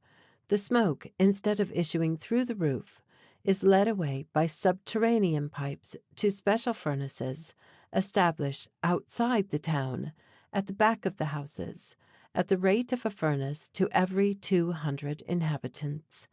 There it is deprived of the particles of carbon which it bears, and is discharged in a colorless state into the air at a height of 35 yards. Such are the 10 rules imposed on the building of each particular house. The general arrangements are no less carefully studied. The plan of the town is essentially simple and regular, the roads crossing at right angles at equal distances of a uniform width, planted with trees and numbered. Some of the roads are wider, are then called boulevards or avenues, and leave on one side rails for tramways and metropolitan railways. Public gardens are numerous, and ornamented with fine copies of the masterpieces of sculpture, until the artists of Frankville shall have produced original pieces worthy to replace them. Every industry and trade is free. Anyone wishing to have the right of living in Frankville must give good references, be fit to follow a useful or liberal profession in industry, science, or the arts, and must engage to keep the laws of the town. An idle life would not be tolerated there. There are already a large number of public edifices. The most important are the cathedral, chapels, museums, libraries, schools, and gymnasiums, fitted up with the luxury and hygienic skill worthy of a great city. It is needless to say that from the age of 4 years all children are obliged to follow physical and intellectual exercises calculated to develop the brain and muscles. They are also accustomed to such strict cleanliness that they consider a spot on their simple clothes quite a disgrace. Individual and collective cleanliness is the great idea of the founders of Frankville. To clean unceasingly, so as to destroy the miasmas constantly emanating from a large community. Such is the principal work of the central government. For this purpose all the contents of the drains are let out of the town, condensed and daily transferred to the fields. Water flows everywhere in abundance. The streets are paved with bituminated wood, and the stone footpaths are as spotless as a courtyard in Holland. The provision markets are subject to strict surveillance, and any merchants who dare to speculate on the public health incur the severest penalties. The man who sells a bad egg, damaged meat, or a pint of adulterated milk is simply treated as the poisoner he really is. This necessary and delicate office is confided to experienced men who receive a special education for it. Their jurisdiction extends to the very laundries, which are on a large scale provided with steam engines, artificial dryers, and above all with disinfecting rooms. No body linen is sent back to its owners without being thoroughly bleached, and special care is taken never to mix the washing of two families. This simple precaution is of great value. Hospitals are few in number, for the system of house nursing is general, and they are reserved for homeless strangers and exceptional cases. The idea of making the hospital larger than any other building, and of putting 700 or 800 patients under one roof, so as to make a centre of infection, would not enter the head of the founders of this model city. Far from this, it is in theirs, as well as in the public interest, to isolate the sick as much as possible. This is the plan pursued in the houses, the hospitals being merely for the temporary accommodation of the most pressing cases. 20 or 30 patients at most, each having a separate apartment, are put into these light barracks, which are built of fir wood and burnt regularly every year. They have, besides, the advantage of being easily carried from one part of the town to another as they are wanted, and, being all on one model, can be multiplied to any extent. Another ingenious institution is that of a body of experienced nurses, specially trained for the purpose and always at the disposal of the public. These women, being carefully chosen, are most valuable and devoted aids to the doctors. They bring into the bosom of families that practical knowledge, so necessary and yet so often absent. In the time of danger, it is their mission to prevent the spread of the disease, as well as to tend the sick. We should never finish were we to attempt to enumerate all the hygienic perfections inaugurated by the founders of this new town. On his arrival, each citizen is presented with a small pamphlet, in which the most important principles of a life, regulated according to science, are set forth in clear and simple language. He is there told that the perfect equilibrium of all the functions is one of the necessities for health, that work and rest are equally indispensable, that fatigue is as necessary for the brain as for the muscles, that 9/10 of the illnesses are owing to contagion, transmitted by air and food. He cannot surround his dwelling and his person with too many sanitary precautions. To avoid the use of exciting poisons, to practice bodily exercises, to conscientiously perform every day some appointed duty, to drink pure water, to eat fresh meat and vegetables simply prepared, to sleep regularly 7 or 8 hours a night, such is the ABC of health. Beginning from the first principles laid down by the founders, we have been led on to speak of this singular city as already finished. It is indeed so. The first houses built, the others rose as if by magic. A man should have previously visited the far west in order to realize the wonderful change. The site that was a desert in the month of January 1872 contained 6,000 houses in 1873. In 1874 it possessed 9,000, and all public edifices complete. Speculation has certainly had its part in this unheard of success. The ground having cost nothing, the houses could be sold or let at very moderate prices. There being no taxes, the political independence of this isolated little territory, its novelty, and the pleasant climate, all contributed to induce emigration. At the present time Frankville contains nearly 100,000 inhabitants. But to us the most interesting part of it is that the result of the sanitary experiment is conclusive. Whilst the annual mortality in the most favoured towns of Europe or the New World has never been less than 3%, in Frankville for these 5 years the average has been 1.5. Even this figure was increased by a slight fever epidemic during the first summer.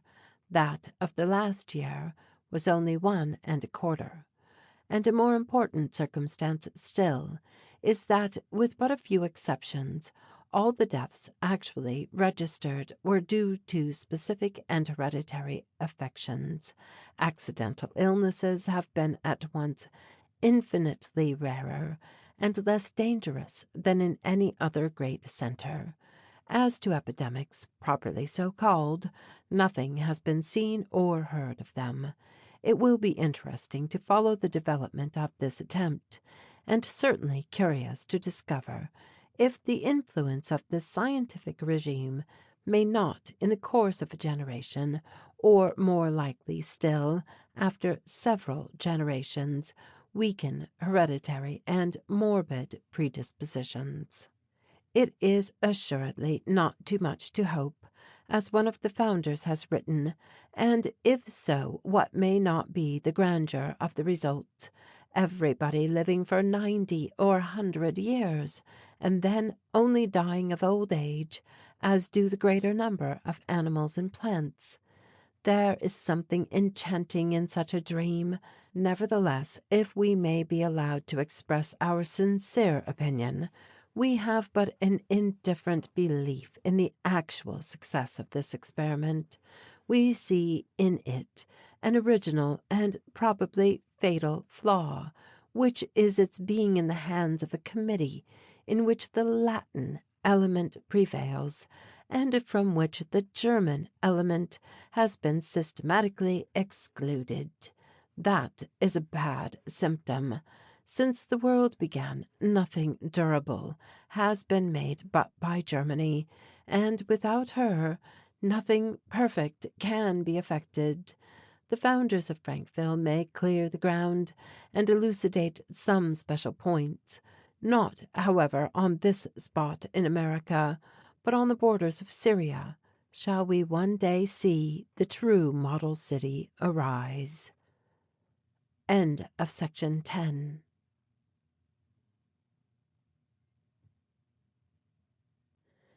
Chapter 11. At Dinner with Doctor Sarrasin.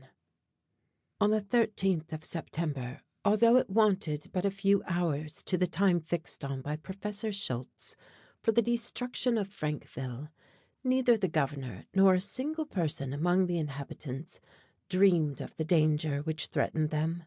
7 o'clock in the evening arrived. Half buried in thick masses of oleander and tamarinds, the beautiful city lay at the foot of the Cascade Mountains, its marble quays gently caressed by the waves of the Pacific. The carefully watered roads, freshened by the breeze, presented a cheerful and animated spectacle. The trees which shaded them rustled softly. The velvet lawns were fresh and green. Brilliant beds of flowers exhaled their sweetness around the calm and smiling white houses. The air was warm and balmy, and the sky as blue as the sea, which glittered at the end of the long avenues. A stranger arriving in the town would have been at once struck with the healthful look of the inhabitants and the activity in the streets. The academies of painting, music, and sculpture, and the library, all in the same quarter, had just been closed. Excellent public courses were given there to small sections, so that each pupil might get the full advantage of the lesson. Among the crowds issuing from these places, and naturally causing some stoppage, not an exclamation of impatience, nor an angry look was heard or seen. The general aspect was one of calmness and satisfaction. Not in the centre of the town, but on the shores of the Pacific, had Doctor Sarrasin built his house. It had been among the first put up, and he had come immediately and established himself there with his wife and daughter Jeanette. Octavius, the extempore millionaire, had chosen to remain in Paris, but he had no longer Max for a mentor. The two friends had almost lost sight of each other since the time when they lived together in King of Sicily Street. When the doctor emigrated with his wife and daughter to the coast of Oregon, Otto was his own master. He soon neglected college, where his father had wished him to continue his studies, and was in consequence plucked in the final examination, when his friend Max came out first. Till then poor Otto, who was incapable of managing for himself, had had Max for a guide. When the young Alsatian left, his companion directly began to see life in Paris. He passed the greater part of his time on the box of a four-in-hand coach, driving perpetually between the Avenue Marigny, where he had rooms, and the various race-courses of the suburbs. Otto Sarrasin, who 3 months before could barely manage to stick on a horse hired by the hour, had suddenly become deeply versed in the mysteries of hippology. His erudition was borrowed from an English groom who had entered his service, and who ruled him entirely in consequence of the superiority of his special knowledge. Interviews with tailors, saddlers, and bootmakers occupied the mornings. His evenings were spent at the theatres and in the rooms of a flaming new club just opened at the corner of Trouchet Street, and chosen by Otto because the people he met there paid to his money a homage which his personal merits had not hitherto received. The company seemed to him highly distinguished.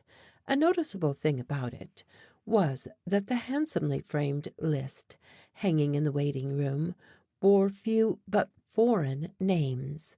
Titles abounded, so that you might almost fancy yourself in the antechamber of an heraldic college. But on penetrating farther, one might imagine oneself in a living ethnological exhibition.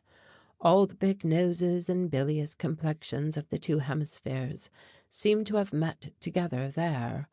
Otto Sarrasin reigned paramount among these worthies. His words were quoted, his cravats copied, his opinions accepted as articles of faith. And intoxicated with this incense of flattery, he never found out that he regularly lost money at play and the races. Perhaps certain members of the club, in their oriental capacity, thought that they had some rights on the Begum's heritage. At any rate, they were able to gradually draw it into their pockets by a slow, though continued process. In this new life the ties which bound Otto to Max Bruckmann were soon loosened. At last the two chums only exchanged letters at long intervals. What could there be in common between the eager, hard-working man, solely occupied with bringing his intellect to the highest point of culture and strength, and the idle youth, puffed up with his riches, his thoughts only filled with club and stable gossip? We know how Max left Paris, first to keep a watch on Herr Schultze, who had just founded Stahlstadt, the rival to Frankville, and then actually to enter the service of the King of Steel. For 2 years Otto led his useless and dissipated life. Then a weariness of these hollow and worthless pleasures seized him, and one fine day, after having wasted some millions of francs, he rejoined his father, thus escaping from moral and physical ruin. At the present time he was living in the doctor's house in Frankville. His sister Jeanette was now a lovely girl of 19, to whose French grace her 4 years' stay in the new country had added all the good American qualities. Her mother said sometimes that before having her so completely to herself, she had never felt the charm of perfect intimacy. As to Madame Sarrasin, since the return of her prodigal son, the child of her hopes, she was as completely happy as anyone can be here below, for she associated herself with all the good her husband could and did do with his immense fortune. On the evening of which we have spoken, Doctor Sarrasin had invited to dinner 2 of his most intimate friends, Colonel Hendon, an old hero of the War of Secession, who had left an arm at Pittsburgh and an ear at Seven Oaks, but who could hold his own with anyone at a game of chess, and Monsieur Lentz, general director of instruction in the new city. The conversation turned on the plans for the administration of the town, the results already obtained in the public establishments of all sorts, institutions, hospitals, mutual aid societies. Monsieur Lentz, according to the doctor's program, in which religious teaching was not forgotten, had founded several elementary schools, where the cares of the master tended to develop the mind of the child by submitting it to a sort of intellectual gymnastic exercise, adjusted so as to follow the natural bent of its faculties. It was taught to love a science before being crammed with it, avoiding that knowledge which, says Montaigne, floats on the surface of the brain without penetrating the understanding or rendering its possessor either wiser or better. Later, a well-prepared intellect can of itself choose its path and follow it with profit. The principles of health took a first place in this well-ordered education. Man should have equal command both of his mind and body. If one fails him, he suffers for it, and the mind especially, if unsupported by the body, would soon give way. Frankville had now reached the highest degree of intellectual as well as temporal prosperity. In its congress were collected all the illustrious and learned men of the two worlds. Artists, painters, sculptors, musicians, attracted by the reputation of this city, crowded to it. All the young people of Frankville, who promised some day to illuminate this corner of America, studied under these masters. This new Athens of French origin was on the way to become the first of cities. A good military as well as civil education was given in the colleges. All the young men were taught the use of firearms, as well as the first principles of strategy and tactics. When this became the subject of conversation, Colonel Hendon declared himself delighted with all his recruits. "They are," said he, "already accustomed to forced marches, fatigue, and all kinds of manly exercises. Our army is composed of citizens, and when the time comes to prove them, they will be found disciplined and trustworthy soldiers." Frankville was on the best terms with all the neighboring states, for she had seized every occasion to oblige them, but ingratitude speaks so loudly when people's own interests are in question, that the doctor and his friends resolved not to lose sight of the maxim, "Heaven helps those who help themselves," and to rely on their own exertions. Dinner was over, the dessert was on the table, and according to the usual custom, the ladies had just left the room. Doctor Sarrasin, Otto, Colonel Hendon, and Monsieur Lentz continued the conversation, and were attacking the higher questions of political economy, when a servant entered and handed the doctor his paper. It was the New York Herald. This respectable journal had always shown itself extremely favorable, first to the foundation, and then to the development of Frankville, and the principals of the city were accustomed to look in its columns for the possible variations of public opinion with regard to them in the United States. This agglomeration of happy, free, and independent people on their little neutral territory was envied by not a few, and if Frankville had many friends in America to defend her, she also had enemies who delighted in attacking her.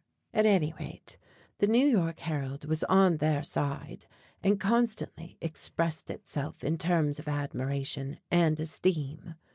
Without interrupting himself in what he was saying, Doctor Sarrasin opened the paper, mechanically casting his eyes on the first paragraph.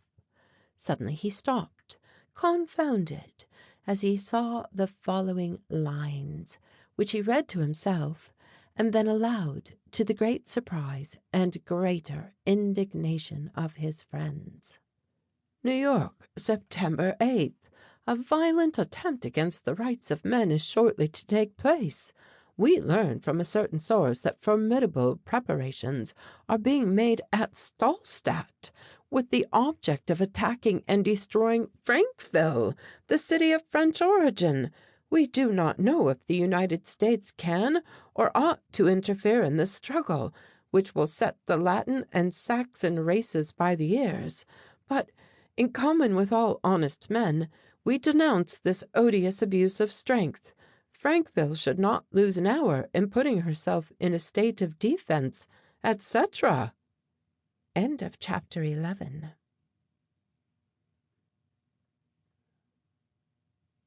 Chapter 12. The Council. The hatred which the King of Steel bore to Doctor Sarrasin's work was no secret. Everyone knew that his was a rival city, but no one would have believed him capable of attacking a peaceful town and endeavoring to destroy it at a blow. The article in the New York Herald was, however, positive on the point. The correspondents of that provincial journal had penetrated Herr Schultze's designs, and, as they said, there was not an hour to spare. The worthy doctor was confounded. Like all honest-hearted men, he refused, as long as he could, to believe in the evil designs of others.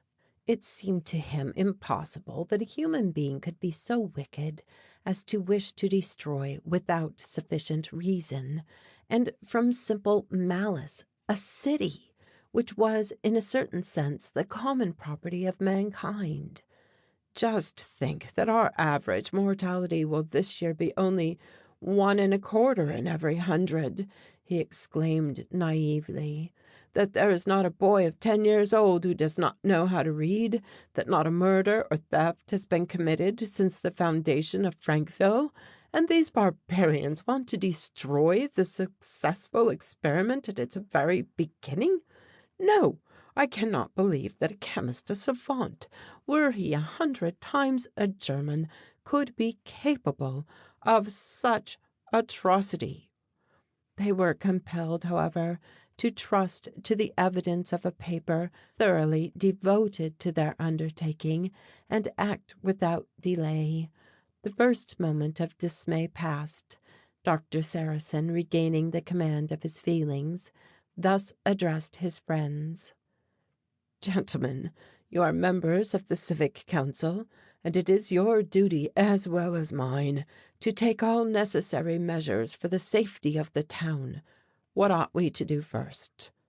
"Is there no possibility of arranging matters?" said Monsieur Lentz. "Can we not honorably avoid war?" "That is impossible," replied Otto. "Herr Schultze evidently will have it at any price. His hate will not allow him to come to terms." "Very well," exclaimed the doctor. "We shall be ready to receive him. Do you think, Colonel, that anything can resist the cannons of Stahlstadt?" "Any human force can be efficaciously combated by another human force," answered Colonel Hendon.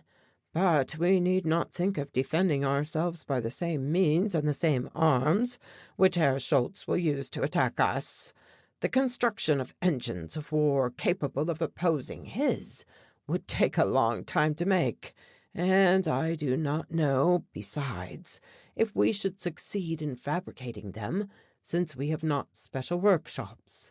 I can only see one chance of safety, that of preventing the enemy from reaching us and rendering an investment impossible."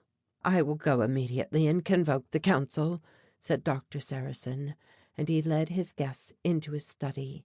It was a simply furnished room, 3 sides being covered with shelves loaded with books, whilst the 4th presented, below several pictures and curiosities, a row of numbered openings similar to ear trumpets. "Thanks to the telephone," said he, "we can hold a council in Frankville whilst every one remains at home." The doctor touched a warning bell, which instantaneously communicated with the houses of all the members. In less than 3 minutes the word "present" brought successively by each wire, announced that the council was sitting. The doctor placed himself before the mouthpiece, rung the bell, and said, "The meeting is open. My honourable friend Colonel Hendon will speak to make a communication of the deepest importance." The colonel, in his turn, placed himself before the telephone, and after reading the articles from the New York Herald, he proposed that immediate measures should be taken to impede the advance of the enemy. He had scarcely concluded when Number 6 put the question, "Does the colonel believe a defense possible, in case the means by which he hopes to prevent the enemy from reaching us does not succeed?" Colonel Hendon replied in the affirmative. The question and answer instantaneously reached each invisible member of the council, as well as the explanations which preceded them. Number 7 asked how long, in his estimation, it would take for the people of Frankville to prepare. The colonel could not say, but it would be advisable to act as if they were to be attacked in a fortnight. Number 2: "Should we await the attack, or would you think it preferable to prevent it?" "We must do all in our power to prevent it," answered the colonel, "and if we are threatened with a fleet, we must blow up Herr Schultze's ships with torpedoes." On this Doctor Sarrasin offered to call into council the most distinguished chemists, as well as the most experienced artillery officers, and give to them the task of examining the plans which Colonel Hendon had ready to submit to them. Question from Number 1: "What is the sum necessary for the immediate commencement of the works of defense?" "We should have at our disposal from 15 to 20 millions of dollars." "I propose that the Citizens' Assembly be instantly convoked." President Sarrasin: "I will put it to the vote." The bells in each telephone rang twice, announcing that the proposal was unanimously adopted. It was 8:30. The council had only lasted 18 minutes, and had not disturbed anyone.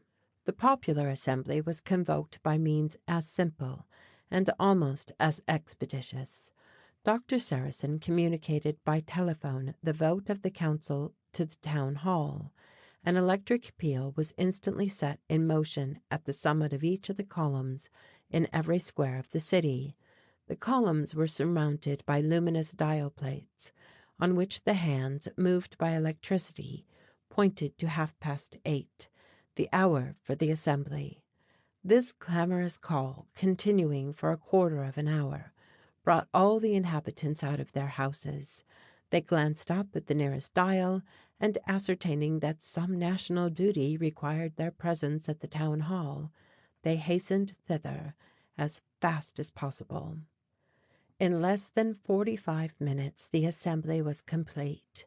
Dr. Sarrasin was already in the place of honour, surrounded by the council, whilst Colonel Hendon waited at the foot of the tribune until permission was given him to speak. The greater number of the citizens already knew the reason of the meeting being called. In fact, the discussion of the city council, automatically stereographed by the town hall telephone, had been immediately sent to the papers, printed in a special edition, and placarded all over the town. The municipal hall was an immense building, roofed with glass and brilliantly lighted by gas. The crowd which filled it was calm and orderly, everyone standing. All the faces were cheerful. Perfect health, an active and regular life, and a quiet conscience placed them above any unruly passion of alarm or anger. At exactly 8:30, the president rang his bell and silence fell on the assembly. The colonel ascended the tribune. There, in sober but forcible language, without useless ornament or oratorical pretensions, the language of a man who, knowing what he is talking about, clearly expresses himself, Colonel Hendon related the inveterate hate which Herr Schultze bore against Frankville, Doctor Sarrasin, and his work, and the formidable preparations announced by the New York Herald destined to destroy their city and its inhabitants. "It is for you to decide what is best to be done," he continued. "Some people, possessing neither courage nor patriotism, might perhaps to give up the land and leave the aggressors to do what they wish with their new home. But I am certain beforehand that such a pusillanimous proposal would find no echo among my fellow citizens. Men who are able to understand the greatness of the object aimed at by the founders of the model city, men who have accepted its laws, and necessarily men of heart and intelligence, sincere representatives of progress. You will do everything to save our incomparable town, the glorious monument raised by science, to ameliorate the fallen condition of man. Your duty, therefore, is to give your lives for the cause you represent." Thunders of applause greeted this peroration. Several speakers supported Colonel Hendon's motion. Doctor Sarrasin, having impressed the necessity of constituting a committee of defense, which was to take immediate measures, with all the secrecy indispensable in military operations, the proposal was adopted. A member of the Civic Council then suggested that $5,000,000 should be voted for the works. A show of hands ratified this measure. At 25 past 10, the meeting was over, and the citizens of Frankville were about to leave the hall, when an unexpected incident occurred. The empty tribune was suddenly occupied by a stranger of most curious appearance. He had sprung up as if by magic. His face showed that he was laboring under frightful excitement, but his attitude was calm and resolute. His torn and muddy clothes, his bleeding forehead, told of something extraordinary. At sight of him everyone paused. With an imperative gesture the stranger commanded silence. Who was he? Whence had he come? No one, not even Doctor Sarrasin, ventured to ask him. "I have just escaped from Stahlstadt," he said. "Herr Schultze had condemned me to death. God has allowed me to reach you in time to attempt to save you. I am not unknown to you all.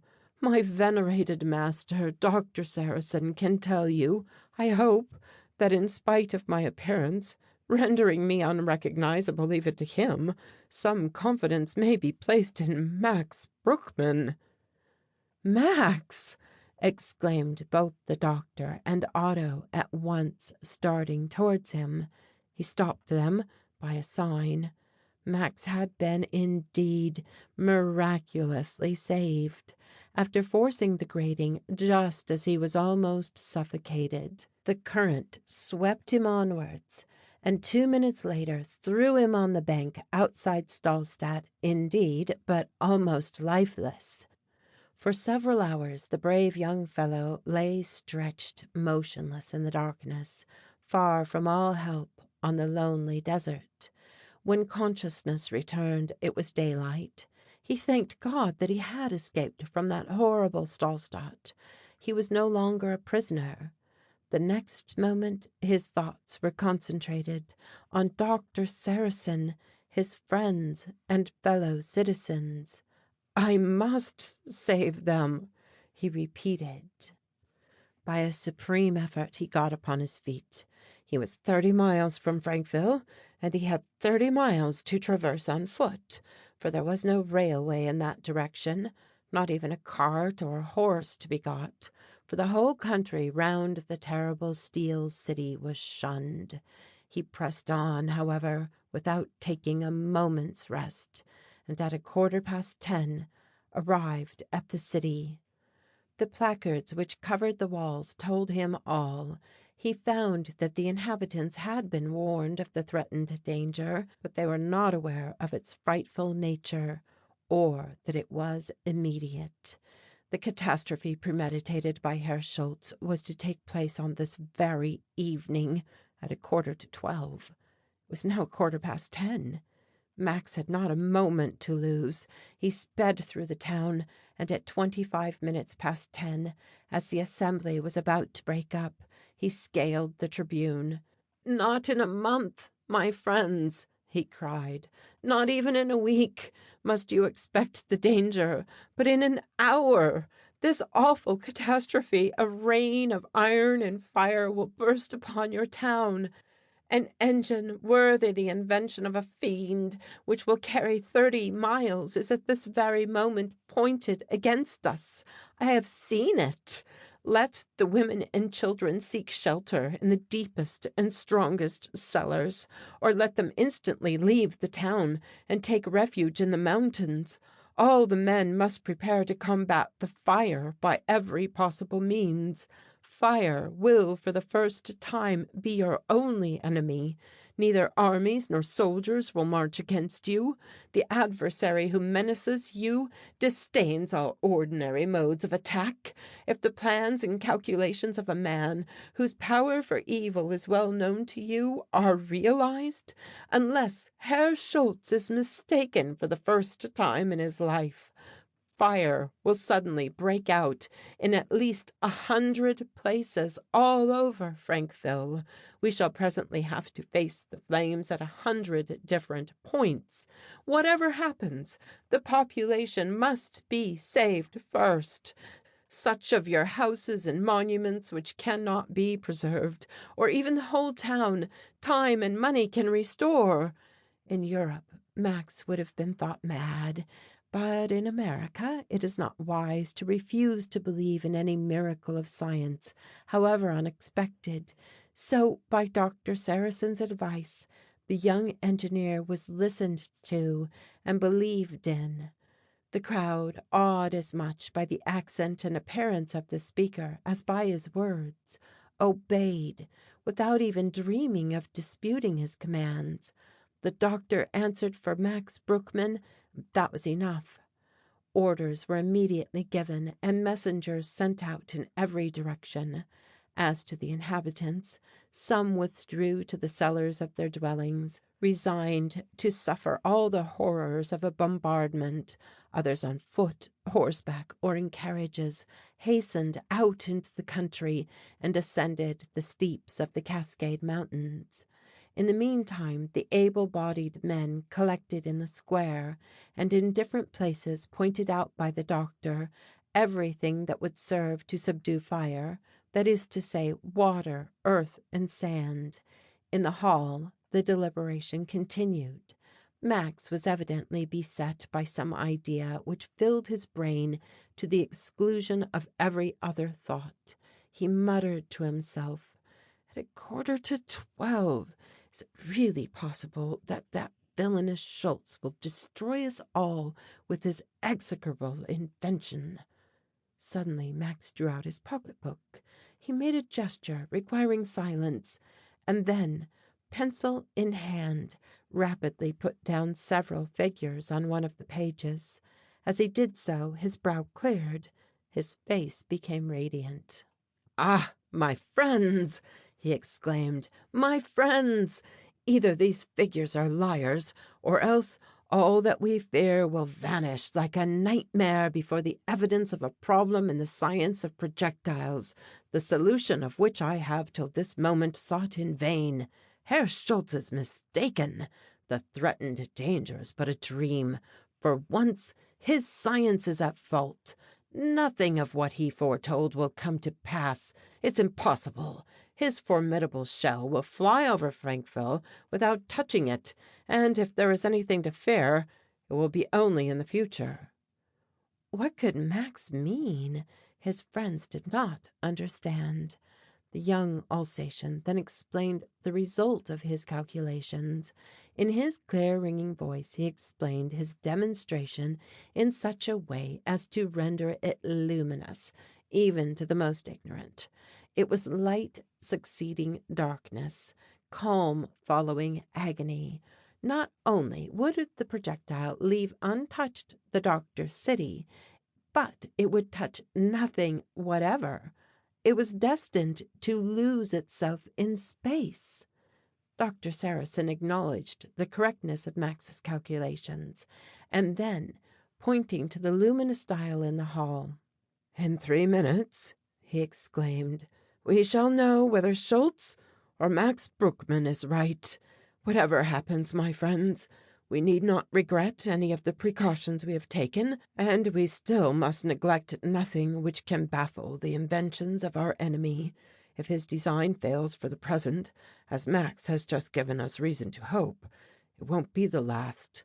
Schultze's hate will never be stifled or arrested." "Come!" exclaimed Max. All followed him into the square. 3 minutes passed in breathless suspense. The 12:15 was toiled forth from the great clock. 4 seconds after, a dark mass was seen high above their heads. Quick as thought it rushed onwards, and with a sinister hiss soon disappeared far beyond the town. "A pleasant journey to it!" shouted Max with a burst of laughter. "If Herr Schultze's shell keeps up that speed, it will never again fall upon terrestrial soil." In 2 minutes a roar was heard like distant thunder. This was the report of the cannon in the Bull Tower, the sound reaching Frankville 113 seconds after the projectile had passed at the rate of 450 miles an hour. End of section 12.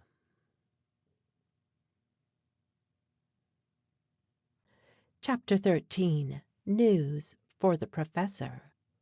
Max Bruckmann to Professor Schultze of Stahlstadt. Frankville, September 14th. I consider it proper to inform the King of Steel that on the evening of the day before yesterday I succeeded in passing beyond the frontier of his dominion, preferring my own safety to that of the model in the blazing workshop. While taking leave I should fail in my bounden duty were I not in turn to reveal my secrets. Do not, however, be uneasy on that account. I shall not require you to pay for the knowledge with your life. My real name is not Schwartz, and I am not a Swiss.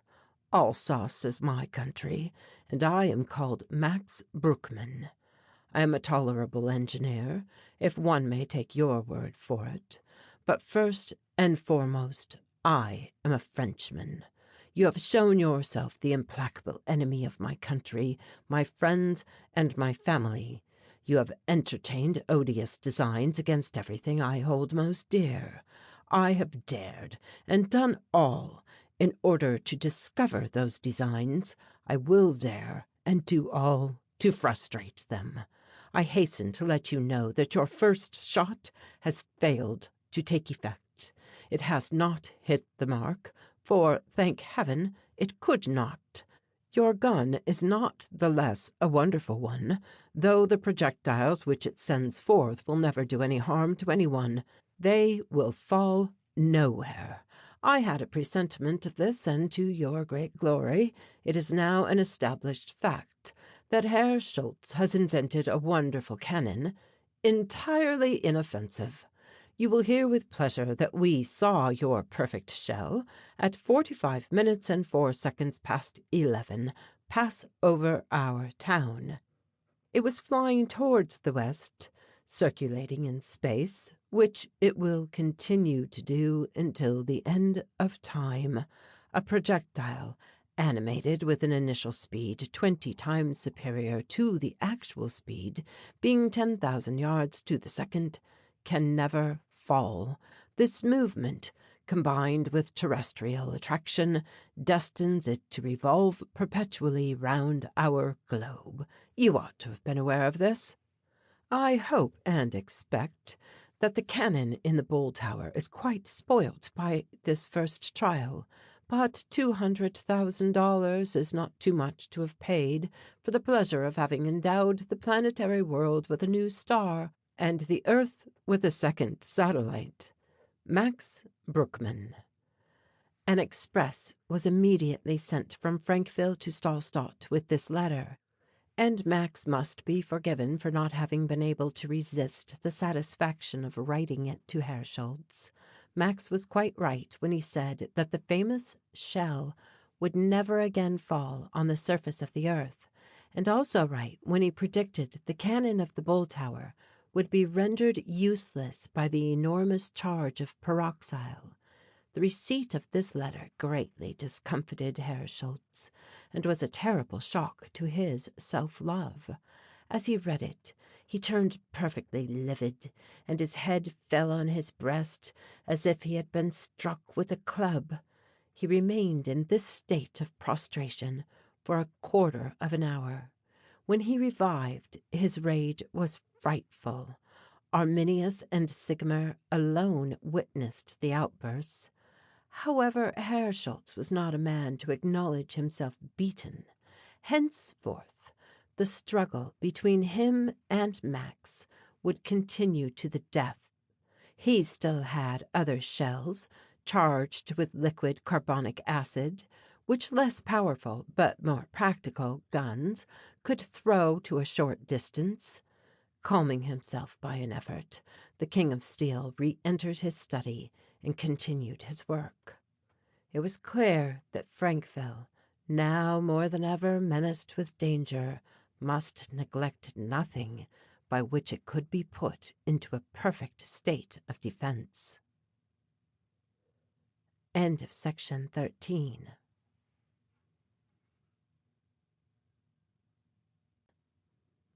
Chapter 14. Clearing for Action. Although the danger was no longer imminent, it was serious. Max communicated to Doctor Sarrasin and his friends all that he knew of Herr Schultze's preparations, and described his engines of destruction. On the next day, the Council of Defense, in which he took a principal part, occupied itself with discussing a plan of resistance and preparing to put it into execution. In all this Max was well seconded by Otto, whom he found altered in character and much improved. No one knew the details of the resolutions passed. The general principles alone were regularly communicated to the press. It was not difficult to trace in them the practical hand of Max. "In preparing for defense," said the townsfolk, "the great thing is to know the strength of the enemy and adapt the system of resistance to that strength.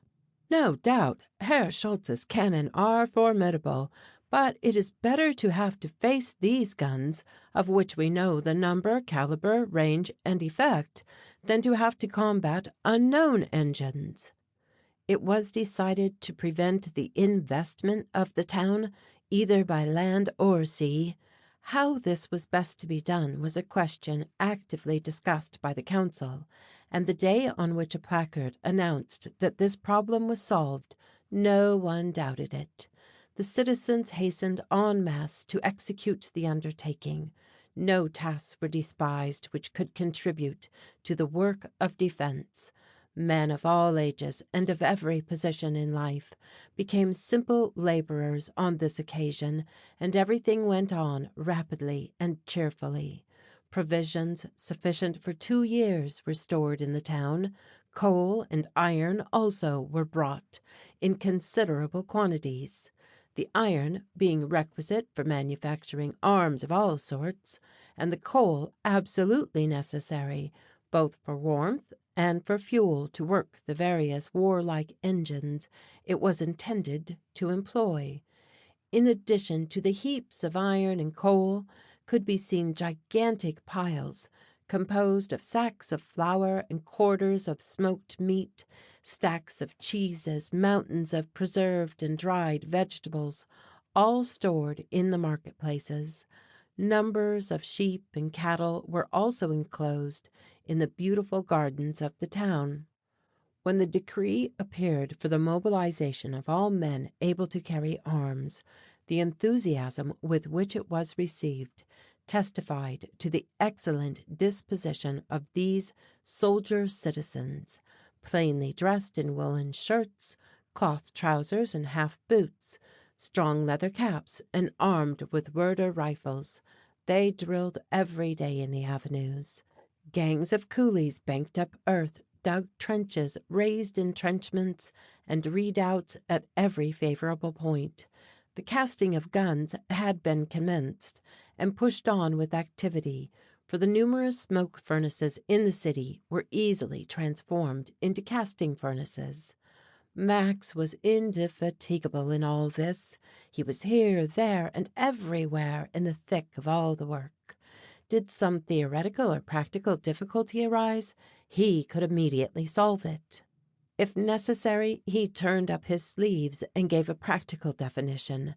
His authority was always accepted without a murmur, and his orders punctually attended to. Next to him, Otto did his best. Although at first he had thought of ornamenting his uniform with gold lace, he soon gave up the idea, seeing that to set a good example to others, he must be content to do the duty of a simple soldier. He therefore took his place in the battalion assigned to him, and conducted himself like a model soldier. To those who at first attempted to pity him, he replied, "Every one according to his merits. Perhaps I should not have been able to command. The least I can do is to learn to obey."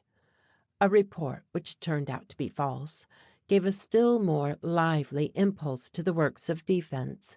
Herr Schultze, it was said, was negotiating with some maritime company for the transport of his cannon.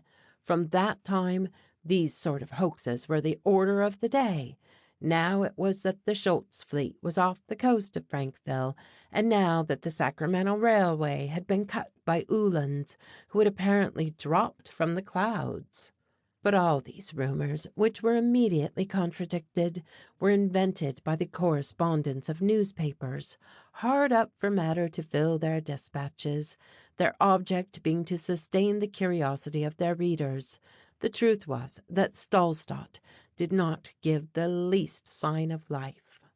This perfect quietude, although it left Max ample time to complete his preparations, caused him a good deal of uneasiness in his rare moments of leisure. Is it possible that the ruffian has changed his tactics and is preparing some new mode of attack? He thought. However, the plans for checking the advance of the enemy's ships and preventing the investment of the town promised to answer well, and Max redoubled his exertions. His sole pleasure and only rest after a hard day's work was the short hour which he passed every evening in Madame Sarrasin's drawing room. From the first, the doctor had stipulated that he should always come and dine at his house, unless he was prevented by another engagement. But by some singular circumstance, no other invitation enticing enough to make Max give up this privilege had as yet presented itself. The everlasting game of chess between the doctor and Colonel Hendon could not have been sufficiently interesting to explain the punctuality with which he presented himself every day at the door of the mansion. We are therefore compelled to believe that there was another attraction for Max, and we might perhaps have suspected its nature, although assuredly he did not as yet suspect it himself, had we observed the interest which he took in the conversations between himself, Madame Sarrasin, and Mademoiselle Jeanette, when they were all three seated near the large table, at which the two ladies were working at what might be necessary for future service in the ambulances. "Will these new steel bolts be better than those of which you showed us a drawing?" asked Jeanette, who was interested in everything connected with the defense. "No doubt about it, mademoiselle," replied Max. "Oh, I'm very glad of that.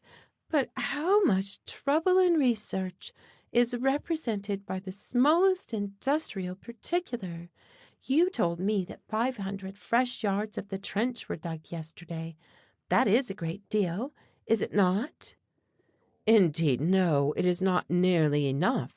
At that rate we shall not have finished the enclosure at the end of a month." "I should much like to see it done, and these horrible Schultze people arriving. Men are very fortunate in being able to work and make themselves useful. Waiting is never so trying for them as for us, who are of no use." "Of no use!" exclaimed Max, usually so calm.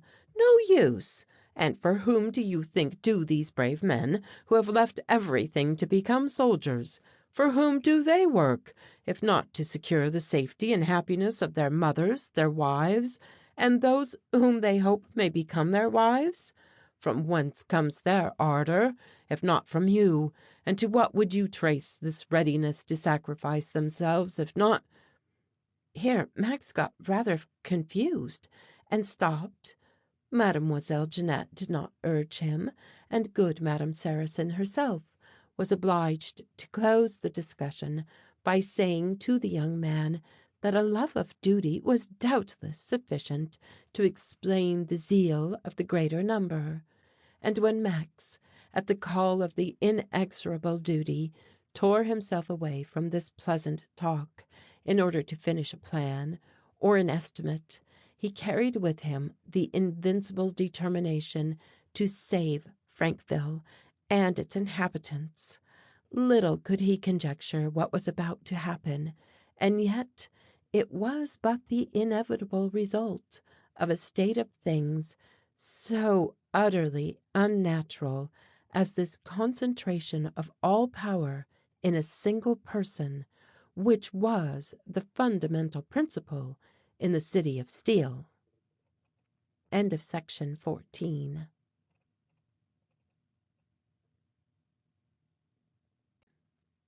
Chapter 15. The Exchange of San Francisco. The exchange of San Francisco, by which term is expressed, as it were algebraically, immense industrial and commercial business, presents one of the strangest and most animated scenes in the world. The geographical position of the capital of California imparts to its exchange, as a natural consequence, the cosmopolitan character which is one of its most remarkable features. Beneath its handsome red granite porticos, the tall, fair Saxon jostles the slight, active, dark-haired Celt. The Negro meets the Finlander and the Hindu. The Polynesian gazes with astonishment at the Greenlander. The Chinaman, with oblique eyes and long plaited pigtail, endeavors to outdo in trade his historic enemy, the Japanese. Every tongue, every dialect, every jargon mingles there as in a modern Babel. On the 12th of October this place of business opened in its usual way. At about 11 o'clock the principal brokers and men of business began to arrive, accost one another gravely or gaily, according to their several tempers, shaking hands and going together to the refreshment bar to fortify themselves by liquoring up for the operations of the day. One after the other went to open the little metal door of the numbered letter boxes, which in the vestibule received the correspondence of subscribers. Enormous packets of letters were drawn forth and eagerly examined. In a short time the market prices for the day were announced, when the crowd gradually increased. Groups more or less numerous were formed, from among which arose a murmur and hum of human voices. Then commenced a shower of telegraphic messages from all quarters of the globe. Scarcely a minute passed that the officials of the exchange did not add a fresh strip of blue paper to the collection of telegrams placarded on the north wall, which was read forth in a stentorian voice amid the now deafening buzz. The commotion and hubbub went on increasing. Clerks rushed in and out. The telegraph office was besieged. Messages sent out, answers received every instant. All notebooks were open, entries made, erased, or torn up. At about 1 o'clock a contagious excitement appeared to take possession of the crowd. A mysterious sensation passed like the trembling of an earthquake through these agitated groups of human beings. A piece of news, startling, unexpected, and incredible, had been brought by one of the partners in the Bank of the Far West, and it circulated with the rapidity of an electric flash. Exclamations and comments were heard on all sides. "Impossible! It's a trick, a hoax," said some. "Who is likely to believe anything so preposterous?" "Well," said others, "there may be something in it. No smoke without fire, you know." "But is a man in his position likely to fail?" "People in apparently the very best positions fail." "But, sir," cried one, "the fixtures, tools, and engines alone represent more than $80,000,000. "Without reckoning the cast iron and steel, raw material, and manufactured articles," added another. "To be sure, that's just what I say, too. Schultze is good for $90 millions, and I'll undertake to be answerable for that on his demand." "Well, but then how do you explain this suspension of payment?" "Explain? I don't explain it at all. I don't believe it." "Don't you? As if such things did not happen every day to houses of the most firm and established reputations."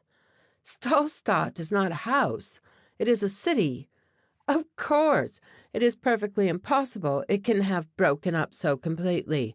A company will certainly be formed to carry on the business." "But why on earth did not Schultze form such a company instead of declaring himself bankrupt?" "Exactly, sir, and there's the absurdity. So absurd that the statement won't bear examination. It is neither more nor less than a pure fabrication, probably invented by Nash, who is desperately anxious for a rise in steel." "A fabrication? False intelligence? Nothing of the sort. Schultze has not only failed, he has absconded." "Come, come." "Absconded, sir. The telegram announcing it has this moment been posted up." A formidable wave of humanity rolled towards the frame in which the despatches were placarded. The last strip of blue paper bore these words: "New York, 12:40, Central Bank, Manufactory of Stahlstadt. Stopped payment. Liabilities, as far as known, $47,000,000. Schultze has disappeared." There was now no doubt about the truth of the astounding intelligence, and conjectures and rumors were rife. By 2 o'clock lists of failures consequent upon that of Schultze began to pour in. The Mining Bank of New York lost most. The firm of Westerly and Son at Chicago was implicated to the extent of $7,000,000. The house of the Milwaukees of Buffalo, $5,000,000. The Industrial Bank of San Francisco, $1,500,000. The names of numbers of minor firms followed with proportionate losses. But without waiting for this news came the natural rebound. The money market, which was so dull in the morning, was now not steady for 2 hours together. What starts, what rises, what fluctuations, what unrestrained speculation!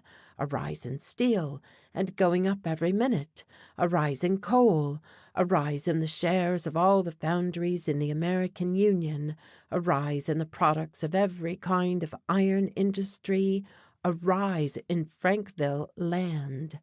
Although on the declaration of war the latter had fallen to 0 and disappeared from the list of quotations, it had now suddenly risen to $180 an acre.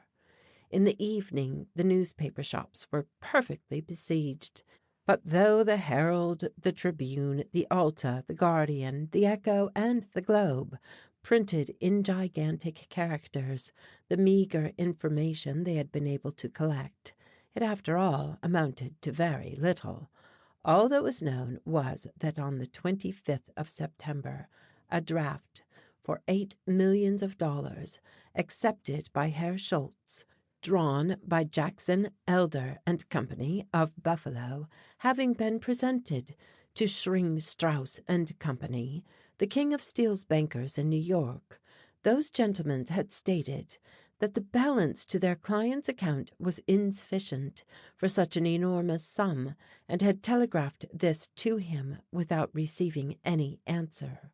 On referring to their books, they perceived with consternation that for 13 days no letter and no bills had come from Stahlstadt. From that moment drafts and checks drawn by Herr Schultze on their bank came in daily, to undergo the fate of being returned with the words, "No funds." For 4 days inquiries, telegrams, and furious questions rained from one side on the bank and then again on Stahlstadt. At last a decisive reply was given. Herr Schultze disappeared on the 17th of September. So said the telegram. No one can throw the least light on this mystery. He has left no orders, and the coffers in every section are empty. Since then it had been no longer possible to conceal the truth. Many of the principal creditors had taken fright and sent in their claims to the commercial court. Ruin spread rapidly in all directions. At 12 o'clock on the 13th of October, the total amount of failures was estimated at $47 millions. When everything became known, it was likely to amount to 60 millions. This was all that could be said, and all that the journals, with a few exceptions, could report. Of course they announced for the next day full and special particulars, as yet unpublished, and indeed, to do them justice, each within an hour of the first announcement had dispatched a correspondent on the road to Stahlstadt. By the evening of the 14th of October, Steel City was besieged by an army of reporters, all with open notebooks and pencils in hand. Like a wave, however, they broke against the outer wall, for the sentries were in their places, and any attempt to bribe or soften them was utterly in vain. They, nevertheless, ascertained that the workmen as yet knew nothing, and that the routine of the sections in nothing had been changed. The overseers had merely announced the day before, by superior order, that no funds nor instructions had been issued from the central block, and that, in consequence, the works would be suspended the following Saturday, unless contrary orders were received. All this only complicated, instead of throwing any light on the situation. That Herr Schultze had disappeared for nearly a month, of that there was no doubt. But what might be the cause and import of this disappearance no one knew. A vague impression that the mysterious personage might at any moment reappear still prevailed, and seemed to lessen the general uneasiness. For some days all work had gone on as usual. Every one had pursued his task within the limited horizon of his section. The salaries were paid from the strong boxes every Saturday, and the principal coffer had met all the local necessities. But centralization had been brought to too high a pitch of perfection in Stahlstadt. The master had reserved so absolutely to himself the superintendence of everything that his absence could not fail in a very short time to cause a stoppage in the machinery. Thus, from the 17th of September, the day on which the King of Steel had signed his orders for the last time, up to the 13th of October, when the news of the suspension of payment had burst like a thunderclap, millions of letters, a large number containing considerable bills, passed through the Stahlstadt post office, had been deposited in the box of the central block, and no doubt had reached Herr Schultze's study. But he alone had the right to open them, mark them with a red pencil, and transmit them to the principal cashier. Even the highest functionaries in the town never dreamt of doing anything out of their regular department. Invested with almost absolute power over their subordinates, they were, each in connection with Herr Schultze, as they were also with his memory, like so many instruments, without authority, without power of initiating, or a voice in any matter. Each fortified himself within the narrow limits of his commission, waited, temporized, and watched the course of events. The end came at last. This remarkable state of affairs was prolonged until the principal houses interested, suddenly seized with a panic, telegraphed, begged for an answer, entreated, protested, and finally commenced legal proceedings. This took some time. No one was willing hastily to suspect that prosperity, so firmly believed in, had been resting on an insecure basis. But the fact was now patent. Herr Schultze had fled from his creditors. This was all that the reporters could gather. The celebrated Michael John himself, famous for having extracted a political avowal from President Grant, the most taciturn man of his time, the indefatigable blunderbuss, remarkable for being the first, although but a simple correspondent of the World, to announce to the Czar the news of the capitulation of Plevna. Even these great men in the reporting line had not this time been more fortunate than their brethren. They were forced to confess to themselves that the Tribune and the World could not yet give the latest news of the bankrupt Schultze. That Stahlstadt was indeed in a strange situation will be seen when it is remembered that it was an independent and isolated town, permitting no regular and legal inquiry. Herr Schultze's signature was, it is true, protested at New York, and his creditors had every reason to believe that the stock and manufactory would indemnify them in some degree. But to what court should they apply to obtain an execution or a sequestration? Stahlstadt lay in a territory of its own, where everything belonged to Herr Schultze. If only he had left a representative, an administrative council, or a substitute. But there was nothing of the sort. He himself was king, judge, general-in-chief, notary, lawyer, and the only commercial court in the city. In his person he had realized the ideal of centralization. Therefore, he being absent, there was absolutely no one in power, and the whole fabric fell like a house of cards. In any other situation, the creditors would have been able to form a syndicate, substituting themselves for Herr Schultze, lay hand on the stock, and to take the direction of affairs. To all appearance, only a little money and regulating power was needed to set the machine to work. But nothing of this was possible. The proper legal instrument to effect this substitution was wanting. There was a moral barrier round the city of steel, which was, if possible, more insurmountable than its walls. The unfortunate creditors could see the securities for their debts, though quite unable to touch them.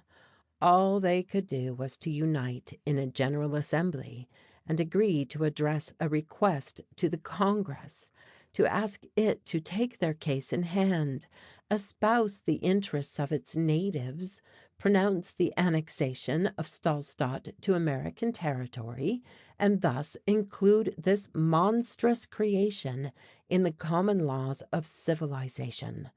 Several members of the Congress were personally interested in the business. The request was tempting to the American character, and there was reason to believe that it would be crowned with complete success. Unfortunately, the Congress was not then in session, so that a long delay was to be feared before the matter could be submitted to it. Until that time, nothing could be done in Stahlstadt, and one by one the furnaces were extinguished. The consternation among the population of 10,000 families who lived by the manufactory was profound. But what were they to do?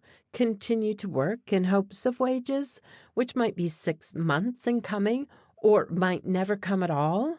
No one was inclined to adopt this opinion. Besides, what work could they do? The source from which orders came was dried up, as well as everything else. All Herr Schultze's clients waited the legal solution. The heads of the sections, engineers, and overseers could do nothing for want of orders. Numberless assemblies, meetings, and debates took place, though no plan could really be fixed on. The enforced stoppage soon brought with it a train of misery, despair, and vice. As the workshops emptied, the public houses filled.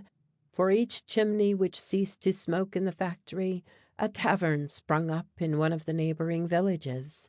The wisest and most prudent among the workmen, those who had foreseen hard times and had laid by for a rainy day, hastened to escape, with bag and baggage, and happy rosy-cheeked children, wild with delight at the new world revealed to them, peeped through the curtains of the departing wagons, loaded with their father's tools and furniture and the precious bedding dear to the heart of the housewife. These all were scattered east, south, and north, soon finding other factories, other anvils, other hearthstones. But for one who could thus depart, there were 10 whose poverty nailed them to the soil. There they remained, hollow-eyed and broken-hearted, selling their poor garments to the flock of birds of prey in human shape, whose instinct attracts them to scenes of great disasters, reduced to the last extremities in a few days, deprived of credit as well as of wages, of hope as well as work, and seeing before them a future of misery as black and dismal as the fast approaching winter. End of section 15.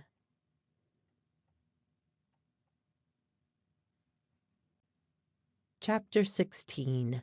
A brace of Frenchmen capture a town. When tidings of the disappearance of Schultze reached Frankville, Max's first words were, "Suppose it should be merely a trick." He reflected, however, that the results of Stahlstadt had been so disastrous as to make such an hypothesis inadmissible.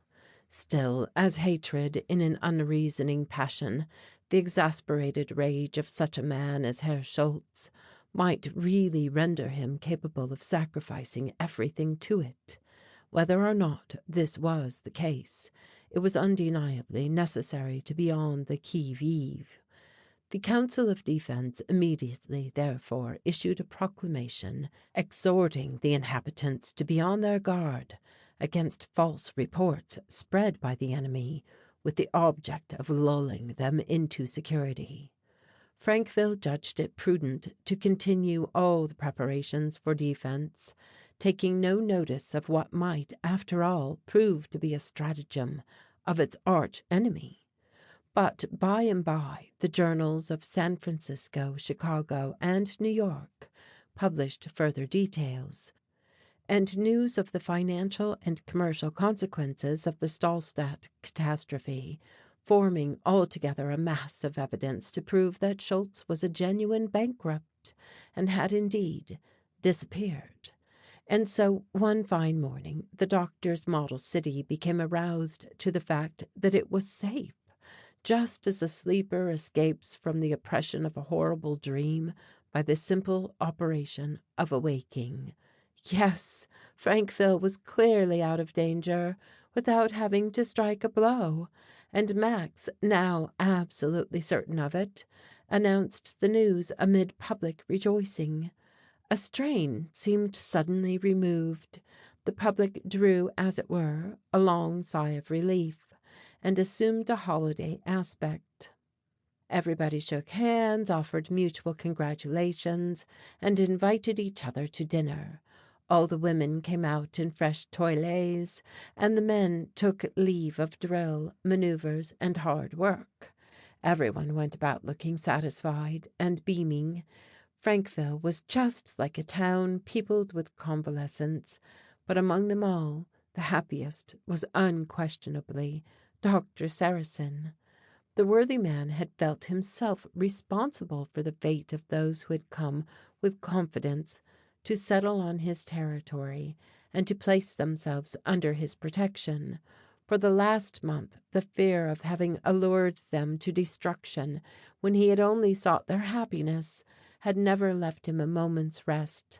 Now he was released from terrible anxiety and breathed freely. The common danger had more closely united the citizens. All classes had been brought nearer to each other, and knew themselves brothers, animated with the same feelings and affected by the same interests. A new sensation had sprung up in the hearts of all. Henceforward the inhabitants had a strong feeling of patriotism for Frankville. They had feared, they had suffered for their town, and now they knew how much they loved it. The material results of having placed it in a state of defense were also to the advantage of the city. Their strength was known, they felt more sure of themselves, and would now be ready for whatever the future might bring. The prospects of Doctor Sarrasin's work had never appeared more brilliant, and, a rare thing, no ingratitude was shown towards Max. Although the safety of the population had not been his work, public thanks were voted to the young engineer as to the organizer of the defense, the man to whose devotion the town would have owed its safety had the plans of Herr Schultze succeeded. Max, however, did not regard his part as finished. The mystery surrounding Stahlstadt might still, he thought, conceal danger. He could not rest satisfied until he had thrown complete light into the very midst of the darkness which still enveloped the city of steel. He resolved, therefore, to return to Stahlstadt, and to stop at nothing until he had probed the last secret to its depths. Doctor Sarrasin represented to him that the enterprise would be difficult, that it would bristle with dangers, that he knew not what mines might spring beneath his feet, and that, in fact, it would resemble a descent into the lower regions. Herr Schultze, such as he had been described to him, was not a man to disappear with impunity to others, or to bury himself alone beneath the ruins of all his hopes. They had every reason to fear the last desperate design of such a man.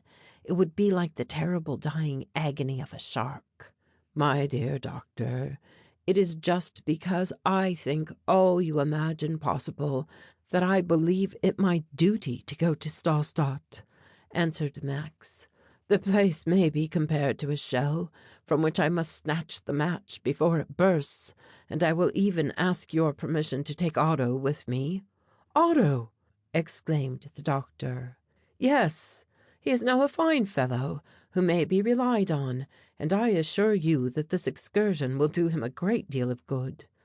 "May God protect you both," returned the old man, fervently grasping his hand.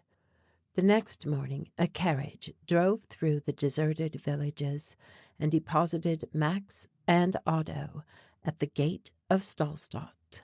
Both were well equipped, well armed, and very determined not to come back until they had cleared up the mystery. They walked side by side along the outer road, which led round the fortifications, and the truth, which Max till then had persisted in doubting, now lay before them. It was evident that the place was completely deserted. From the lonely road which he now trod with Otto, he could formerly have seen within the town flaring gas, or the flash of a sentinel's bayonet, and many other signs of life. The windows of the different sections would have been illuminated and dazzling. Now all was gloomy and silent. Death seemed to hover over the city, its tall chimneys standing up like skeletons. The footfalls of Max and his companion alone aroused the echoes of the place. The sensation of solitude and desolation was so strong that Otto could not help remarking, "It is singular, but I have never felt silence similar to this. We might suppose ourselves in a cemetery." It was 7 o'clock when Max and Otto reached the edge of the moat, opposite to the principal gate of Stahlstadt. Not a living creature appeared on the crest of the wall, and of the sentinels who formerly had stood at equal distances all round, like so many human posts, not one remained. The drawbridge was raised, leaving before the gate a gulf from 5 to 6 yards in width. It took them more than an hour before they could succeed in fastening the end of a stout rope by throwing it with all their might so as to catch over one of the beams. After much trouble, Max managed it, and Otto, going first, drew himself up, hand over hand, to the top of the gate. Max passed up to him their arms and ammunition, and then he himself took the same way. They now carried their rope to the other side of the wall, let down all their impediments, and finally slid down themselves. The two young men were now on the roundway, which Max remembered having followed the first day he entered Stahlstadt. Complete silence and solitude were all around.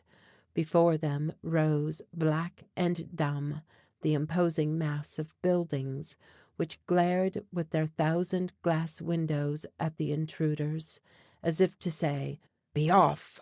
You have no business to attempt the penetration of our secrets." Max and Otto consulted.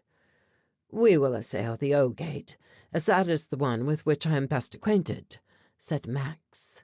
They bent their steps westward, and soon arrived before the monumental arch which bore on its front the letter O. The two massive oaken doors, full of great iron nails, were closed. Max approached and struck them several times with a large stone taken from the road. The echo alone resounded. "Come, to work!" he cried to Otto. They had now to recommence the troublesome work of throwing their rope over the door until it met with some obstacle on which it would firmly catch. This was difficult, but they succeeded at last, and Max and Otto surmounted the wall and found themselves in section O. "What a nuisance!" exclaimed Otto, looking round. "Where is the use of all our trouble? We have made but little progress. No sooner have we got over one wall than we find another before us." "Silence in the ranks," returned Max. "Here we are in my old workshop. I am not sorry to see it again, that we may possess ourselves of certain tools which we shall be sure to need, not forgetting a few packets of dynamite." As he spoke, they entered the great casting hall, to which the young Alsatian had been admitted on his arrival at the factory. How dismal it now looked, with its furnaces extinguished, its rails rusted, its dusty cranes extending their gaunt arms in the air like so many gallows. All this struck a chill to the heart, and Max felt that some diversion to their ideas would be pleasant. "Here's a workshop which will interest you more," he observed, leading the way to the canteen. Otto followed obediently, and showed unmistakable signs of satisfaction as he caught sight of a whole regiment of red, yellow, and green bottles drawn up in order of battle on a wooden shelf. Several boxes of preserved meats and other good things were also there, more than enough to furnish them with a substantial breakfast, the want of which they began to feel. So, having spread the food on the counter, the two young men fell to. Whilst eating, Max considered what was next to be done. There was no use in even thinking of scaling the wall of the central block, as it was prodigiously high, isolated from all the other buildings, and without a projection on which to fasten a rope. To find the door, of which there was probably only one, it would be necessary to go through all the sections, anything but an easy task. Dynamite could be used, though that was dangerous, for it seemed impossible that Herr Schultze should have disappeared without constructing traps in his deserted territory, or establishing countermines to the mines which those who wished to take possession of Stahlstadt would not fail to form. But no fear of this could deter Max. Seeing that Otto was now refreshed and rested, Max went with him to the end of the road, which formed the axis of the section, up to the foot of the huge freestone wall. "What say you to attempting a blast here?" he asked. "Shall we pierce the wall and lay a train of dynamite?" "It will be hard work, but we are not afraid of that," replied Otto, ready to attempt anything. They first had to lay bare the foot of the wall, then introduce a lever between two stones, loosen one, and finally, with a drill, pierce several little parallel trenches. By 10 o'clock all was prepared, the dynamite in its place, and the match lighted. Max knew that it would burn for 5 minutes, and as he had noticed that the canteen was underground and was a regular stone-vaulted cellar, he took refuge there with Otto. Suddenly every building, and even the cellar, were shaken as if by an earthquake. Then almost immediately a tremendous roar, resembling the sound of 3 or 4 batteries thundering at once, rent the air. In 2 or 3 seconds a perfect avalanche of stones and debris showered down far and wide. Then began an uproar of breaking roofs, crashing beams, falling walls, mingled with the sound of a cascade of broken glass. When the frightful din had ceased, Max and Otto ventured forth from their retreat. Accustomed as he was to the terrific effects of an explosion, Max was perfectly astonished at the results of this one. Half of the section had been blown up, and the dismantled walls of all the neighboring workshops resembled those of a bombarded town. On all sides the ground was strewn with heaps of rubbish and pieces of glass and plaster, whilst clouds of dust settling down fell like snow on the ruins. Otto and Max hastened to the inner wall. From 15 to 20 feet of it had been thrown down, and on the other side of the breach the ex-draftsman of the central block could see the well-known hall where he had passed so many monotonous hours. As the place was no longer guarded, it was soon entered. Still the same silence everywhere. Max passed in review the studios, where formerly his comrades admired his diagrams. In one corner he discovered the very half-sketched drawing of a steam engine on which he had been engaged when Herr Schultze summoned him to the park. In the reading room lay the papers and familiar books. Everything bore the look of business suspended, of a sudden interruption to work. The two friends had now reached the inner limits of the central block and stood before the wall which Max believed divided them from the park. "Are we to make this fellow dance too?" asked Otto. "Perhaps, but first we can look for a door, which a simple fusee could send flying." They proceeded, therefore, to skirt the wall around the park from time to time, making a detour to avoid a building jutting out like a spur, or to climb a fence, but they never lost sight of it, and were soon rewarded for their trouble by coming to a low, narrow door. In 2 minutes Otto had bored a gimlet hole through the oaken panels, and Max, applying his eye to the opening, perceived with lively satisfaction that on the other side lay the tropical park, with its eternal verdure and summer temperature. "One more door to blow up, and we shall be in the place," he exclaimed to his companion. "A fusee for a piece of wood like this would be too great an honour," returned Otto, and as he spoke he struck a heavy blow on the postern with an axe he carried. It had not begun to give way, however, when they heard a key turned and 2 bolts slipped back. The door half opened, though held inside by a thick chain.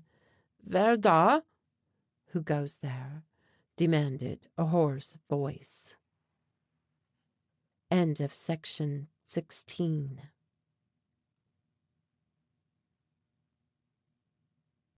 Chapter 17. Parley before the Citadel. The two young men were little prepared for such a question. It astonished them more than if they had been met by a rifle shot. Max had had a great many conjectures about this mysterious town, and the very last thing he had expected was that a living being would quietly demand the reason of his visit. His enterprise, legitimate enough, under the supposition that Stahlstadt was completely deserted, assumed quite another aspect when the city was found still to be inhabited. That which in the one case was but a kind of archaeological inquiry, in the other became an attack by force of arms, and bore the character of a burglary. These reflections rushed in upon the mind of Max with such force that he stood as if struck dumb. "Who goes there?" repeated the voice impatiently. There was certainly some reason for impatience, for intruders to have reached this door by overcoming so many obstacles, scaling walls, and blowing up half the town, and then to have nothing to say on being simply asked who goes there, was somewhat astonishing. In half a minute Max became aware of the awkwardness of his position, and he replied in German, "Friend or enemy, whichever you like. I wish to speak to Herr Schultze." Directly he uttered these words, an exclamation was heard from the other side of the door, "Ach!" and through the opening Max could discern a red whisker, half a bristly mustache, and a dull eye, which he immediately recognized as belonging to Sigemer, one of the uncouth beings who had been ordered by Schultze to guard him. "Johann Schwartz!" exclaimed the giant, with a sort of stupid joy. "Johann Schwartz!" The unexpected return of his prisoner seemed to astonish him as much as his mysterious disappearance must have done. "Can I speak to Herr Schultze?" repeated Max, finding that this exclamation was the only answer he received.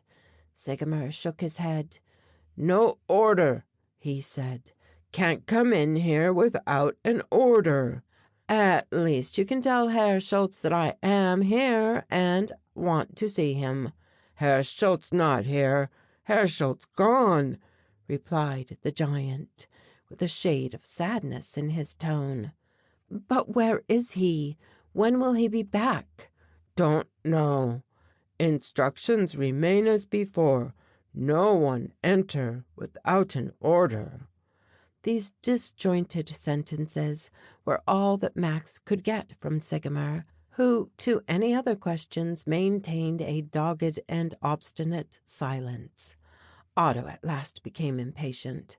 "Where's the use of asking permission to enter?" said he. "It is much easier to take it." And he shoved against the door to try and force it open. It was held by the chain, however, and a more powerful arm than his soon shut it and rapidly drew the bolts. "There must be several men behind there," cried Otto, rather humiliated at this result. He applied his eye to the gimlet hole and uttered a cry of surprise. "There's a second giant!" "Arminius, no doubt," returned Max, in his turn putting his eye to the hole. "Yes, it is Arminius, Sigemer's companion." As he spoke, another voice, apparently from the sky, caused Max to raise his head. "Wer da?" it said. This time it was Arminius who spoke, looking over the top of the wall, which he had reached by means of a ladder. "Come, you know well enough who it is, Arminius," returned Max. "Will you open, yes or no?" These words had scarcely left his lips when the muzzle of a gun was pointed over the wall, and a bullet just grazed the brim of Otto's hat. "Very well, here's an answer for that!" exclaimed Max, who, placing some dynamite under the door, blew it into fragments.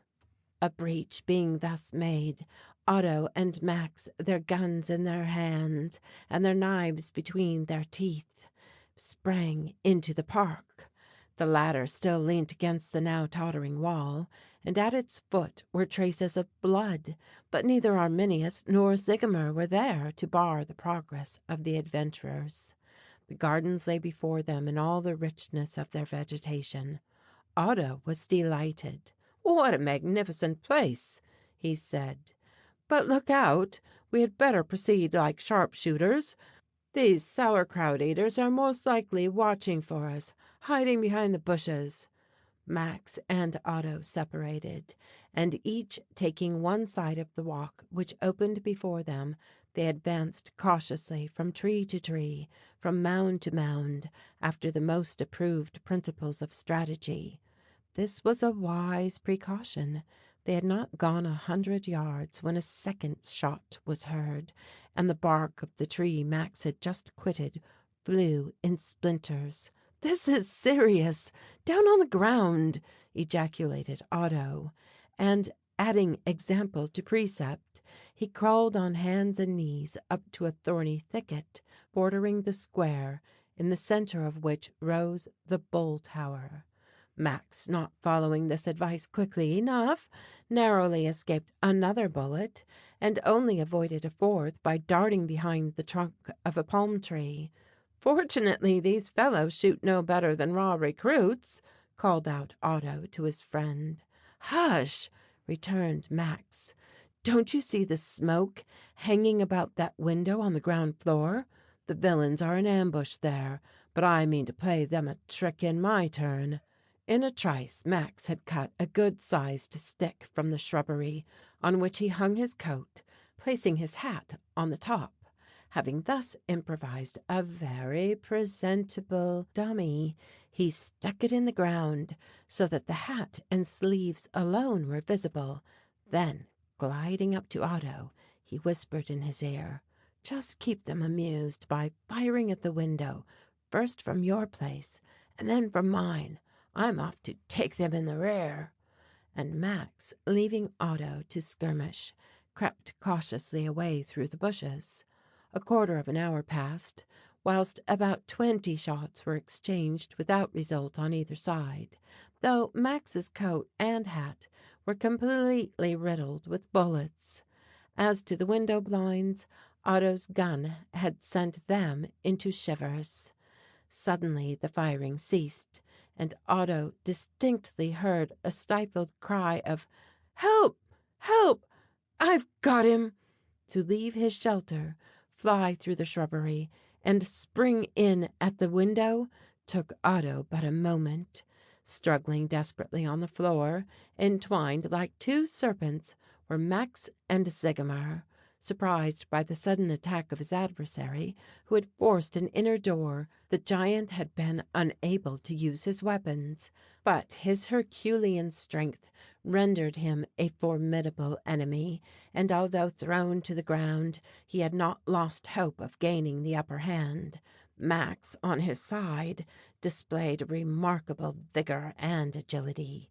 The fight would certainly have terminated in the death of one of the combatants, had not Otto's intervention made a less tragic end possible. The two together soon disarmed Sigimer, and bound him so that he could move neither hand nor foot. "Where's the other fellow?" asked Otto. Max pointed to the further end of the room, where Arminius lay bleeding on a bench. "Has he been shot?" he asked. "Yes," replied Otto. Together they examined the body. "Quite dead," said Max. "If so, the rascal might have died in a better cause," exclaimed Otto. "Here we are, masters of the place," said Max. "So now to serious business. Let us first explore the study of the great Herr Schultze. From the room in which the last act of the siege had been performed, the two young men proceeded through the suite of apartments which led to the sanctum of the King of Steel. Otto was lost in admiration at the sight of such splendor. Max smiled as he looked round at him, and opened one after the other the doors of the magnificent rooms, till they reached the green and gold apartment. He had expected to find something new, but nothing so strange as the spectacle which here lay before their eyes. It looked just as if the General Post Office of New York or Paris had been robbed, and its contents thrown pell-mell on the floor. On every side were heaps of letters and sealed packets, on the writing table, on the chairs, on the carpet. They waded knee-deep in a flood of papers. All the financial, industrial, and personal correspondence of Herr Schultze, brought to the letter box in the park wall, and faithfully carried in by Arminius and Sigemer, had been accumulated in their master's study. How many questions, what expectations, what anxious suspense, what misery and tears were enclosed in those voiceless envelopes addressed to Herr Schultze! What millions of money, too, no doubt, in paper, checks, bills, and orders of all sorts! Everything rested here, motionless through the absence of the only hand which had a right to break these fragile but inviolable seals. "We have now," said Max, "to discover the secret door of the laboratory." He began by taking all the books out of the bookcase. This was useless. He could not find the masked passage he had traversed in company with Herr Schultze. In vain he shook the panels one by one, and with an iron rod, which he took from the mantelpiece, tapped them in succession. In vain he struck the wall in the hope of hearing it give forth a hollow sound. It was very evident that Schultze, uneasy at no longer being the sole possessor of his secret, had done away with that door. He must, necessarily, have opened another. But where? Asked Max. It must be here somewhere, as Arminius and Sigemer have brought the letters to this room, which Herr Schultze doubtless continued to use after my departure. I know enough of his habits to be sure that, after bricking up the old passage, he would wish to have another close at hand, and concealed from inquisitive eyes. Can there be a trap-door under the carpet? The carpet itself showed no signs of a cut, but none the less was it unnailed and raised. The floor, examined bit by bit, showed nothing suspicious. "How do you know the opening is in this room at all?" asked Otto. "I am morally certain of it," answered Max. "Then the ceiling only remains to be explored," returned Otto, springing on to a chair. His idea was to get up to the lustre and sound the central rose with the butt end of his gun. However, no sooner had he grasped the gilded chandelier than, to his extreme surprise, it sunk under his hand. The ceiling opened and left to view a wide gap from which a light, self-acting steel ladder slid down level with the floor. It was a distinct invitation to ascend. "Here we are, come along," said Max, composedly, and immediately began to mount the ladder, closely followed by his friend. End of section 17.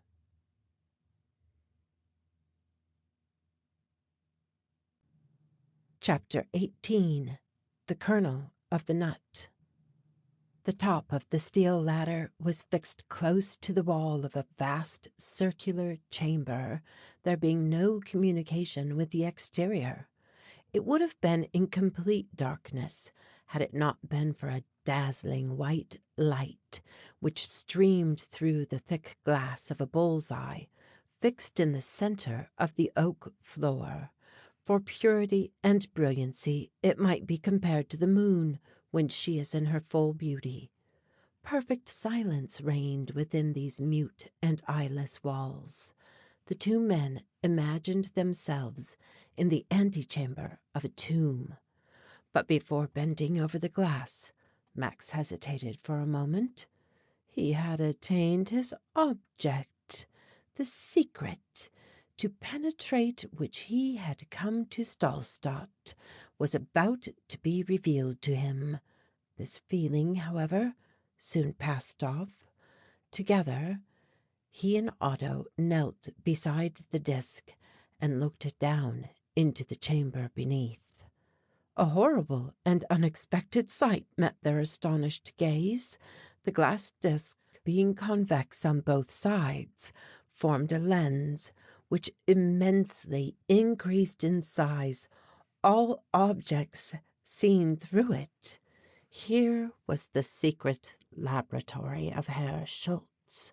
The intense glare which shone through the disk, as if from the lantern of a lighthouse, came from a double electric lamp, still burning in its airless bell, being incessantly fed by a powerful voltaic pile. In the middle of the room, motionless as marble and enormously magnified by the refraction of the lens, a human form was seated. Pieces and splinters of shells were strewn on the ground around this spectre. There was no doubt about it. It was Herr Schultze himself, recognizable by his horrid grinning mouth and his gleaming teeth, but a gigantic Herr Schultze, suffocated and frozen by the action of a terrible cold caused by the explosion of one of his frightful engines of warfare. The King of Steel was seated at his table, holding an enormous pen like a lance in his hand, as if he were writing. Had it not been for the stony glare of his dilated eyeballs and his set mouth, he would have appeared still living. Here this awful corpse had been for a month, hidden from all eyes, and now discovered like a mammoth which has been concealed for ages in the glaciers of the polar regions. Everything around him was frozen, the reagents in their jars, the water in its receivers, and the mercury in its reservoirs. In spite of the horror of this spectacle, Max's first thought was one of satisfaction that they had been fortunate enough to be able to observe the interior of the laboratory from the outside, for if he and Otto had entered, they must infallibly have been struck dead. Max soon guessed how the fearful accident had occurred when he marked that the fragments scattered on the ground were small pieces of glass. He knew that the inner case of Herr Schultze's suffocating projectiles contained liquid carbonic acid, and that to resist the enormous pressure it was formed of tempered glass, which has 10 or 12 times the ordinary strength. The great fault of this newly invented production, however, is that by some mysterious action it often suddenly bursts without any apparent reason. This was evidently what had happened. Perhaps the interior pressure had helped to provoke the explosion of the shell deposited in the laboratory. At any rate, the discharged acid, on returning to a gaseous state, had occasioned a fearful lowering of the surrounding atmosphere, even to 100 degrees below zero. The effects had indeed been something awful. Death had surprised Herr Schultze in the attitude he was in at the time of the explosion, and in a moment he was turned into ice. One circumstance which Max particularly noticed was that at the time of his death the King of Steel was engaged in writing. What was inscribed on the sheet of paper lying beneath that lifeless hand? It would be interesting to know the last thought and read the words of such a man. The difficulty was to procure the paper. The idea of breaking the disk so as to descend into the laboratory could not be entertained for an instant. the gas would have immediately rushed out and suffocated every living being. The risk of bringing a sudden death upon themselves could not be run merely for the sake of satisfying their curiosity. Max, therefore, seeing that the writing as well as everything else was so wonderfully magnified and brilliantly illuminated, endeavoured to read it from a distance. Being well acquainted with the handwriting of Herr Schultze, with a little trouble he at last made out the following lines. According to the usual custom of Herr Schultze, it was rather an order than an instruction. Order to B.K.R.Z. to advance the projected expedition against Frankville by a fortnight. As soon as this order is received, execute the measures I have devised. They must, this time, be overwhelming and complete. Do not alter an iota of what I have decided upon. I wish that in a fortnight Frankville should become a city of the dead, without a surviving inhabitant. I hope for a modern Pompeii, to be at once a terror and an astonishment to the whole world. If my orders are properly executed, this result will be inevitable. You will send the bodies of Doctor Sarrasin and Max Bruckmann to me. I wish to have them. Schultze. The signature was unfinished, the final Z and the usual flourish being wanting.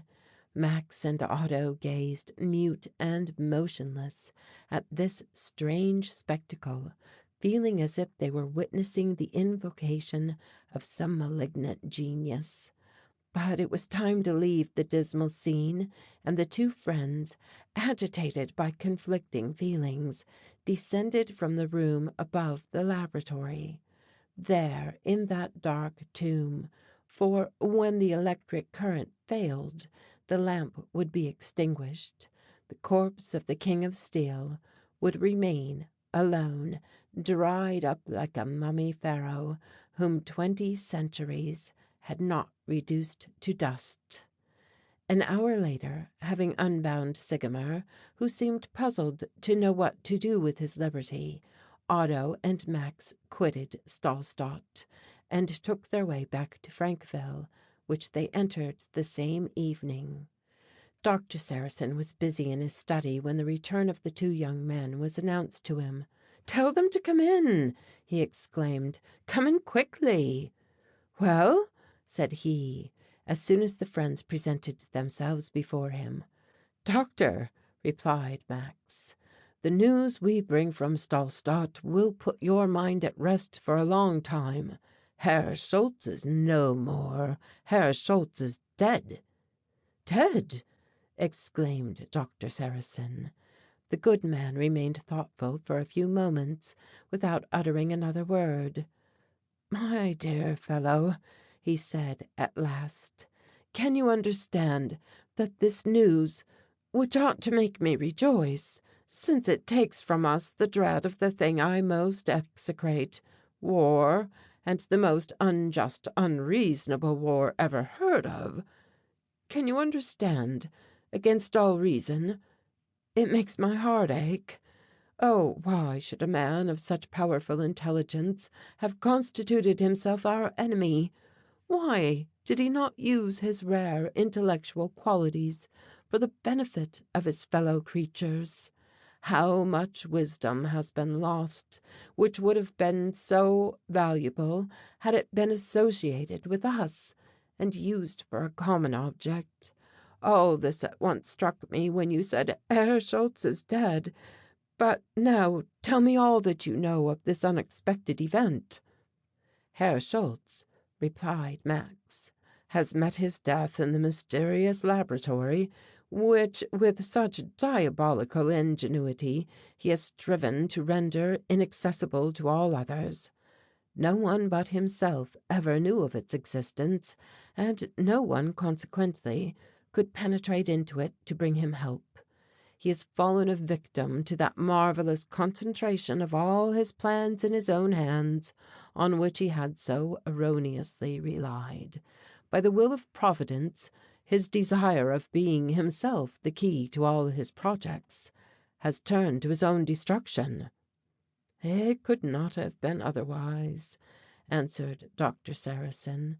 "Herr Schultze started with a totally wrong notion, for indeed is not the best government the one of which the chief, on his death, can be most easily replaced, and which will continue to work smoothly, just because all the machinery is open and visible?" "You will see, doctor," said Max, "how all that has happened in Stahlstadt bears out what you have said. We found Herr Schultze seated before his desk, that central point whence came all those orders so implicitly obeyed by the Steel City and which no one ever dreamt of disputing. Death had left him every appearance of life, so that for a moment I thought the spectre would have spoken to us. But the inventor has fallen by his own invention. He was killed by one of the shells with which he hoped to destroy our town, just as he was signing his name to the order for our extermination. Listen!" And Max read aloud a copy he had taken of the horrible words written by Herr Schultze. Then he added, "The greatest proof of the death of Herr Schultze, even if we had not seen him, is that everything around him has ceased to live. There is nothing breathing in Stahlstadt. As in the palace of the Sleeping Beauty, slumber has suspended all life and arrested every movement. The effects of the master's death have extended not only to the servants, but also to the machinery." "Yes," returned Doctor Sarrasin, "we see in this the justice of God. From indulging in his hatred against us, and urging on his attack with such boundless rancour, Herr Schultze has perished." "That is true," answered Max. "But now, doctor, let us leave the past and think only of the present. Although the death of Herr Schultze gives peace to us, it causes the ruin of the wonderful business he created. Blinded by his success and his hatred of France and you, he had supplied large numbers of cannon and weapons to anyone who might be our enemy without getting sufficient guarantees. In spite of this, and although the payment of all his debts would take a long time, I believe that a strong hand could set Stahlstadt on its legs again, and turn to a good purpose all that has been hitherto used for an evil one. Herr Schultze has only one likely heir, doctor, and that is you. His work must not be allowed to fall to the ground entirely. It is too much the belief of this world that the only profit to be drawn from a rival force is in its total annihilation. This is not really the case, and I hope you will agree with me that, on the contrary, it is our duty to endeavour to save from this immense wreck all that can be used for the benefit of humanity. Now, I am ready to devote myself entirely to this task." "Max is right," said Otto, grasping his friend's hand, "and here I am, ready also to work under his orders, if my father will give his consent." "I certainly approve, my dear lads," replied Doctor Sarrasin. "Yes, Max, there will be no want of capital, and thanks to you, I shall hope to have in the resuscitated Stahlstadt such an arsenal that no one in the world will ever henceforth dream of attacking us, and as we shall then be the strongest, we must at the same time endeavour to be also the most just. We must spread the benefits of peace and justice all around. Ah, Max, what enchanting dreams! And when I feel that with you to help me I can at least accomplish a part, I ask myself why, yes, why have I not two sons? Why are you not the brother of Otto? We three working together, it seems as if nothing could be impossible." End of section 18.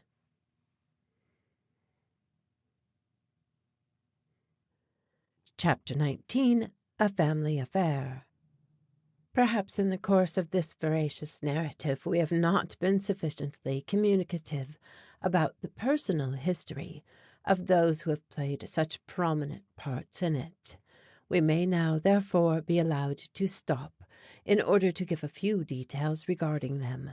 It must be acknowledged that the good doctor was not so entirely taken up with the idea of collective humanity as to merge in it the welfare of individuals.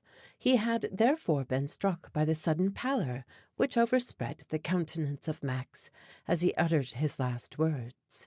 He sought to read in the young man's eyes the cause of this sudden emotion. The silence of the older man seemed to question the engineer, as if he expected him to speak, but Max, mastering himself with a strong effort, immediately resumed his composure. His complexion reassumed its natural tint, and his attitude was merely that of a man who expects the continuance of an interesting conversation. Doctor Sarrasin, slightly provoked at this evidently assumed calmness, approached his young friend, and with a familiar gesture laid his hand upon his wrist, just as he would on that of a patient whose pulse he wished quietly, unobtrusively to feel. Max allowed this naturally without apparently noticing the doctor's intentions, and as he did not open his lips, "My dear Max," observed the old man, "we will put off our conversation about the future destiny of Stahlstadt to some other time, for although we are vowed to the work of labouring to ameliorate the condition of mankind, it is not forbidden us also to occupy ourselves with the fate of those we love, of those who are nearest to us. Well, I think the time has come to tell you what a young lady, whose name I will mention presently, replied not long ago to her father and mother, when for the 20th time that year they had been asked for her in marriage. The proposals were for the most part such that even the most fastidious could have had no reason for refusing them, and yet this young woman always said no." At this point Max drew his hand away with a sudden movement from the doctor's grasp, and the latter, as if he was satisfied on the subject of his patient's health, and had not noticed that both his arm and his confidence had been withdrawn, quietly continued his story. "Well, now," said the mother to the young lady of whom I speak, "just tell me the reason of these continued refusals. Education, fortune, position, good looks, all are there. Why this decided no, so resolute and prompt, to request which you don't even take the trouble to consider a little? You are not usually so very peremptory." At this the girl determined to speak clearly and frankly, and thereupon replied, "I say no with as much sincerity as I would say yes, dear mother, if the yes came really from my heart.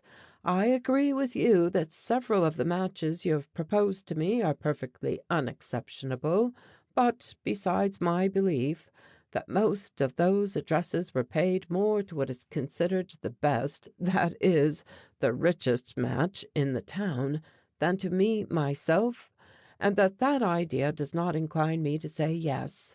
I will venture to tell you, since you wish it, that none of these proposals is the one I hope for, the one that I still expect, and which unfortunately I may have to wait a long time for, if it ever comes at all."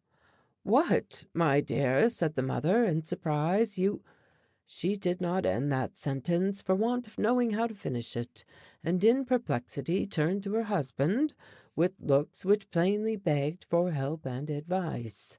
However, as he did not intend to interfere in the discussion between the mother and daughter until a little more light had been thrown on the subject, he put on an obtuse air, and counterfeited so well that the poor girl, blushing with embarrassment and perhaps a little anger, suddenly determined to make a clean breast of it. I said, dear mother," she continued, "that the proposal I hoped for might be a very long time in coming, and might possibly never come at all. I add that this delay, although so indefinite, will neither hurt nor astonish me. I have the misfortune to be very rich. He, whose proposal I hope for, is very poor. Therefore he will not make it, and he is right. It is for him to wait." "Why not for us to speak?" said the mother, wishing perhaps to prevent her daughter from uttering words she feared to hear. Then the husband interposed. "My dear," he said affectionately, taking his wife's hands in his, "it is not with impunity that a mother, reverenced by her daughter as you are, can constantly in her presence sing the praises of a fine, handsome fellow who, ever since she was born, has been almost one of the family, that she remarks to every one on the solidity of his character, that she glories in what her husband says, when he has occasion in his turn to boast of his remarkable intelligence, or speaks feelingly of the thousand proofs of devotion he has received from him. If the girl who saw this young man, distinguished both by her father and her mother, had not admired him herself, she would have failed in her duty. Oh, father," cried the girl, throwing herself into her mother's arms to hide her confusion, "if you guessed, why did you make me speak?" "Why," returned the father, "why, but to have the joy of hearing you, my darling, that I might be still more certain that I was not mistaken, to be able at last to tell you that both your mother and I approve your choice, that your heart has been given where we wished, and to spare a poor and proud man from making a proposal at which he feels a reluctant delicacy, I will do it myself. Yes, I will do it, because I have read his heart as I have read yours. Calm yourself, then. On the first favourable opportunity I will ask Max if by any possibility he would care to become my son-in-law." Taken unawares by this sudden peroration, Max had started to his feet as if moved by a spring. Otto silently grasped his hand, while Doctor Sarrasin held out his arms. The young Alsatian was pale as death. But does not happiness sometimes take this appearance when it enters without warning into a strong heart? End of section 19.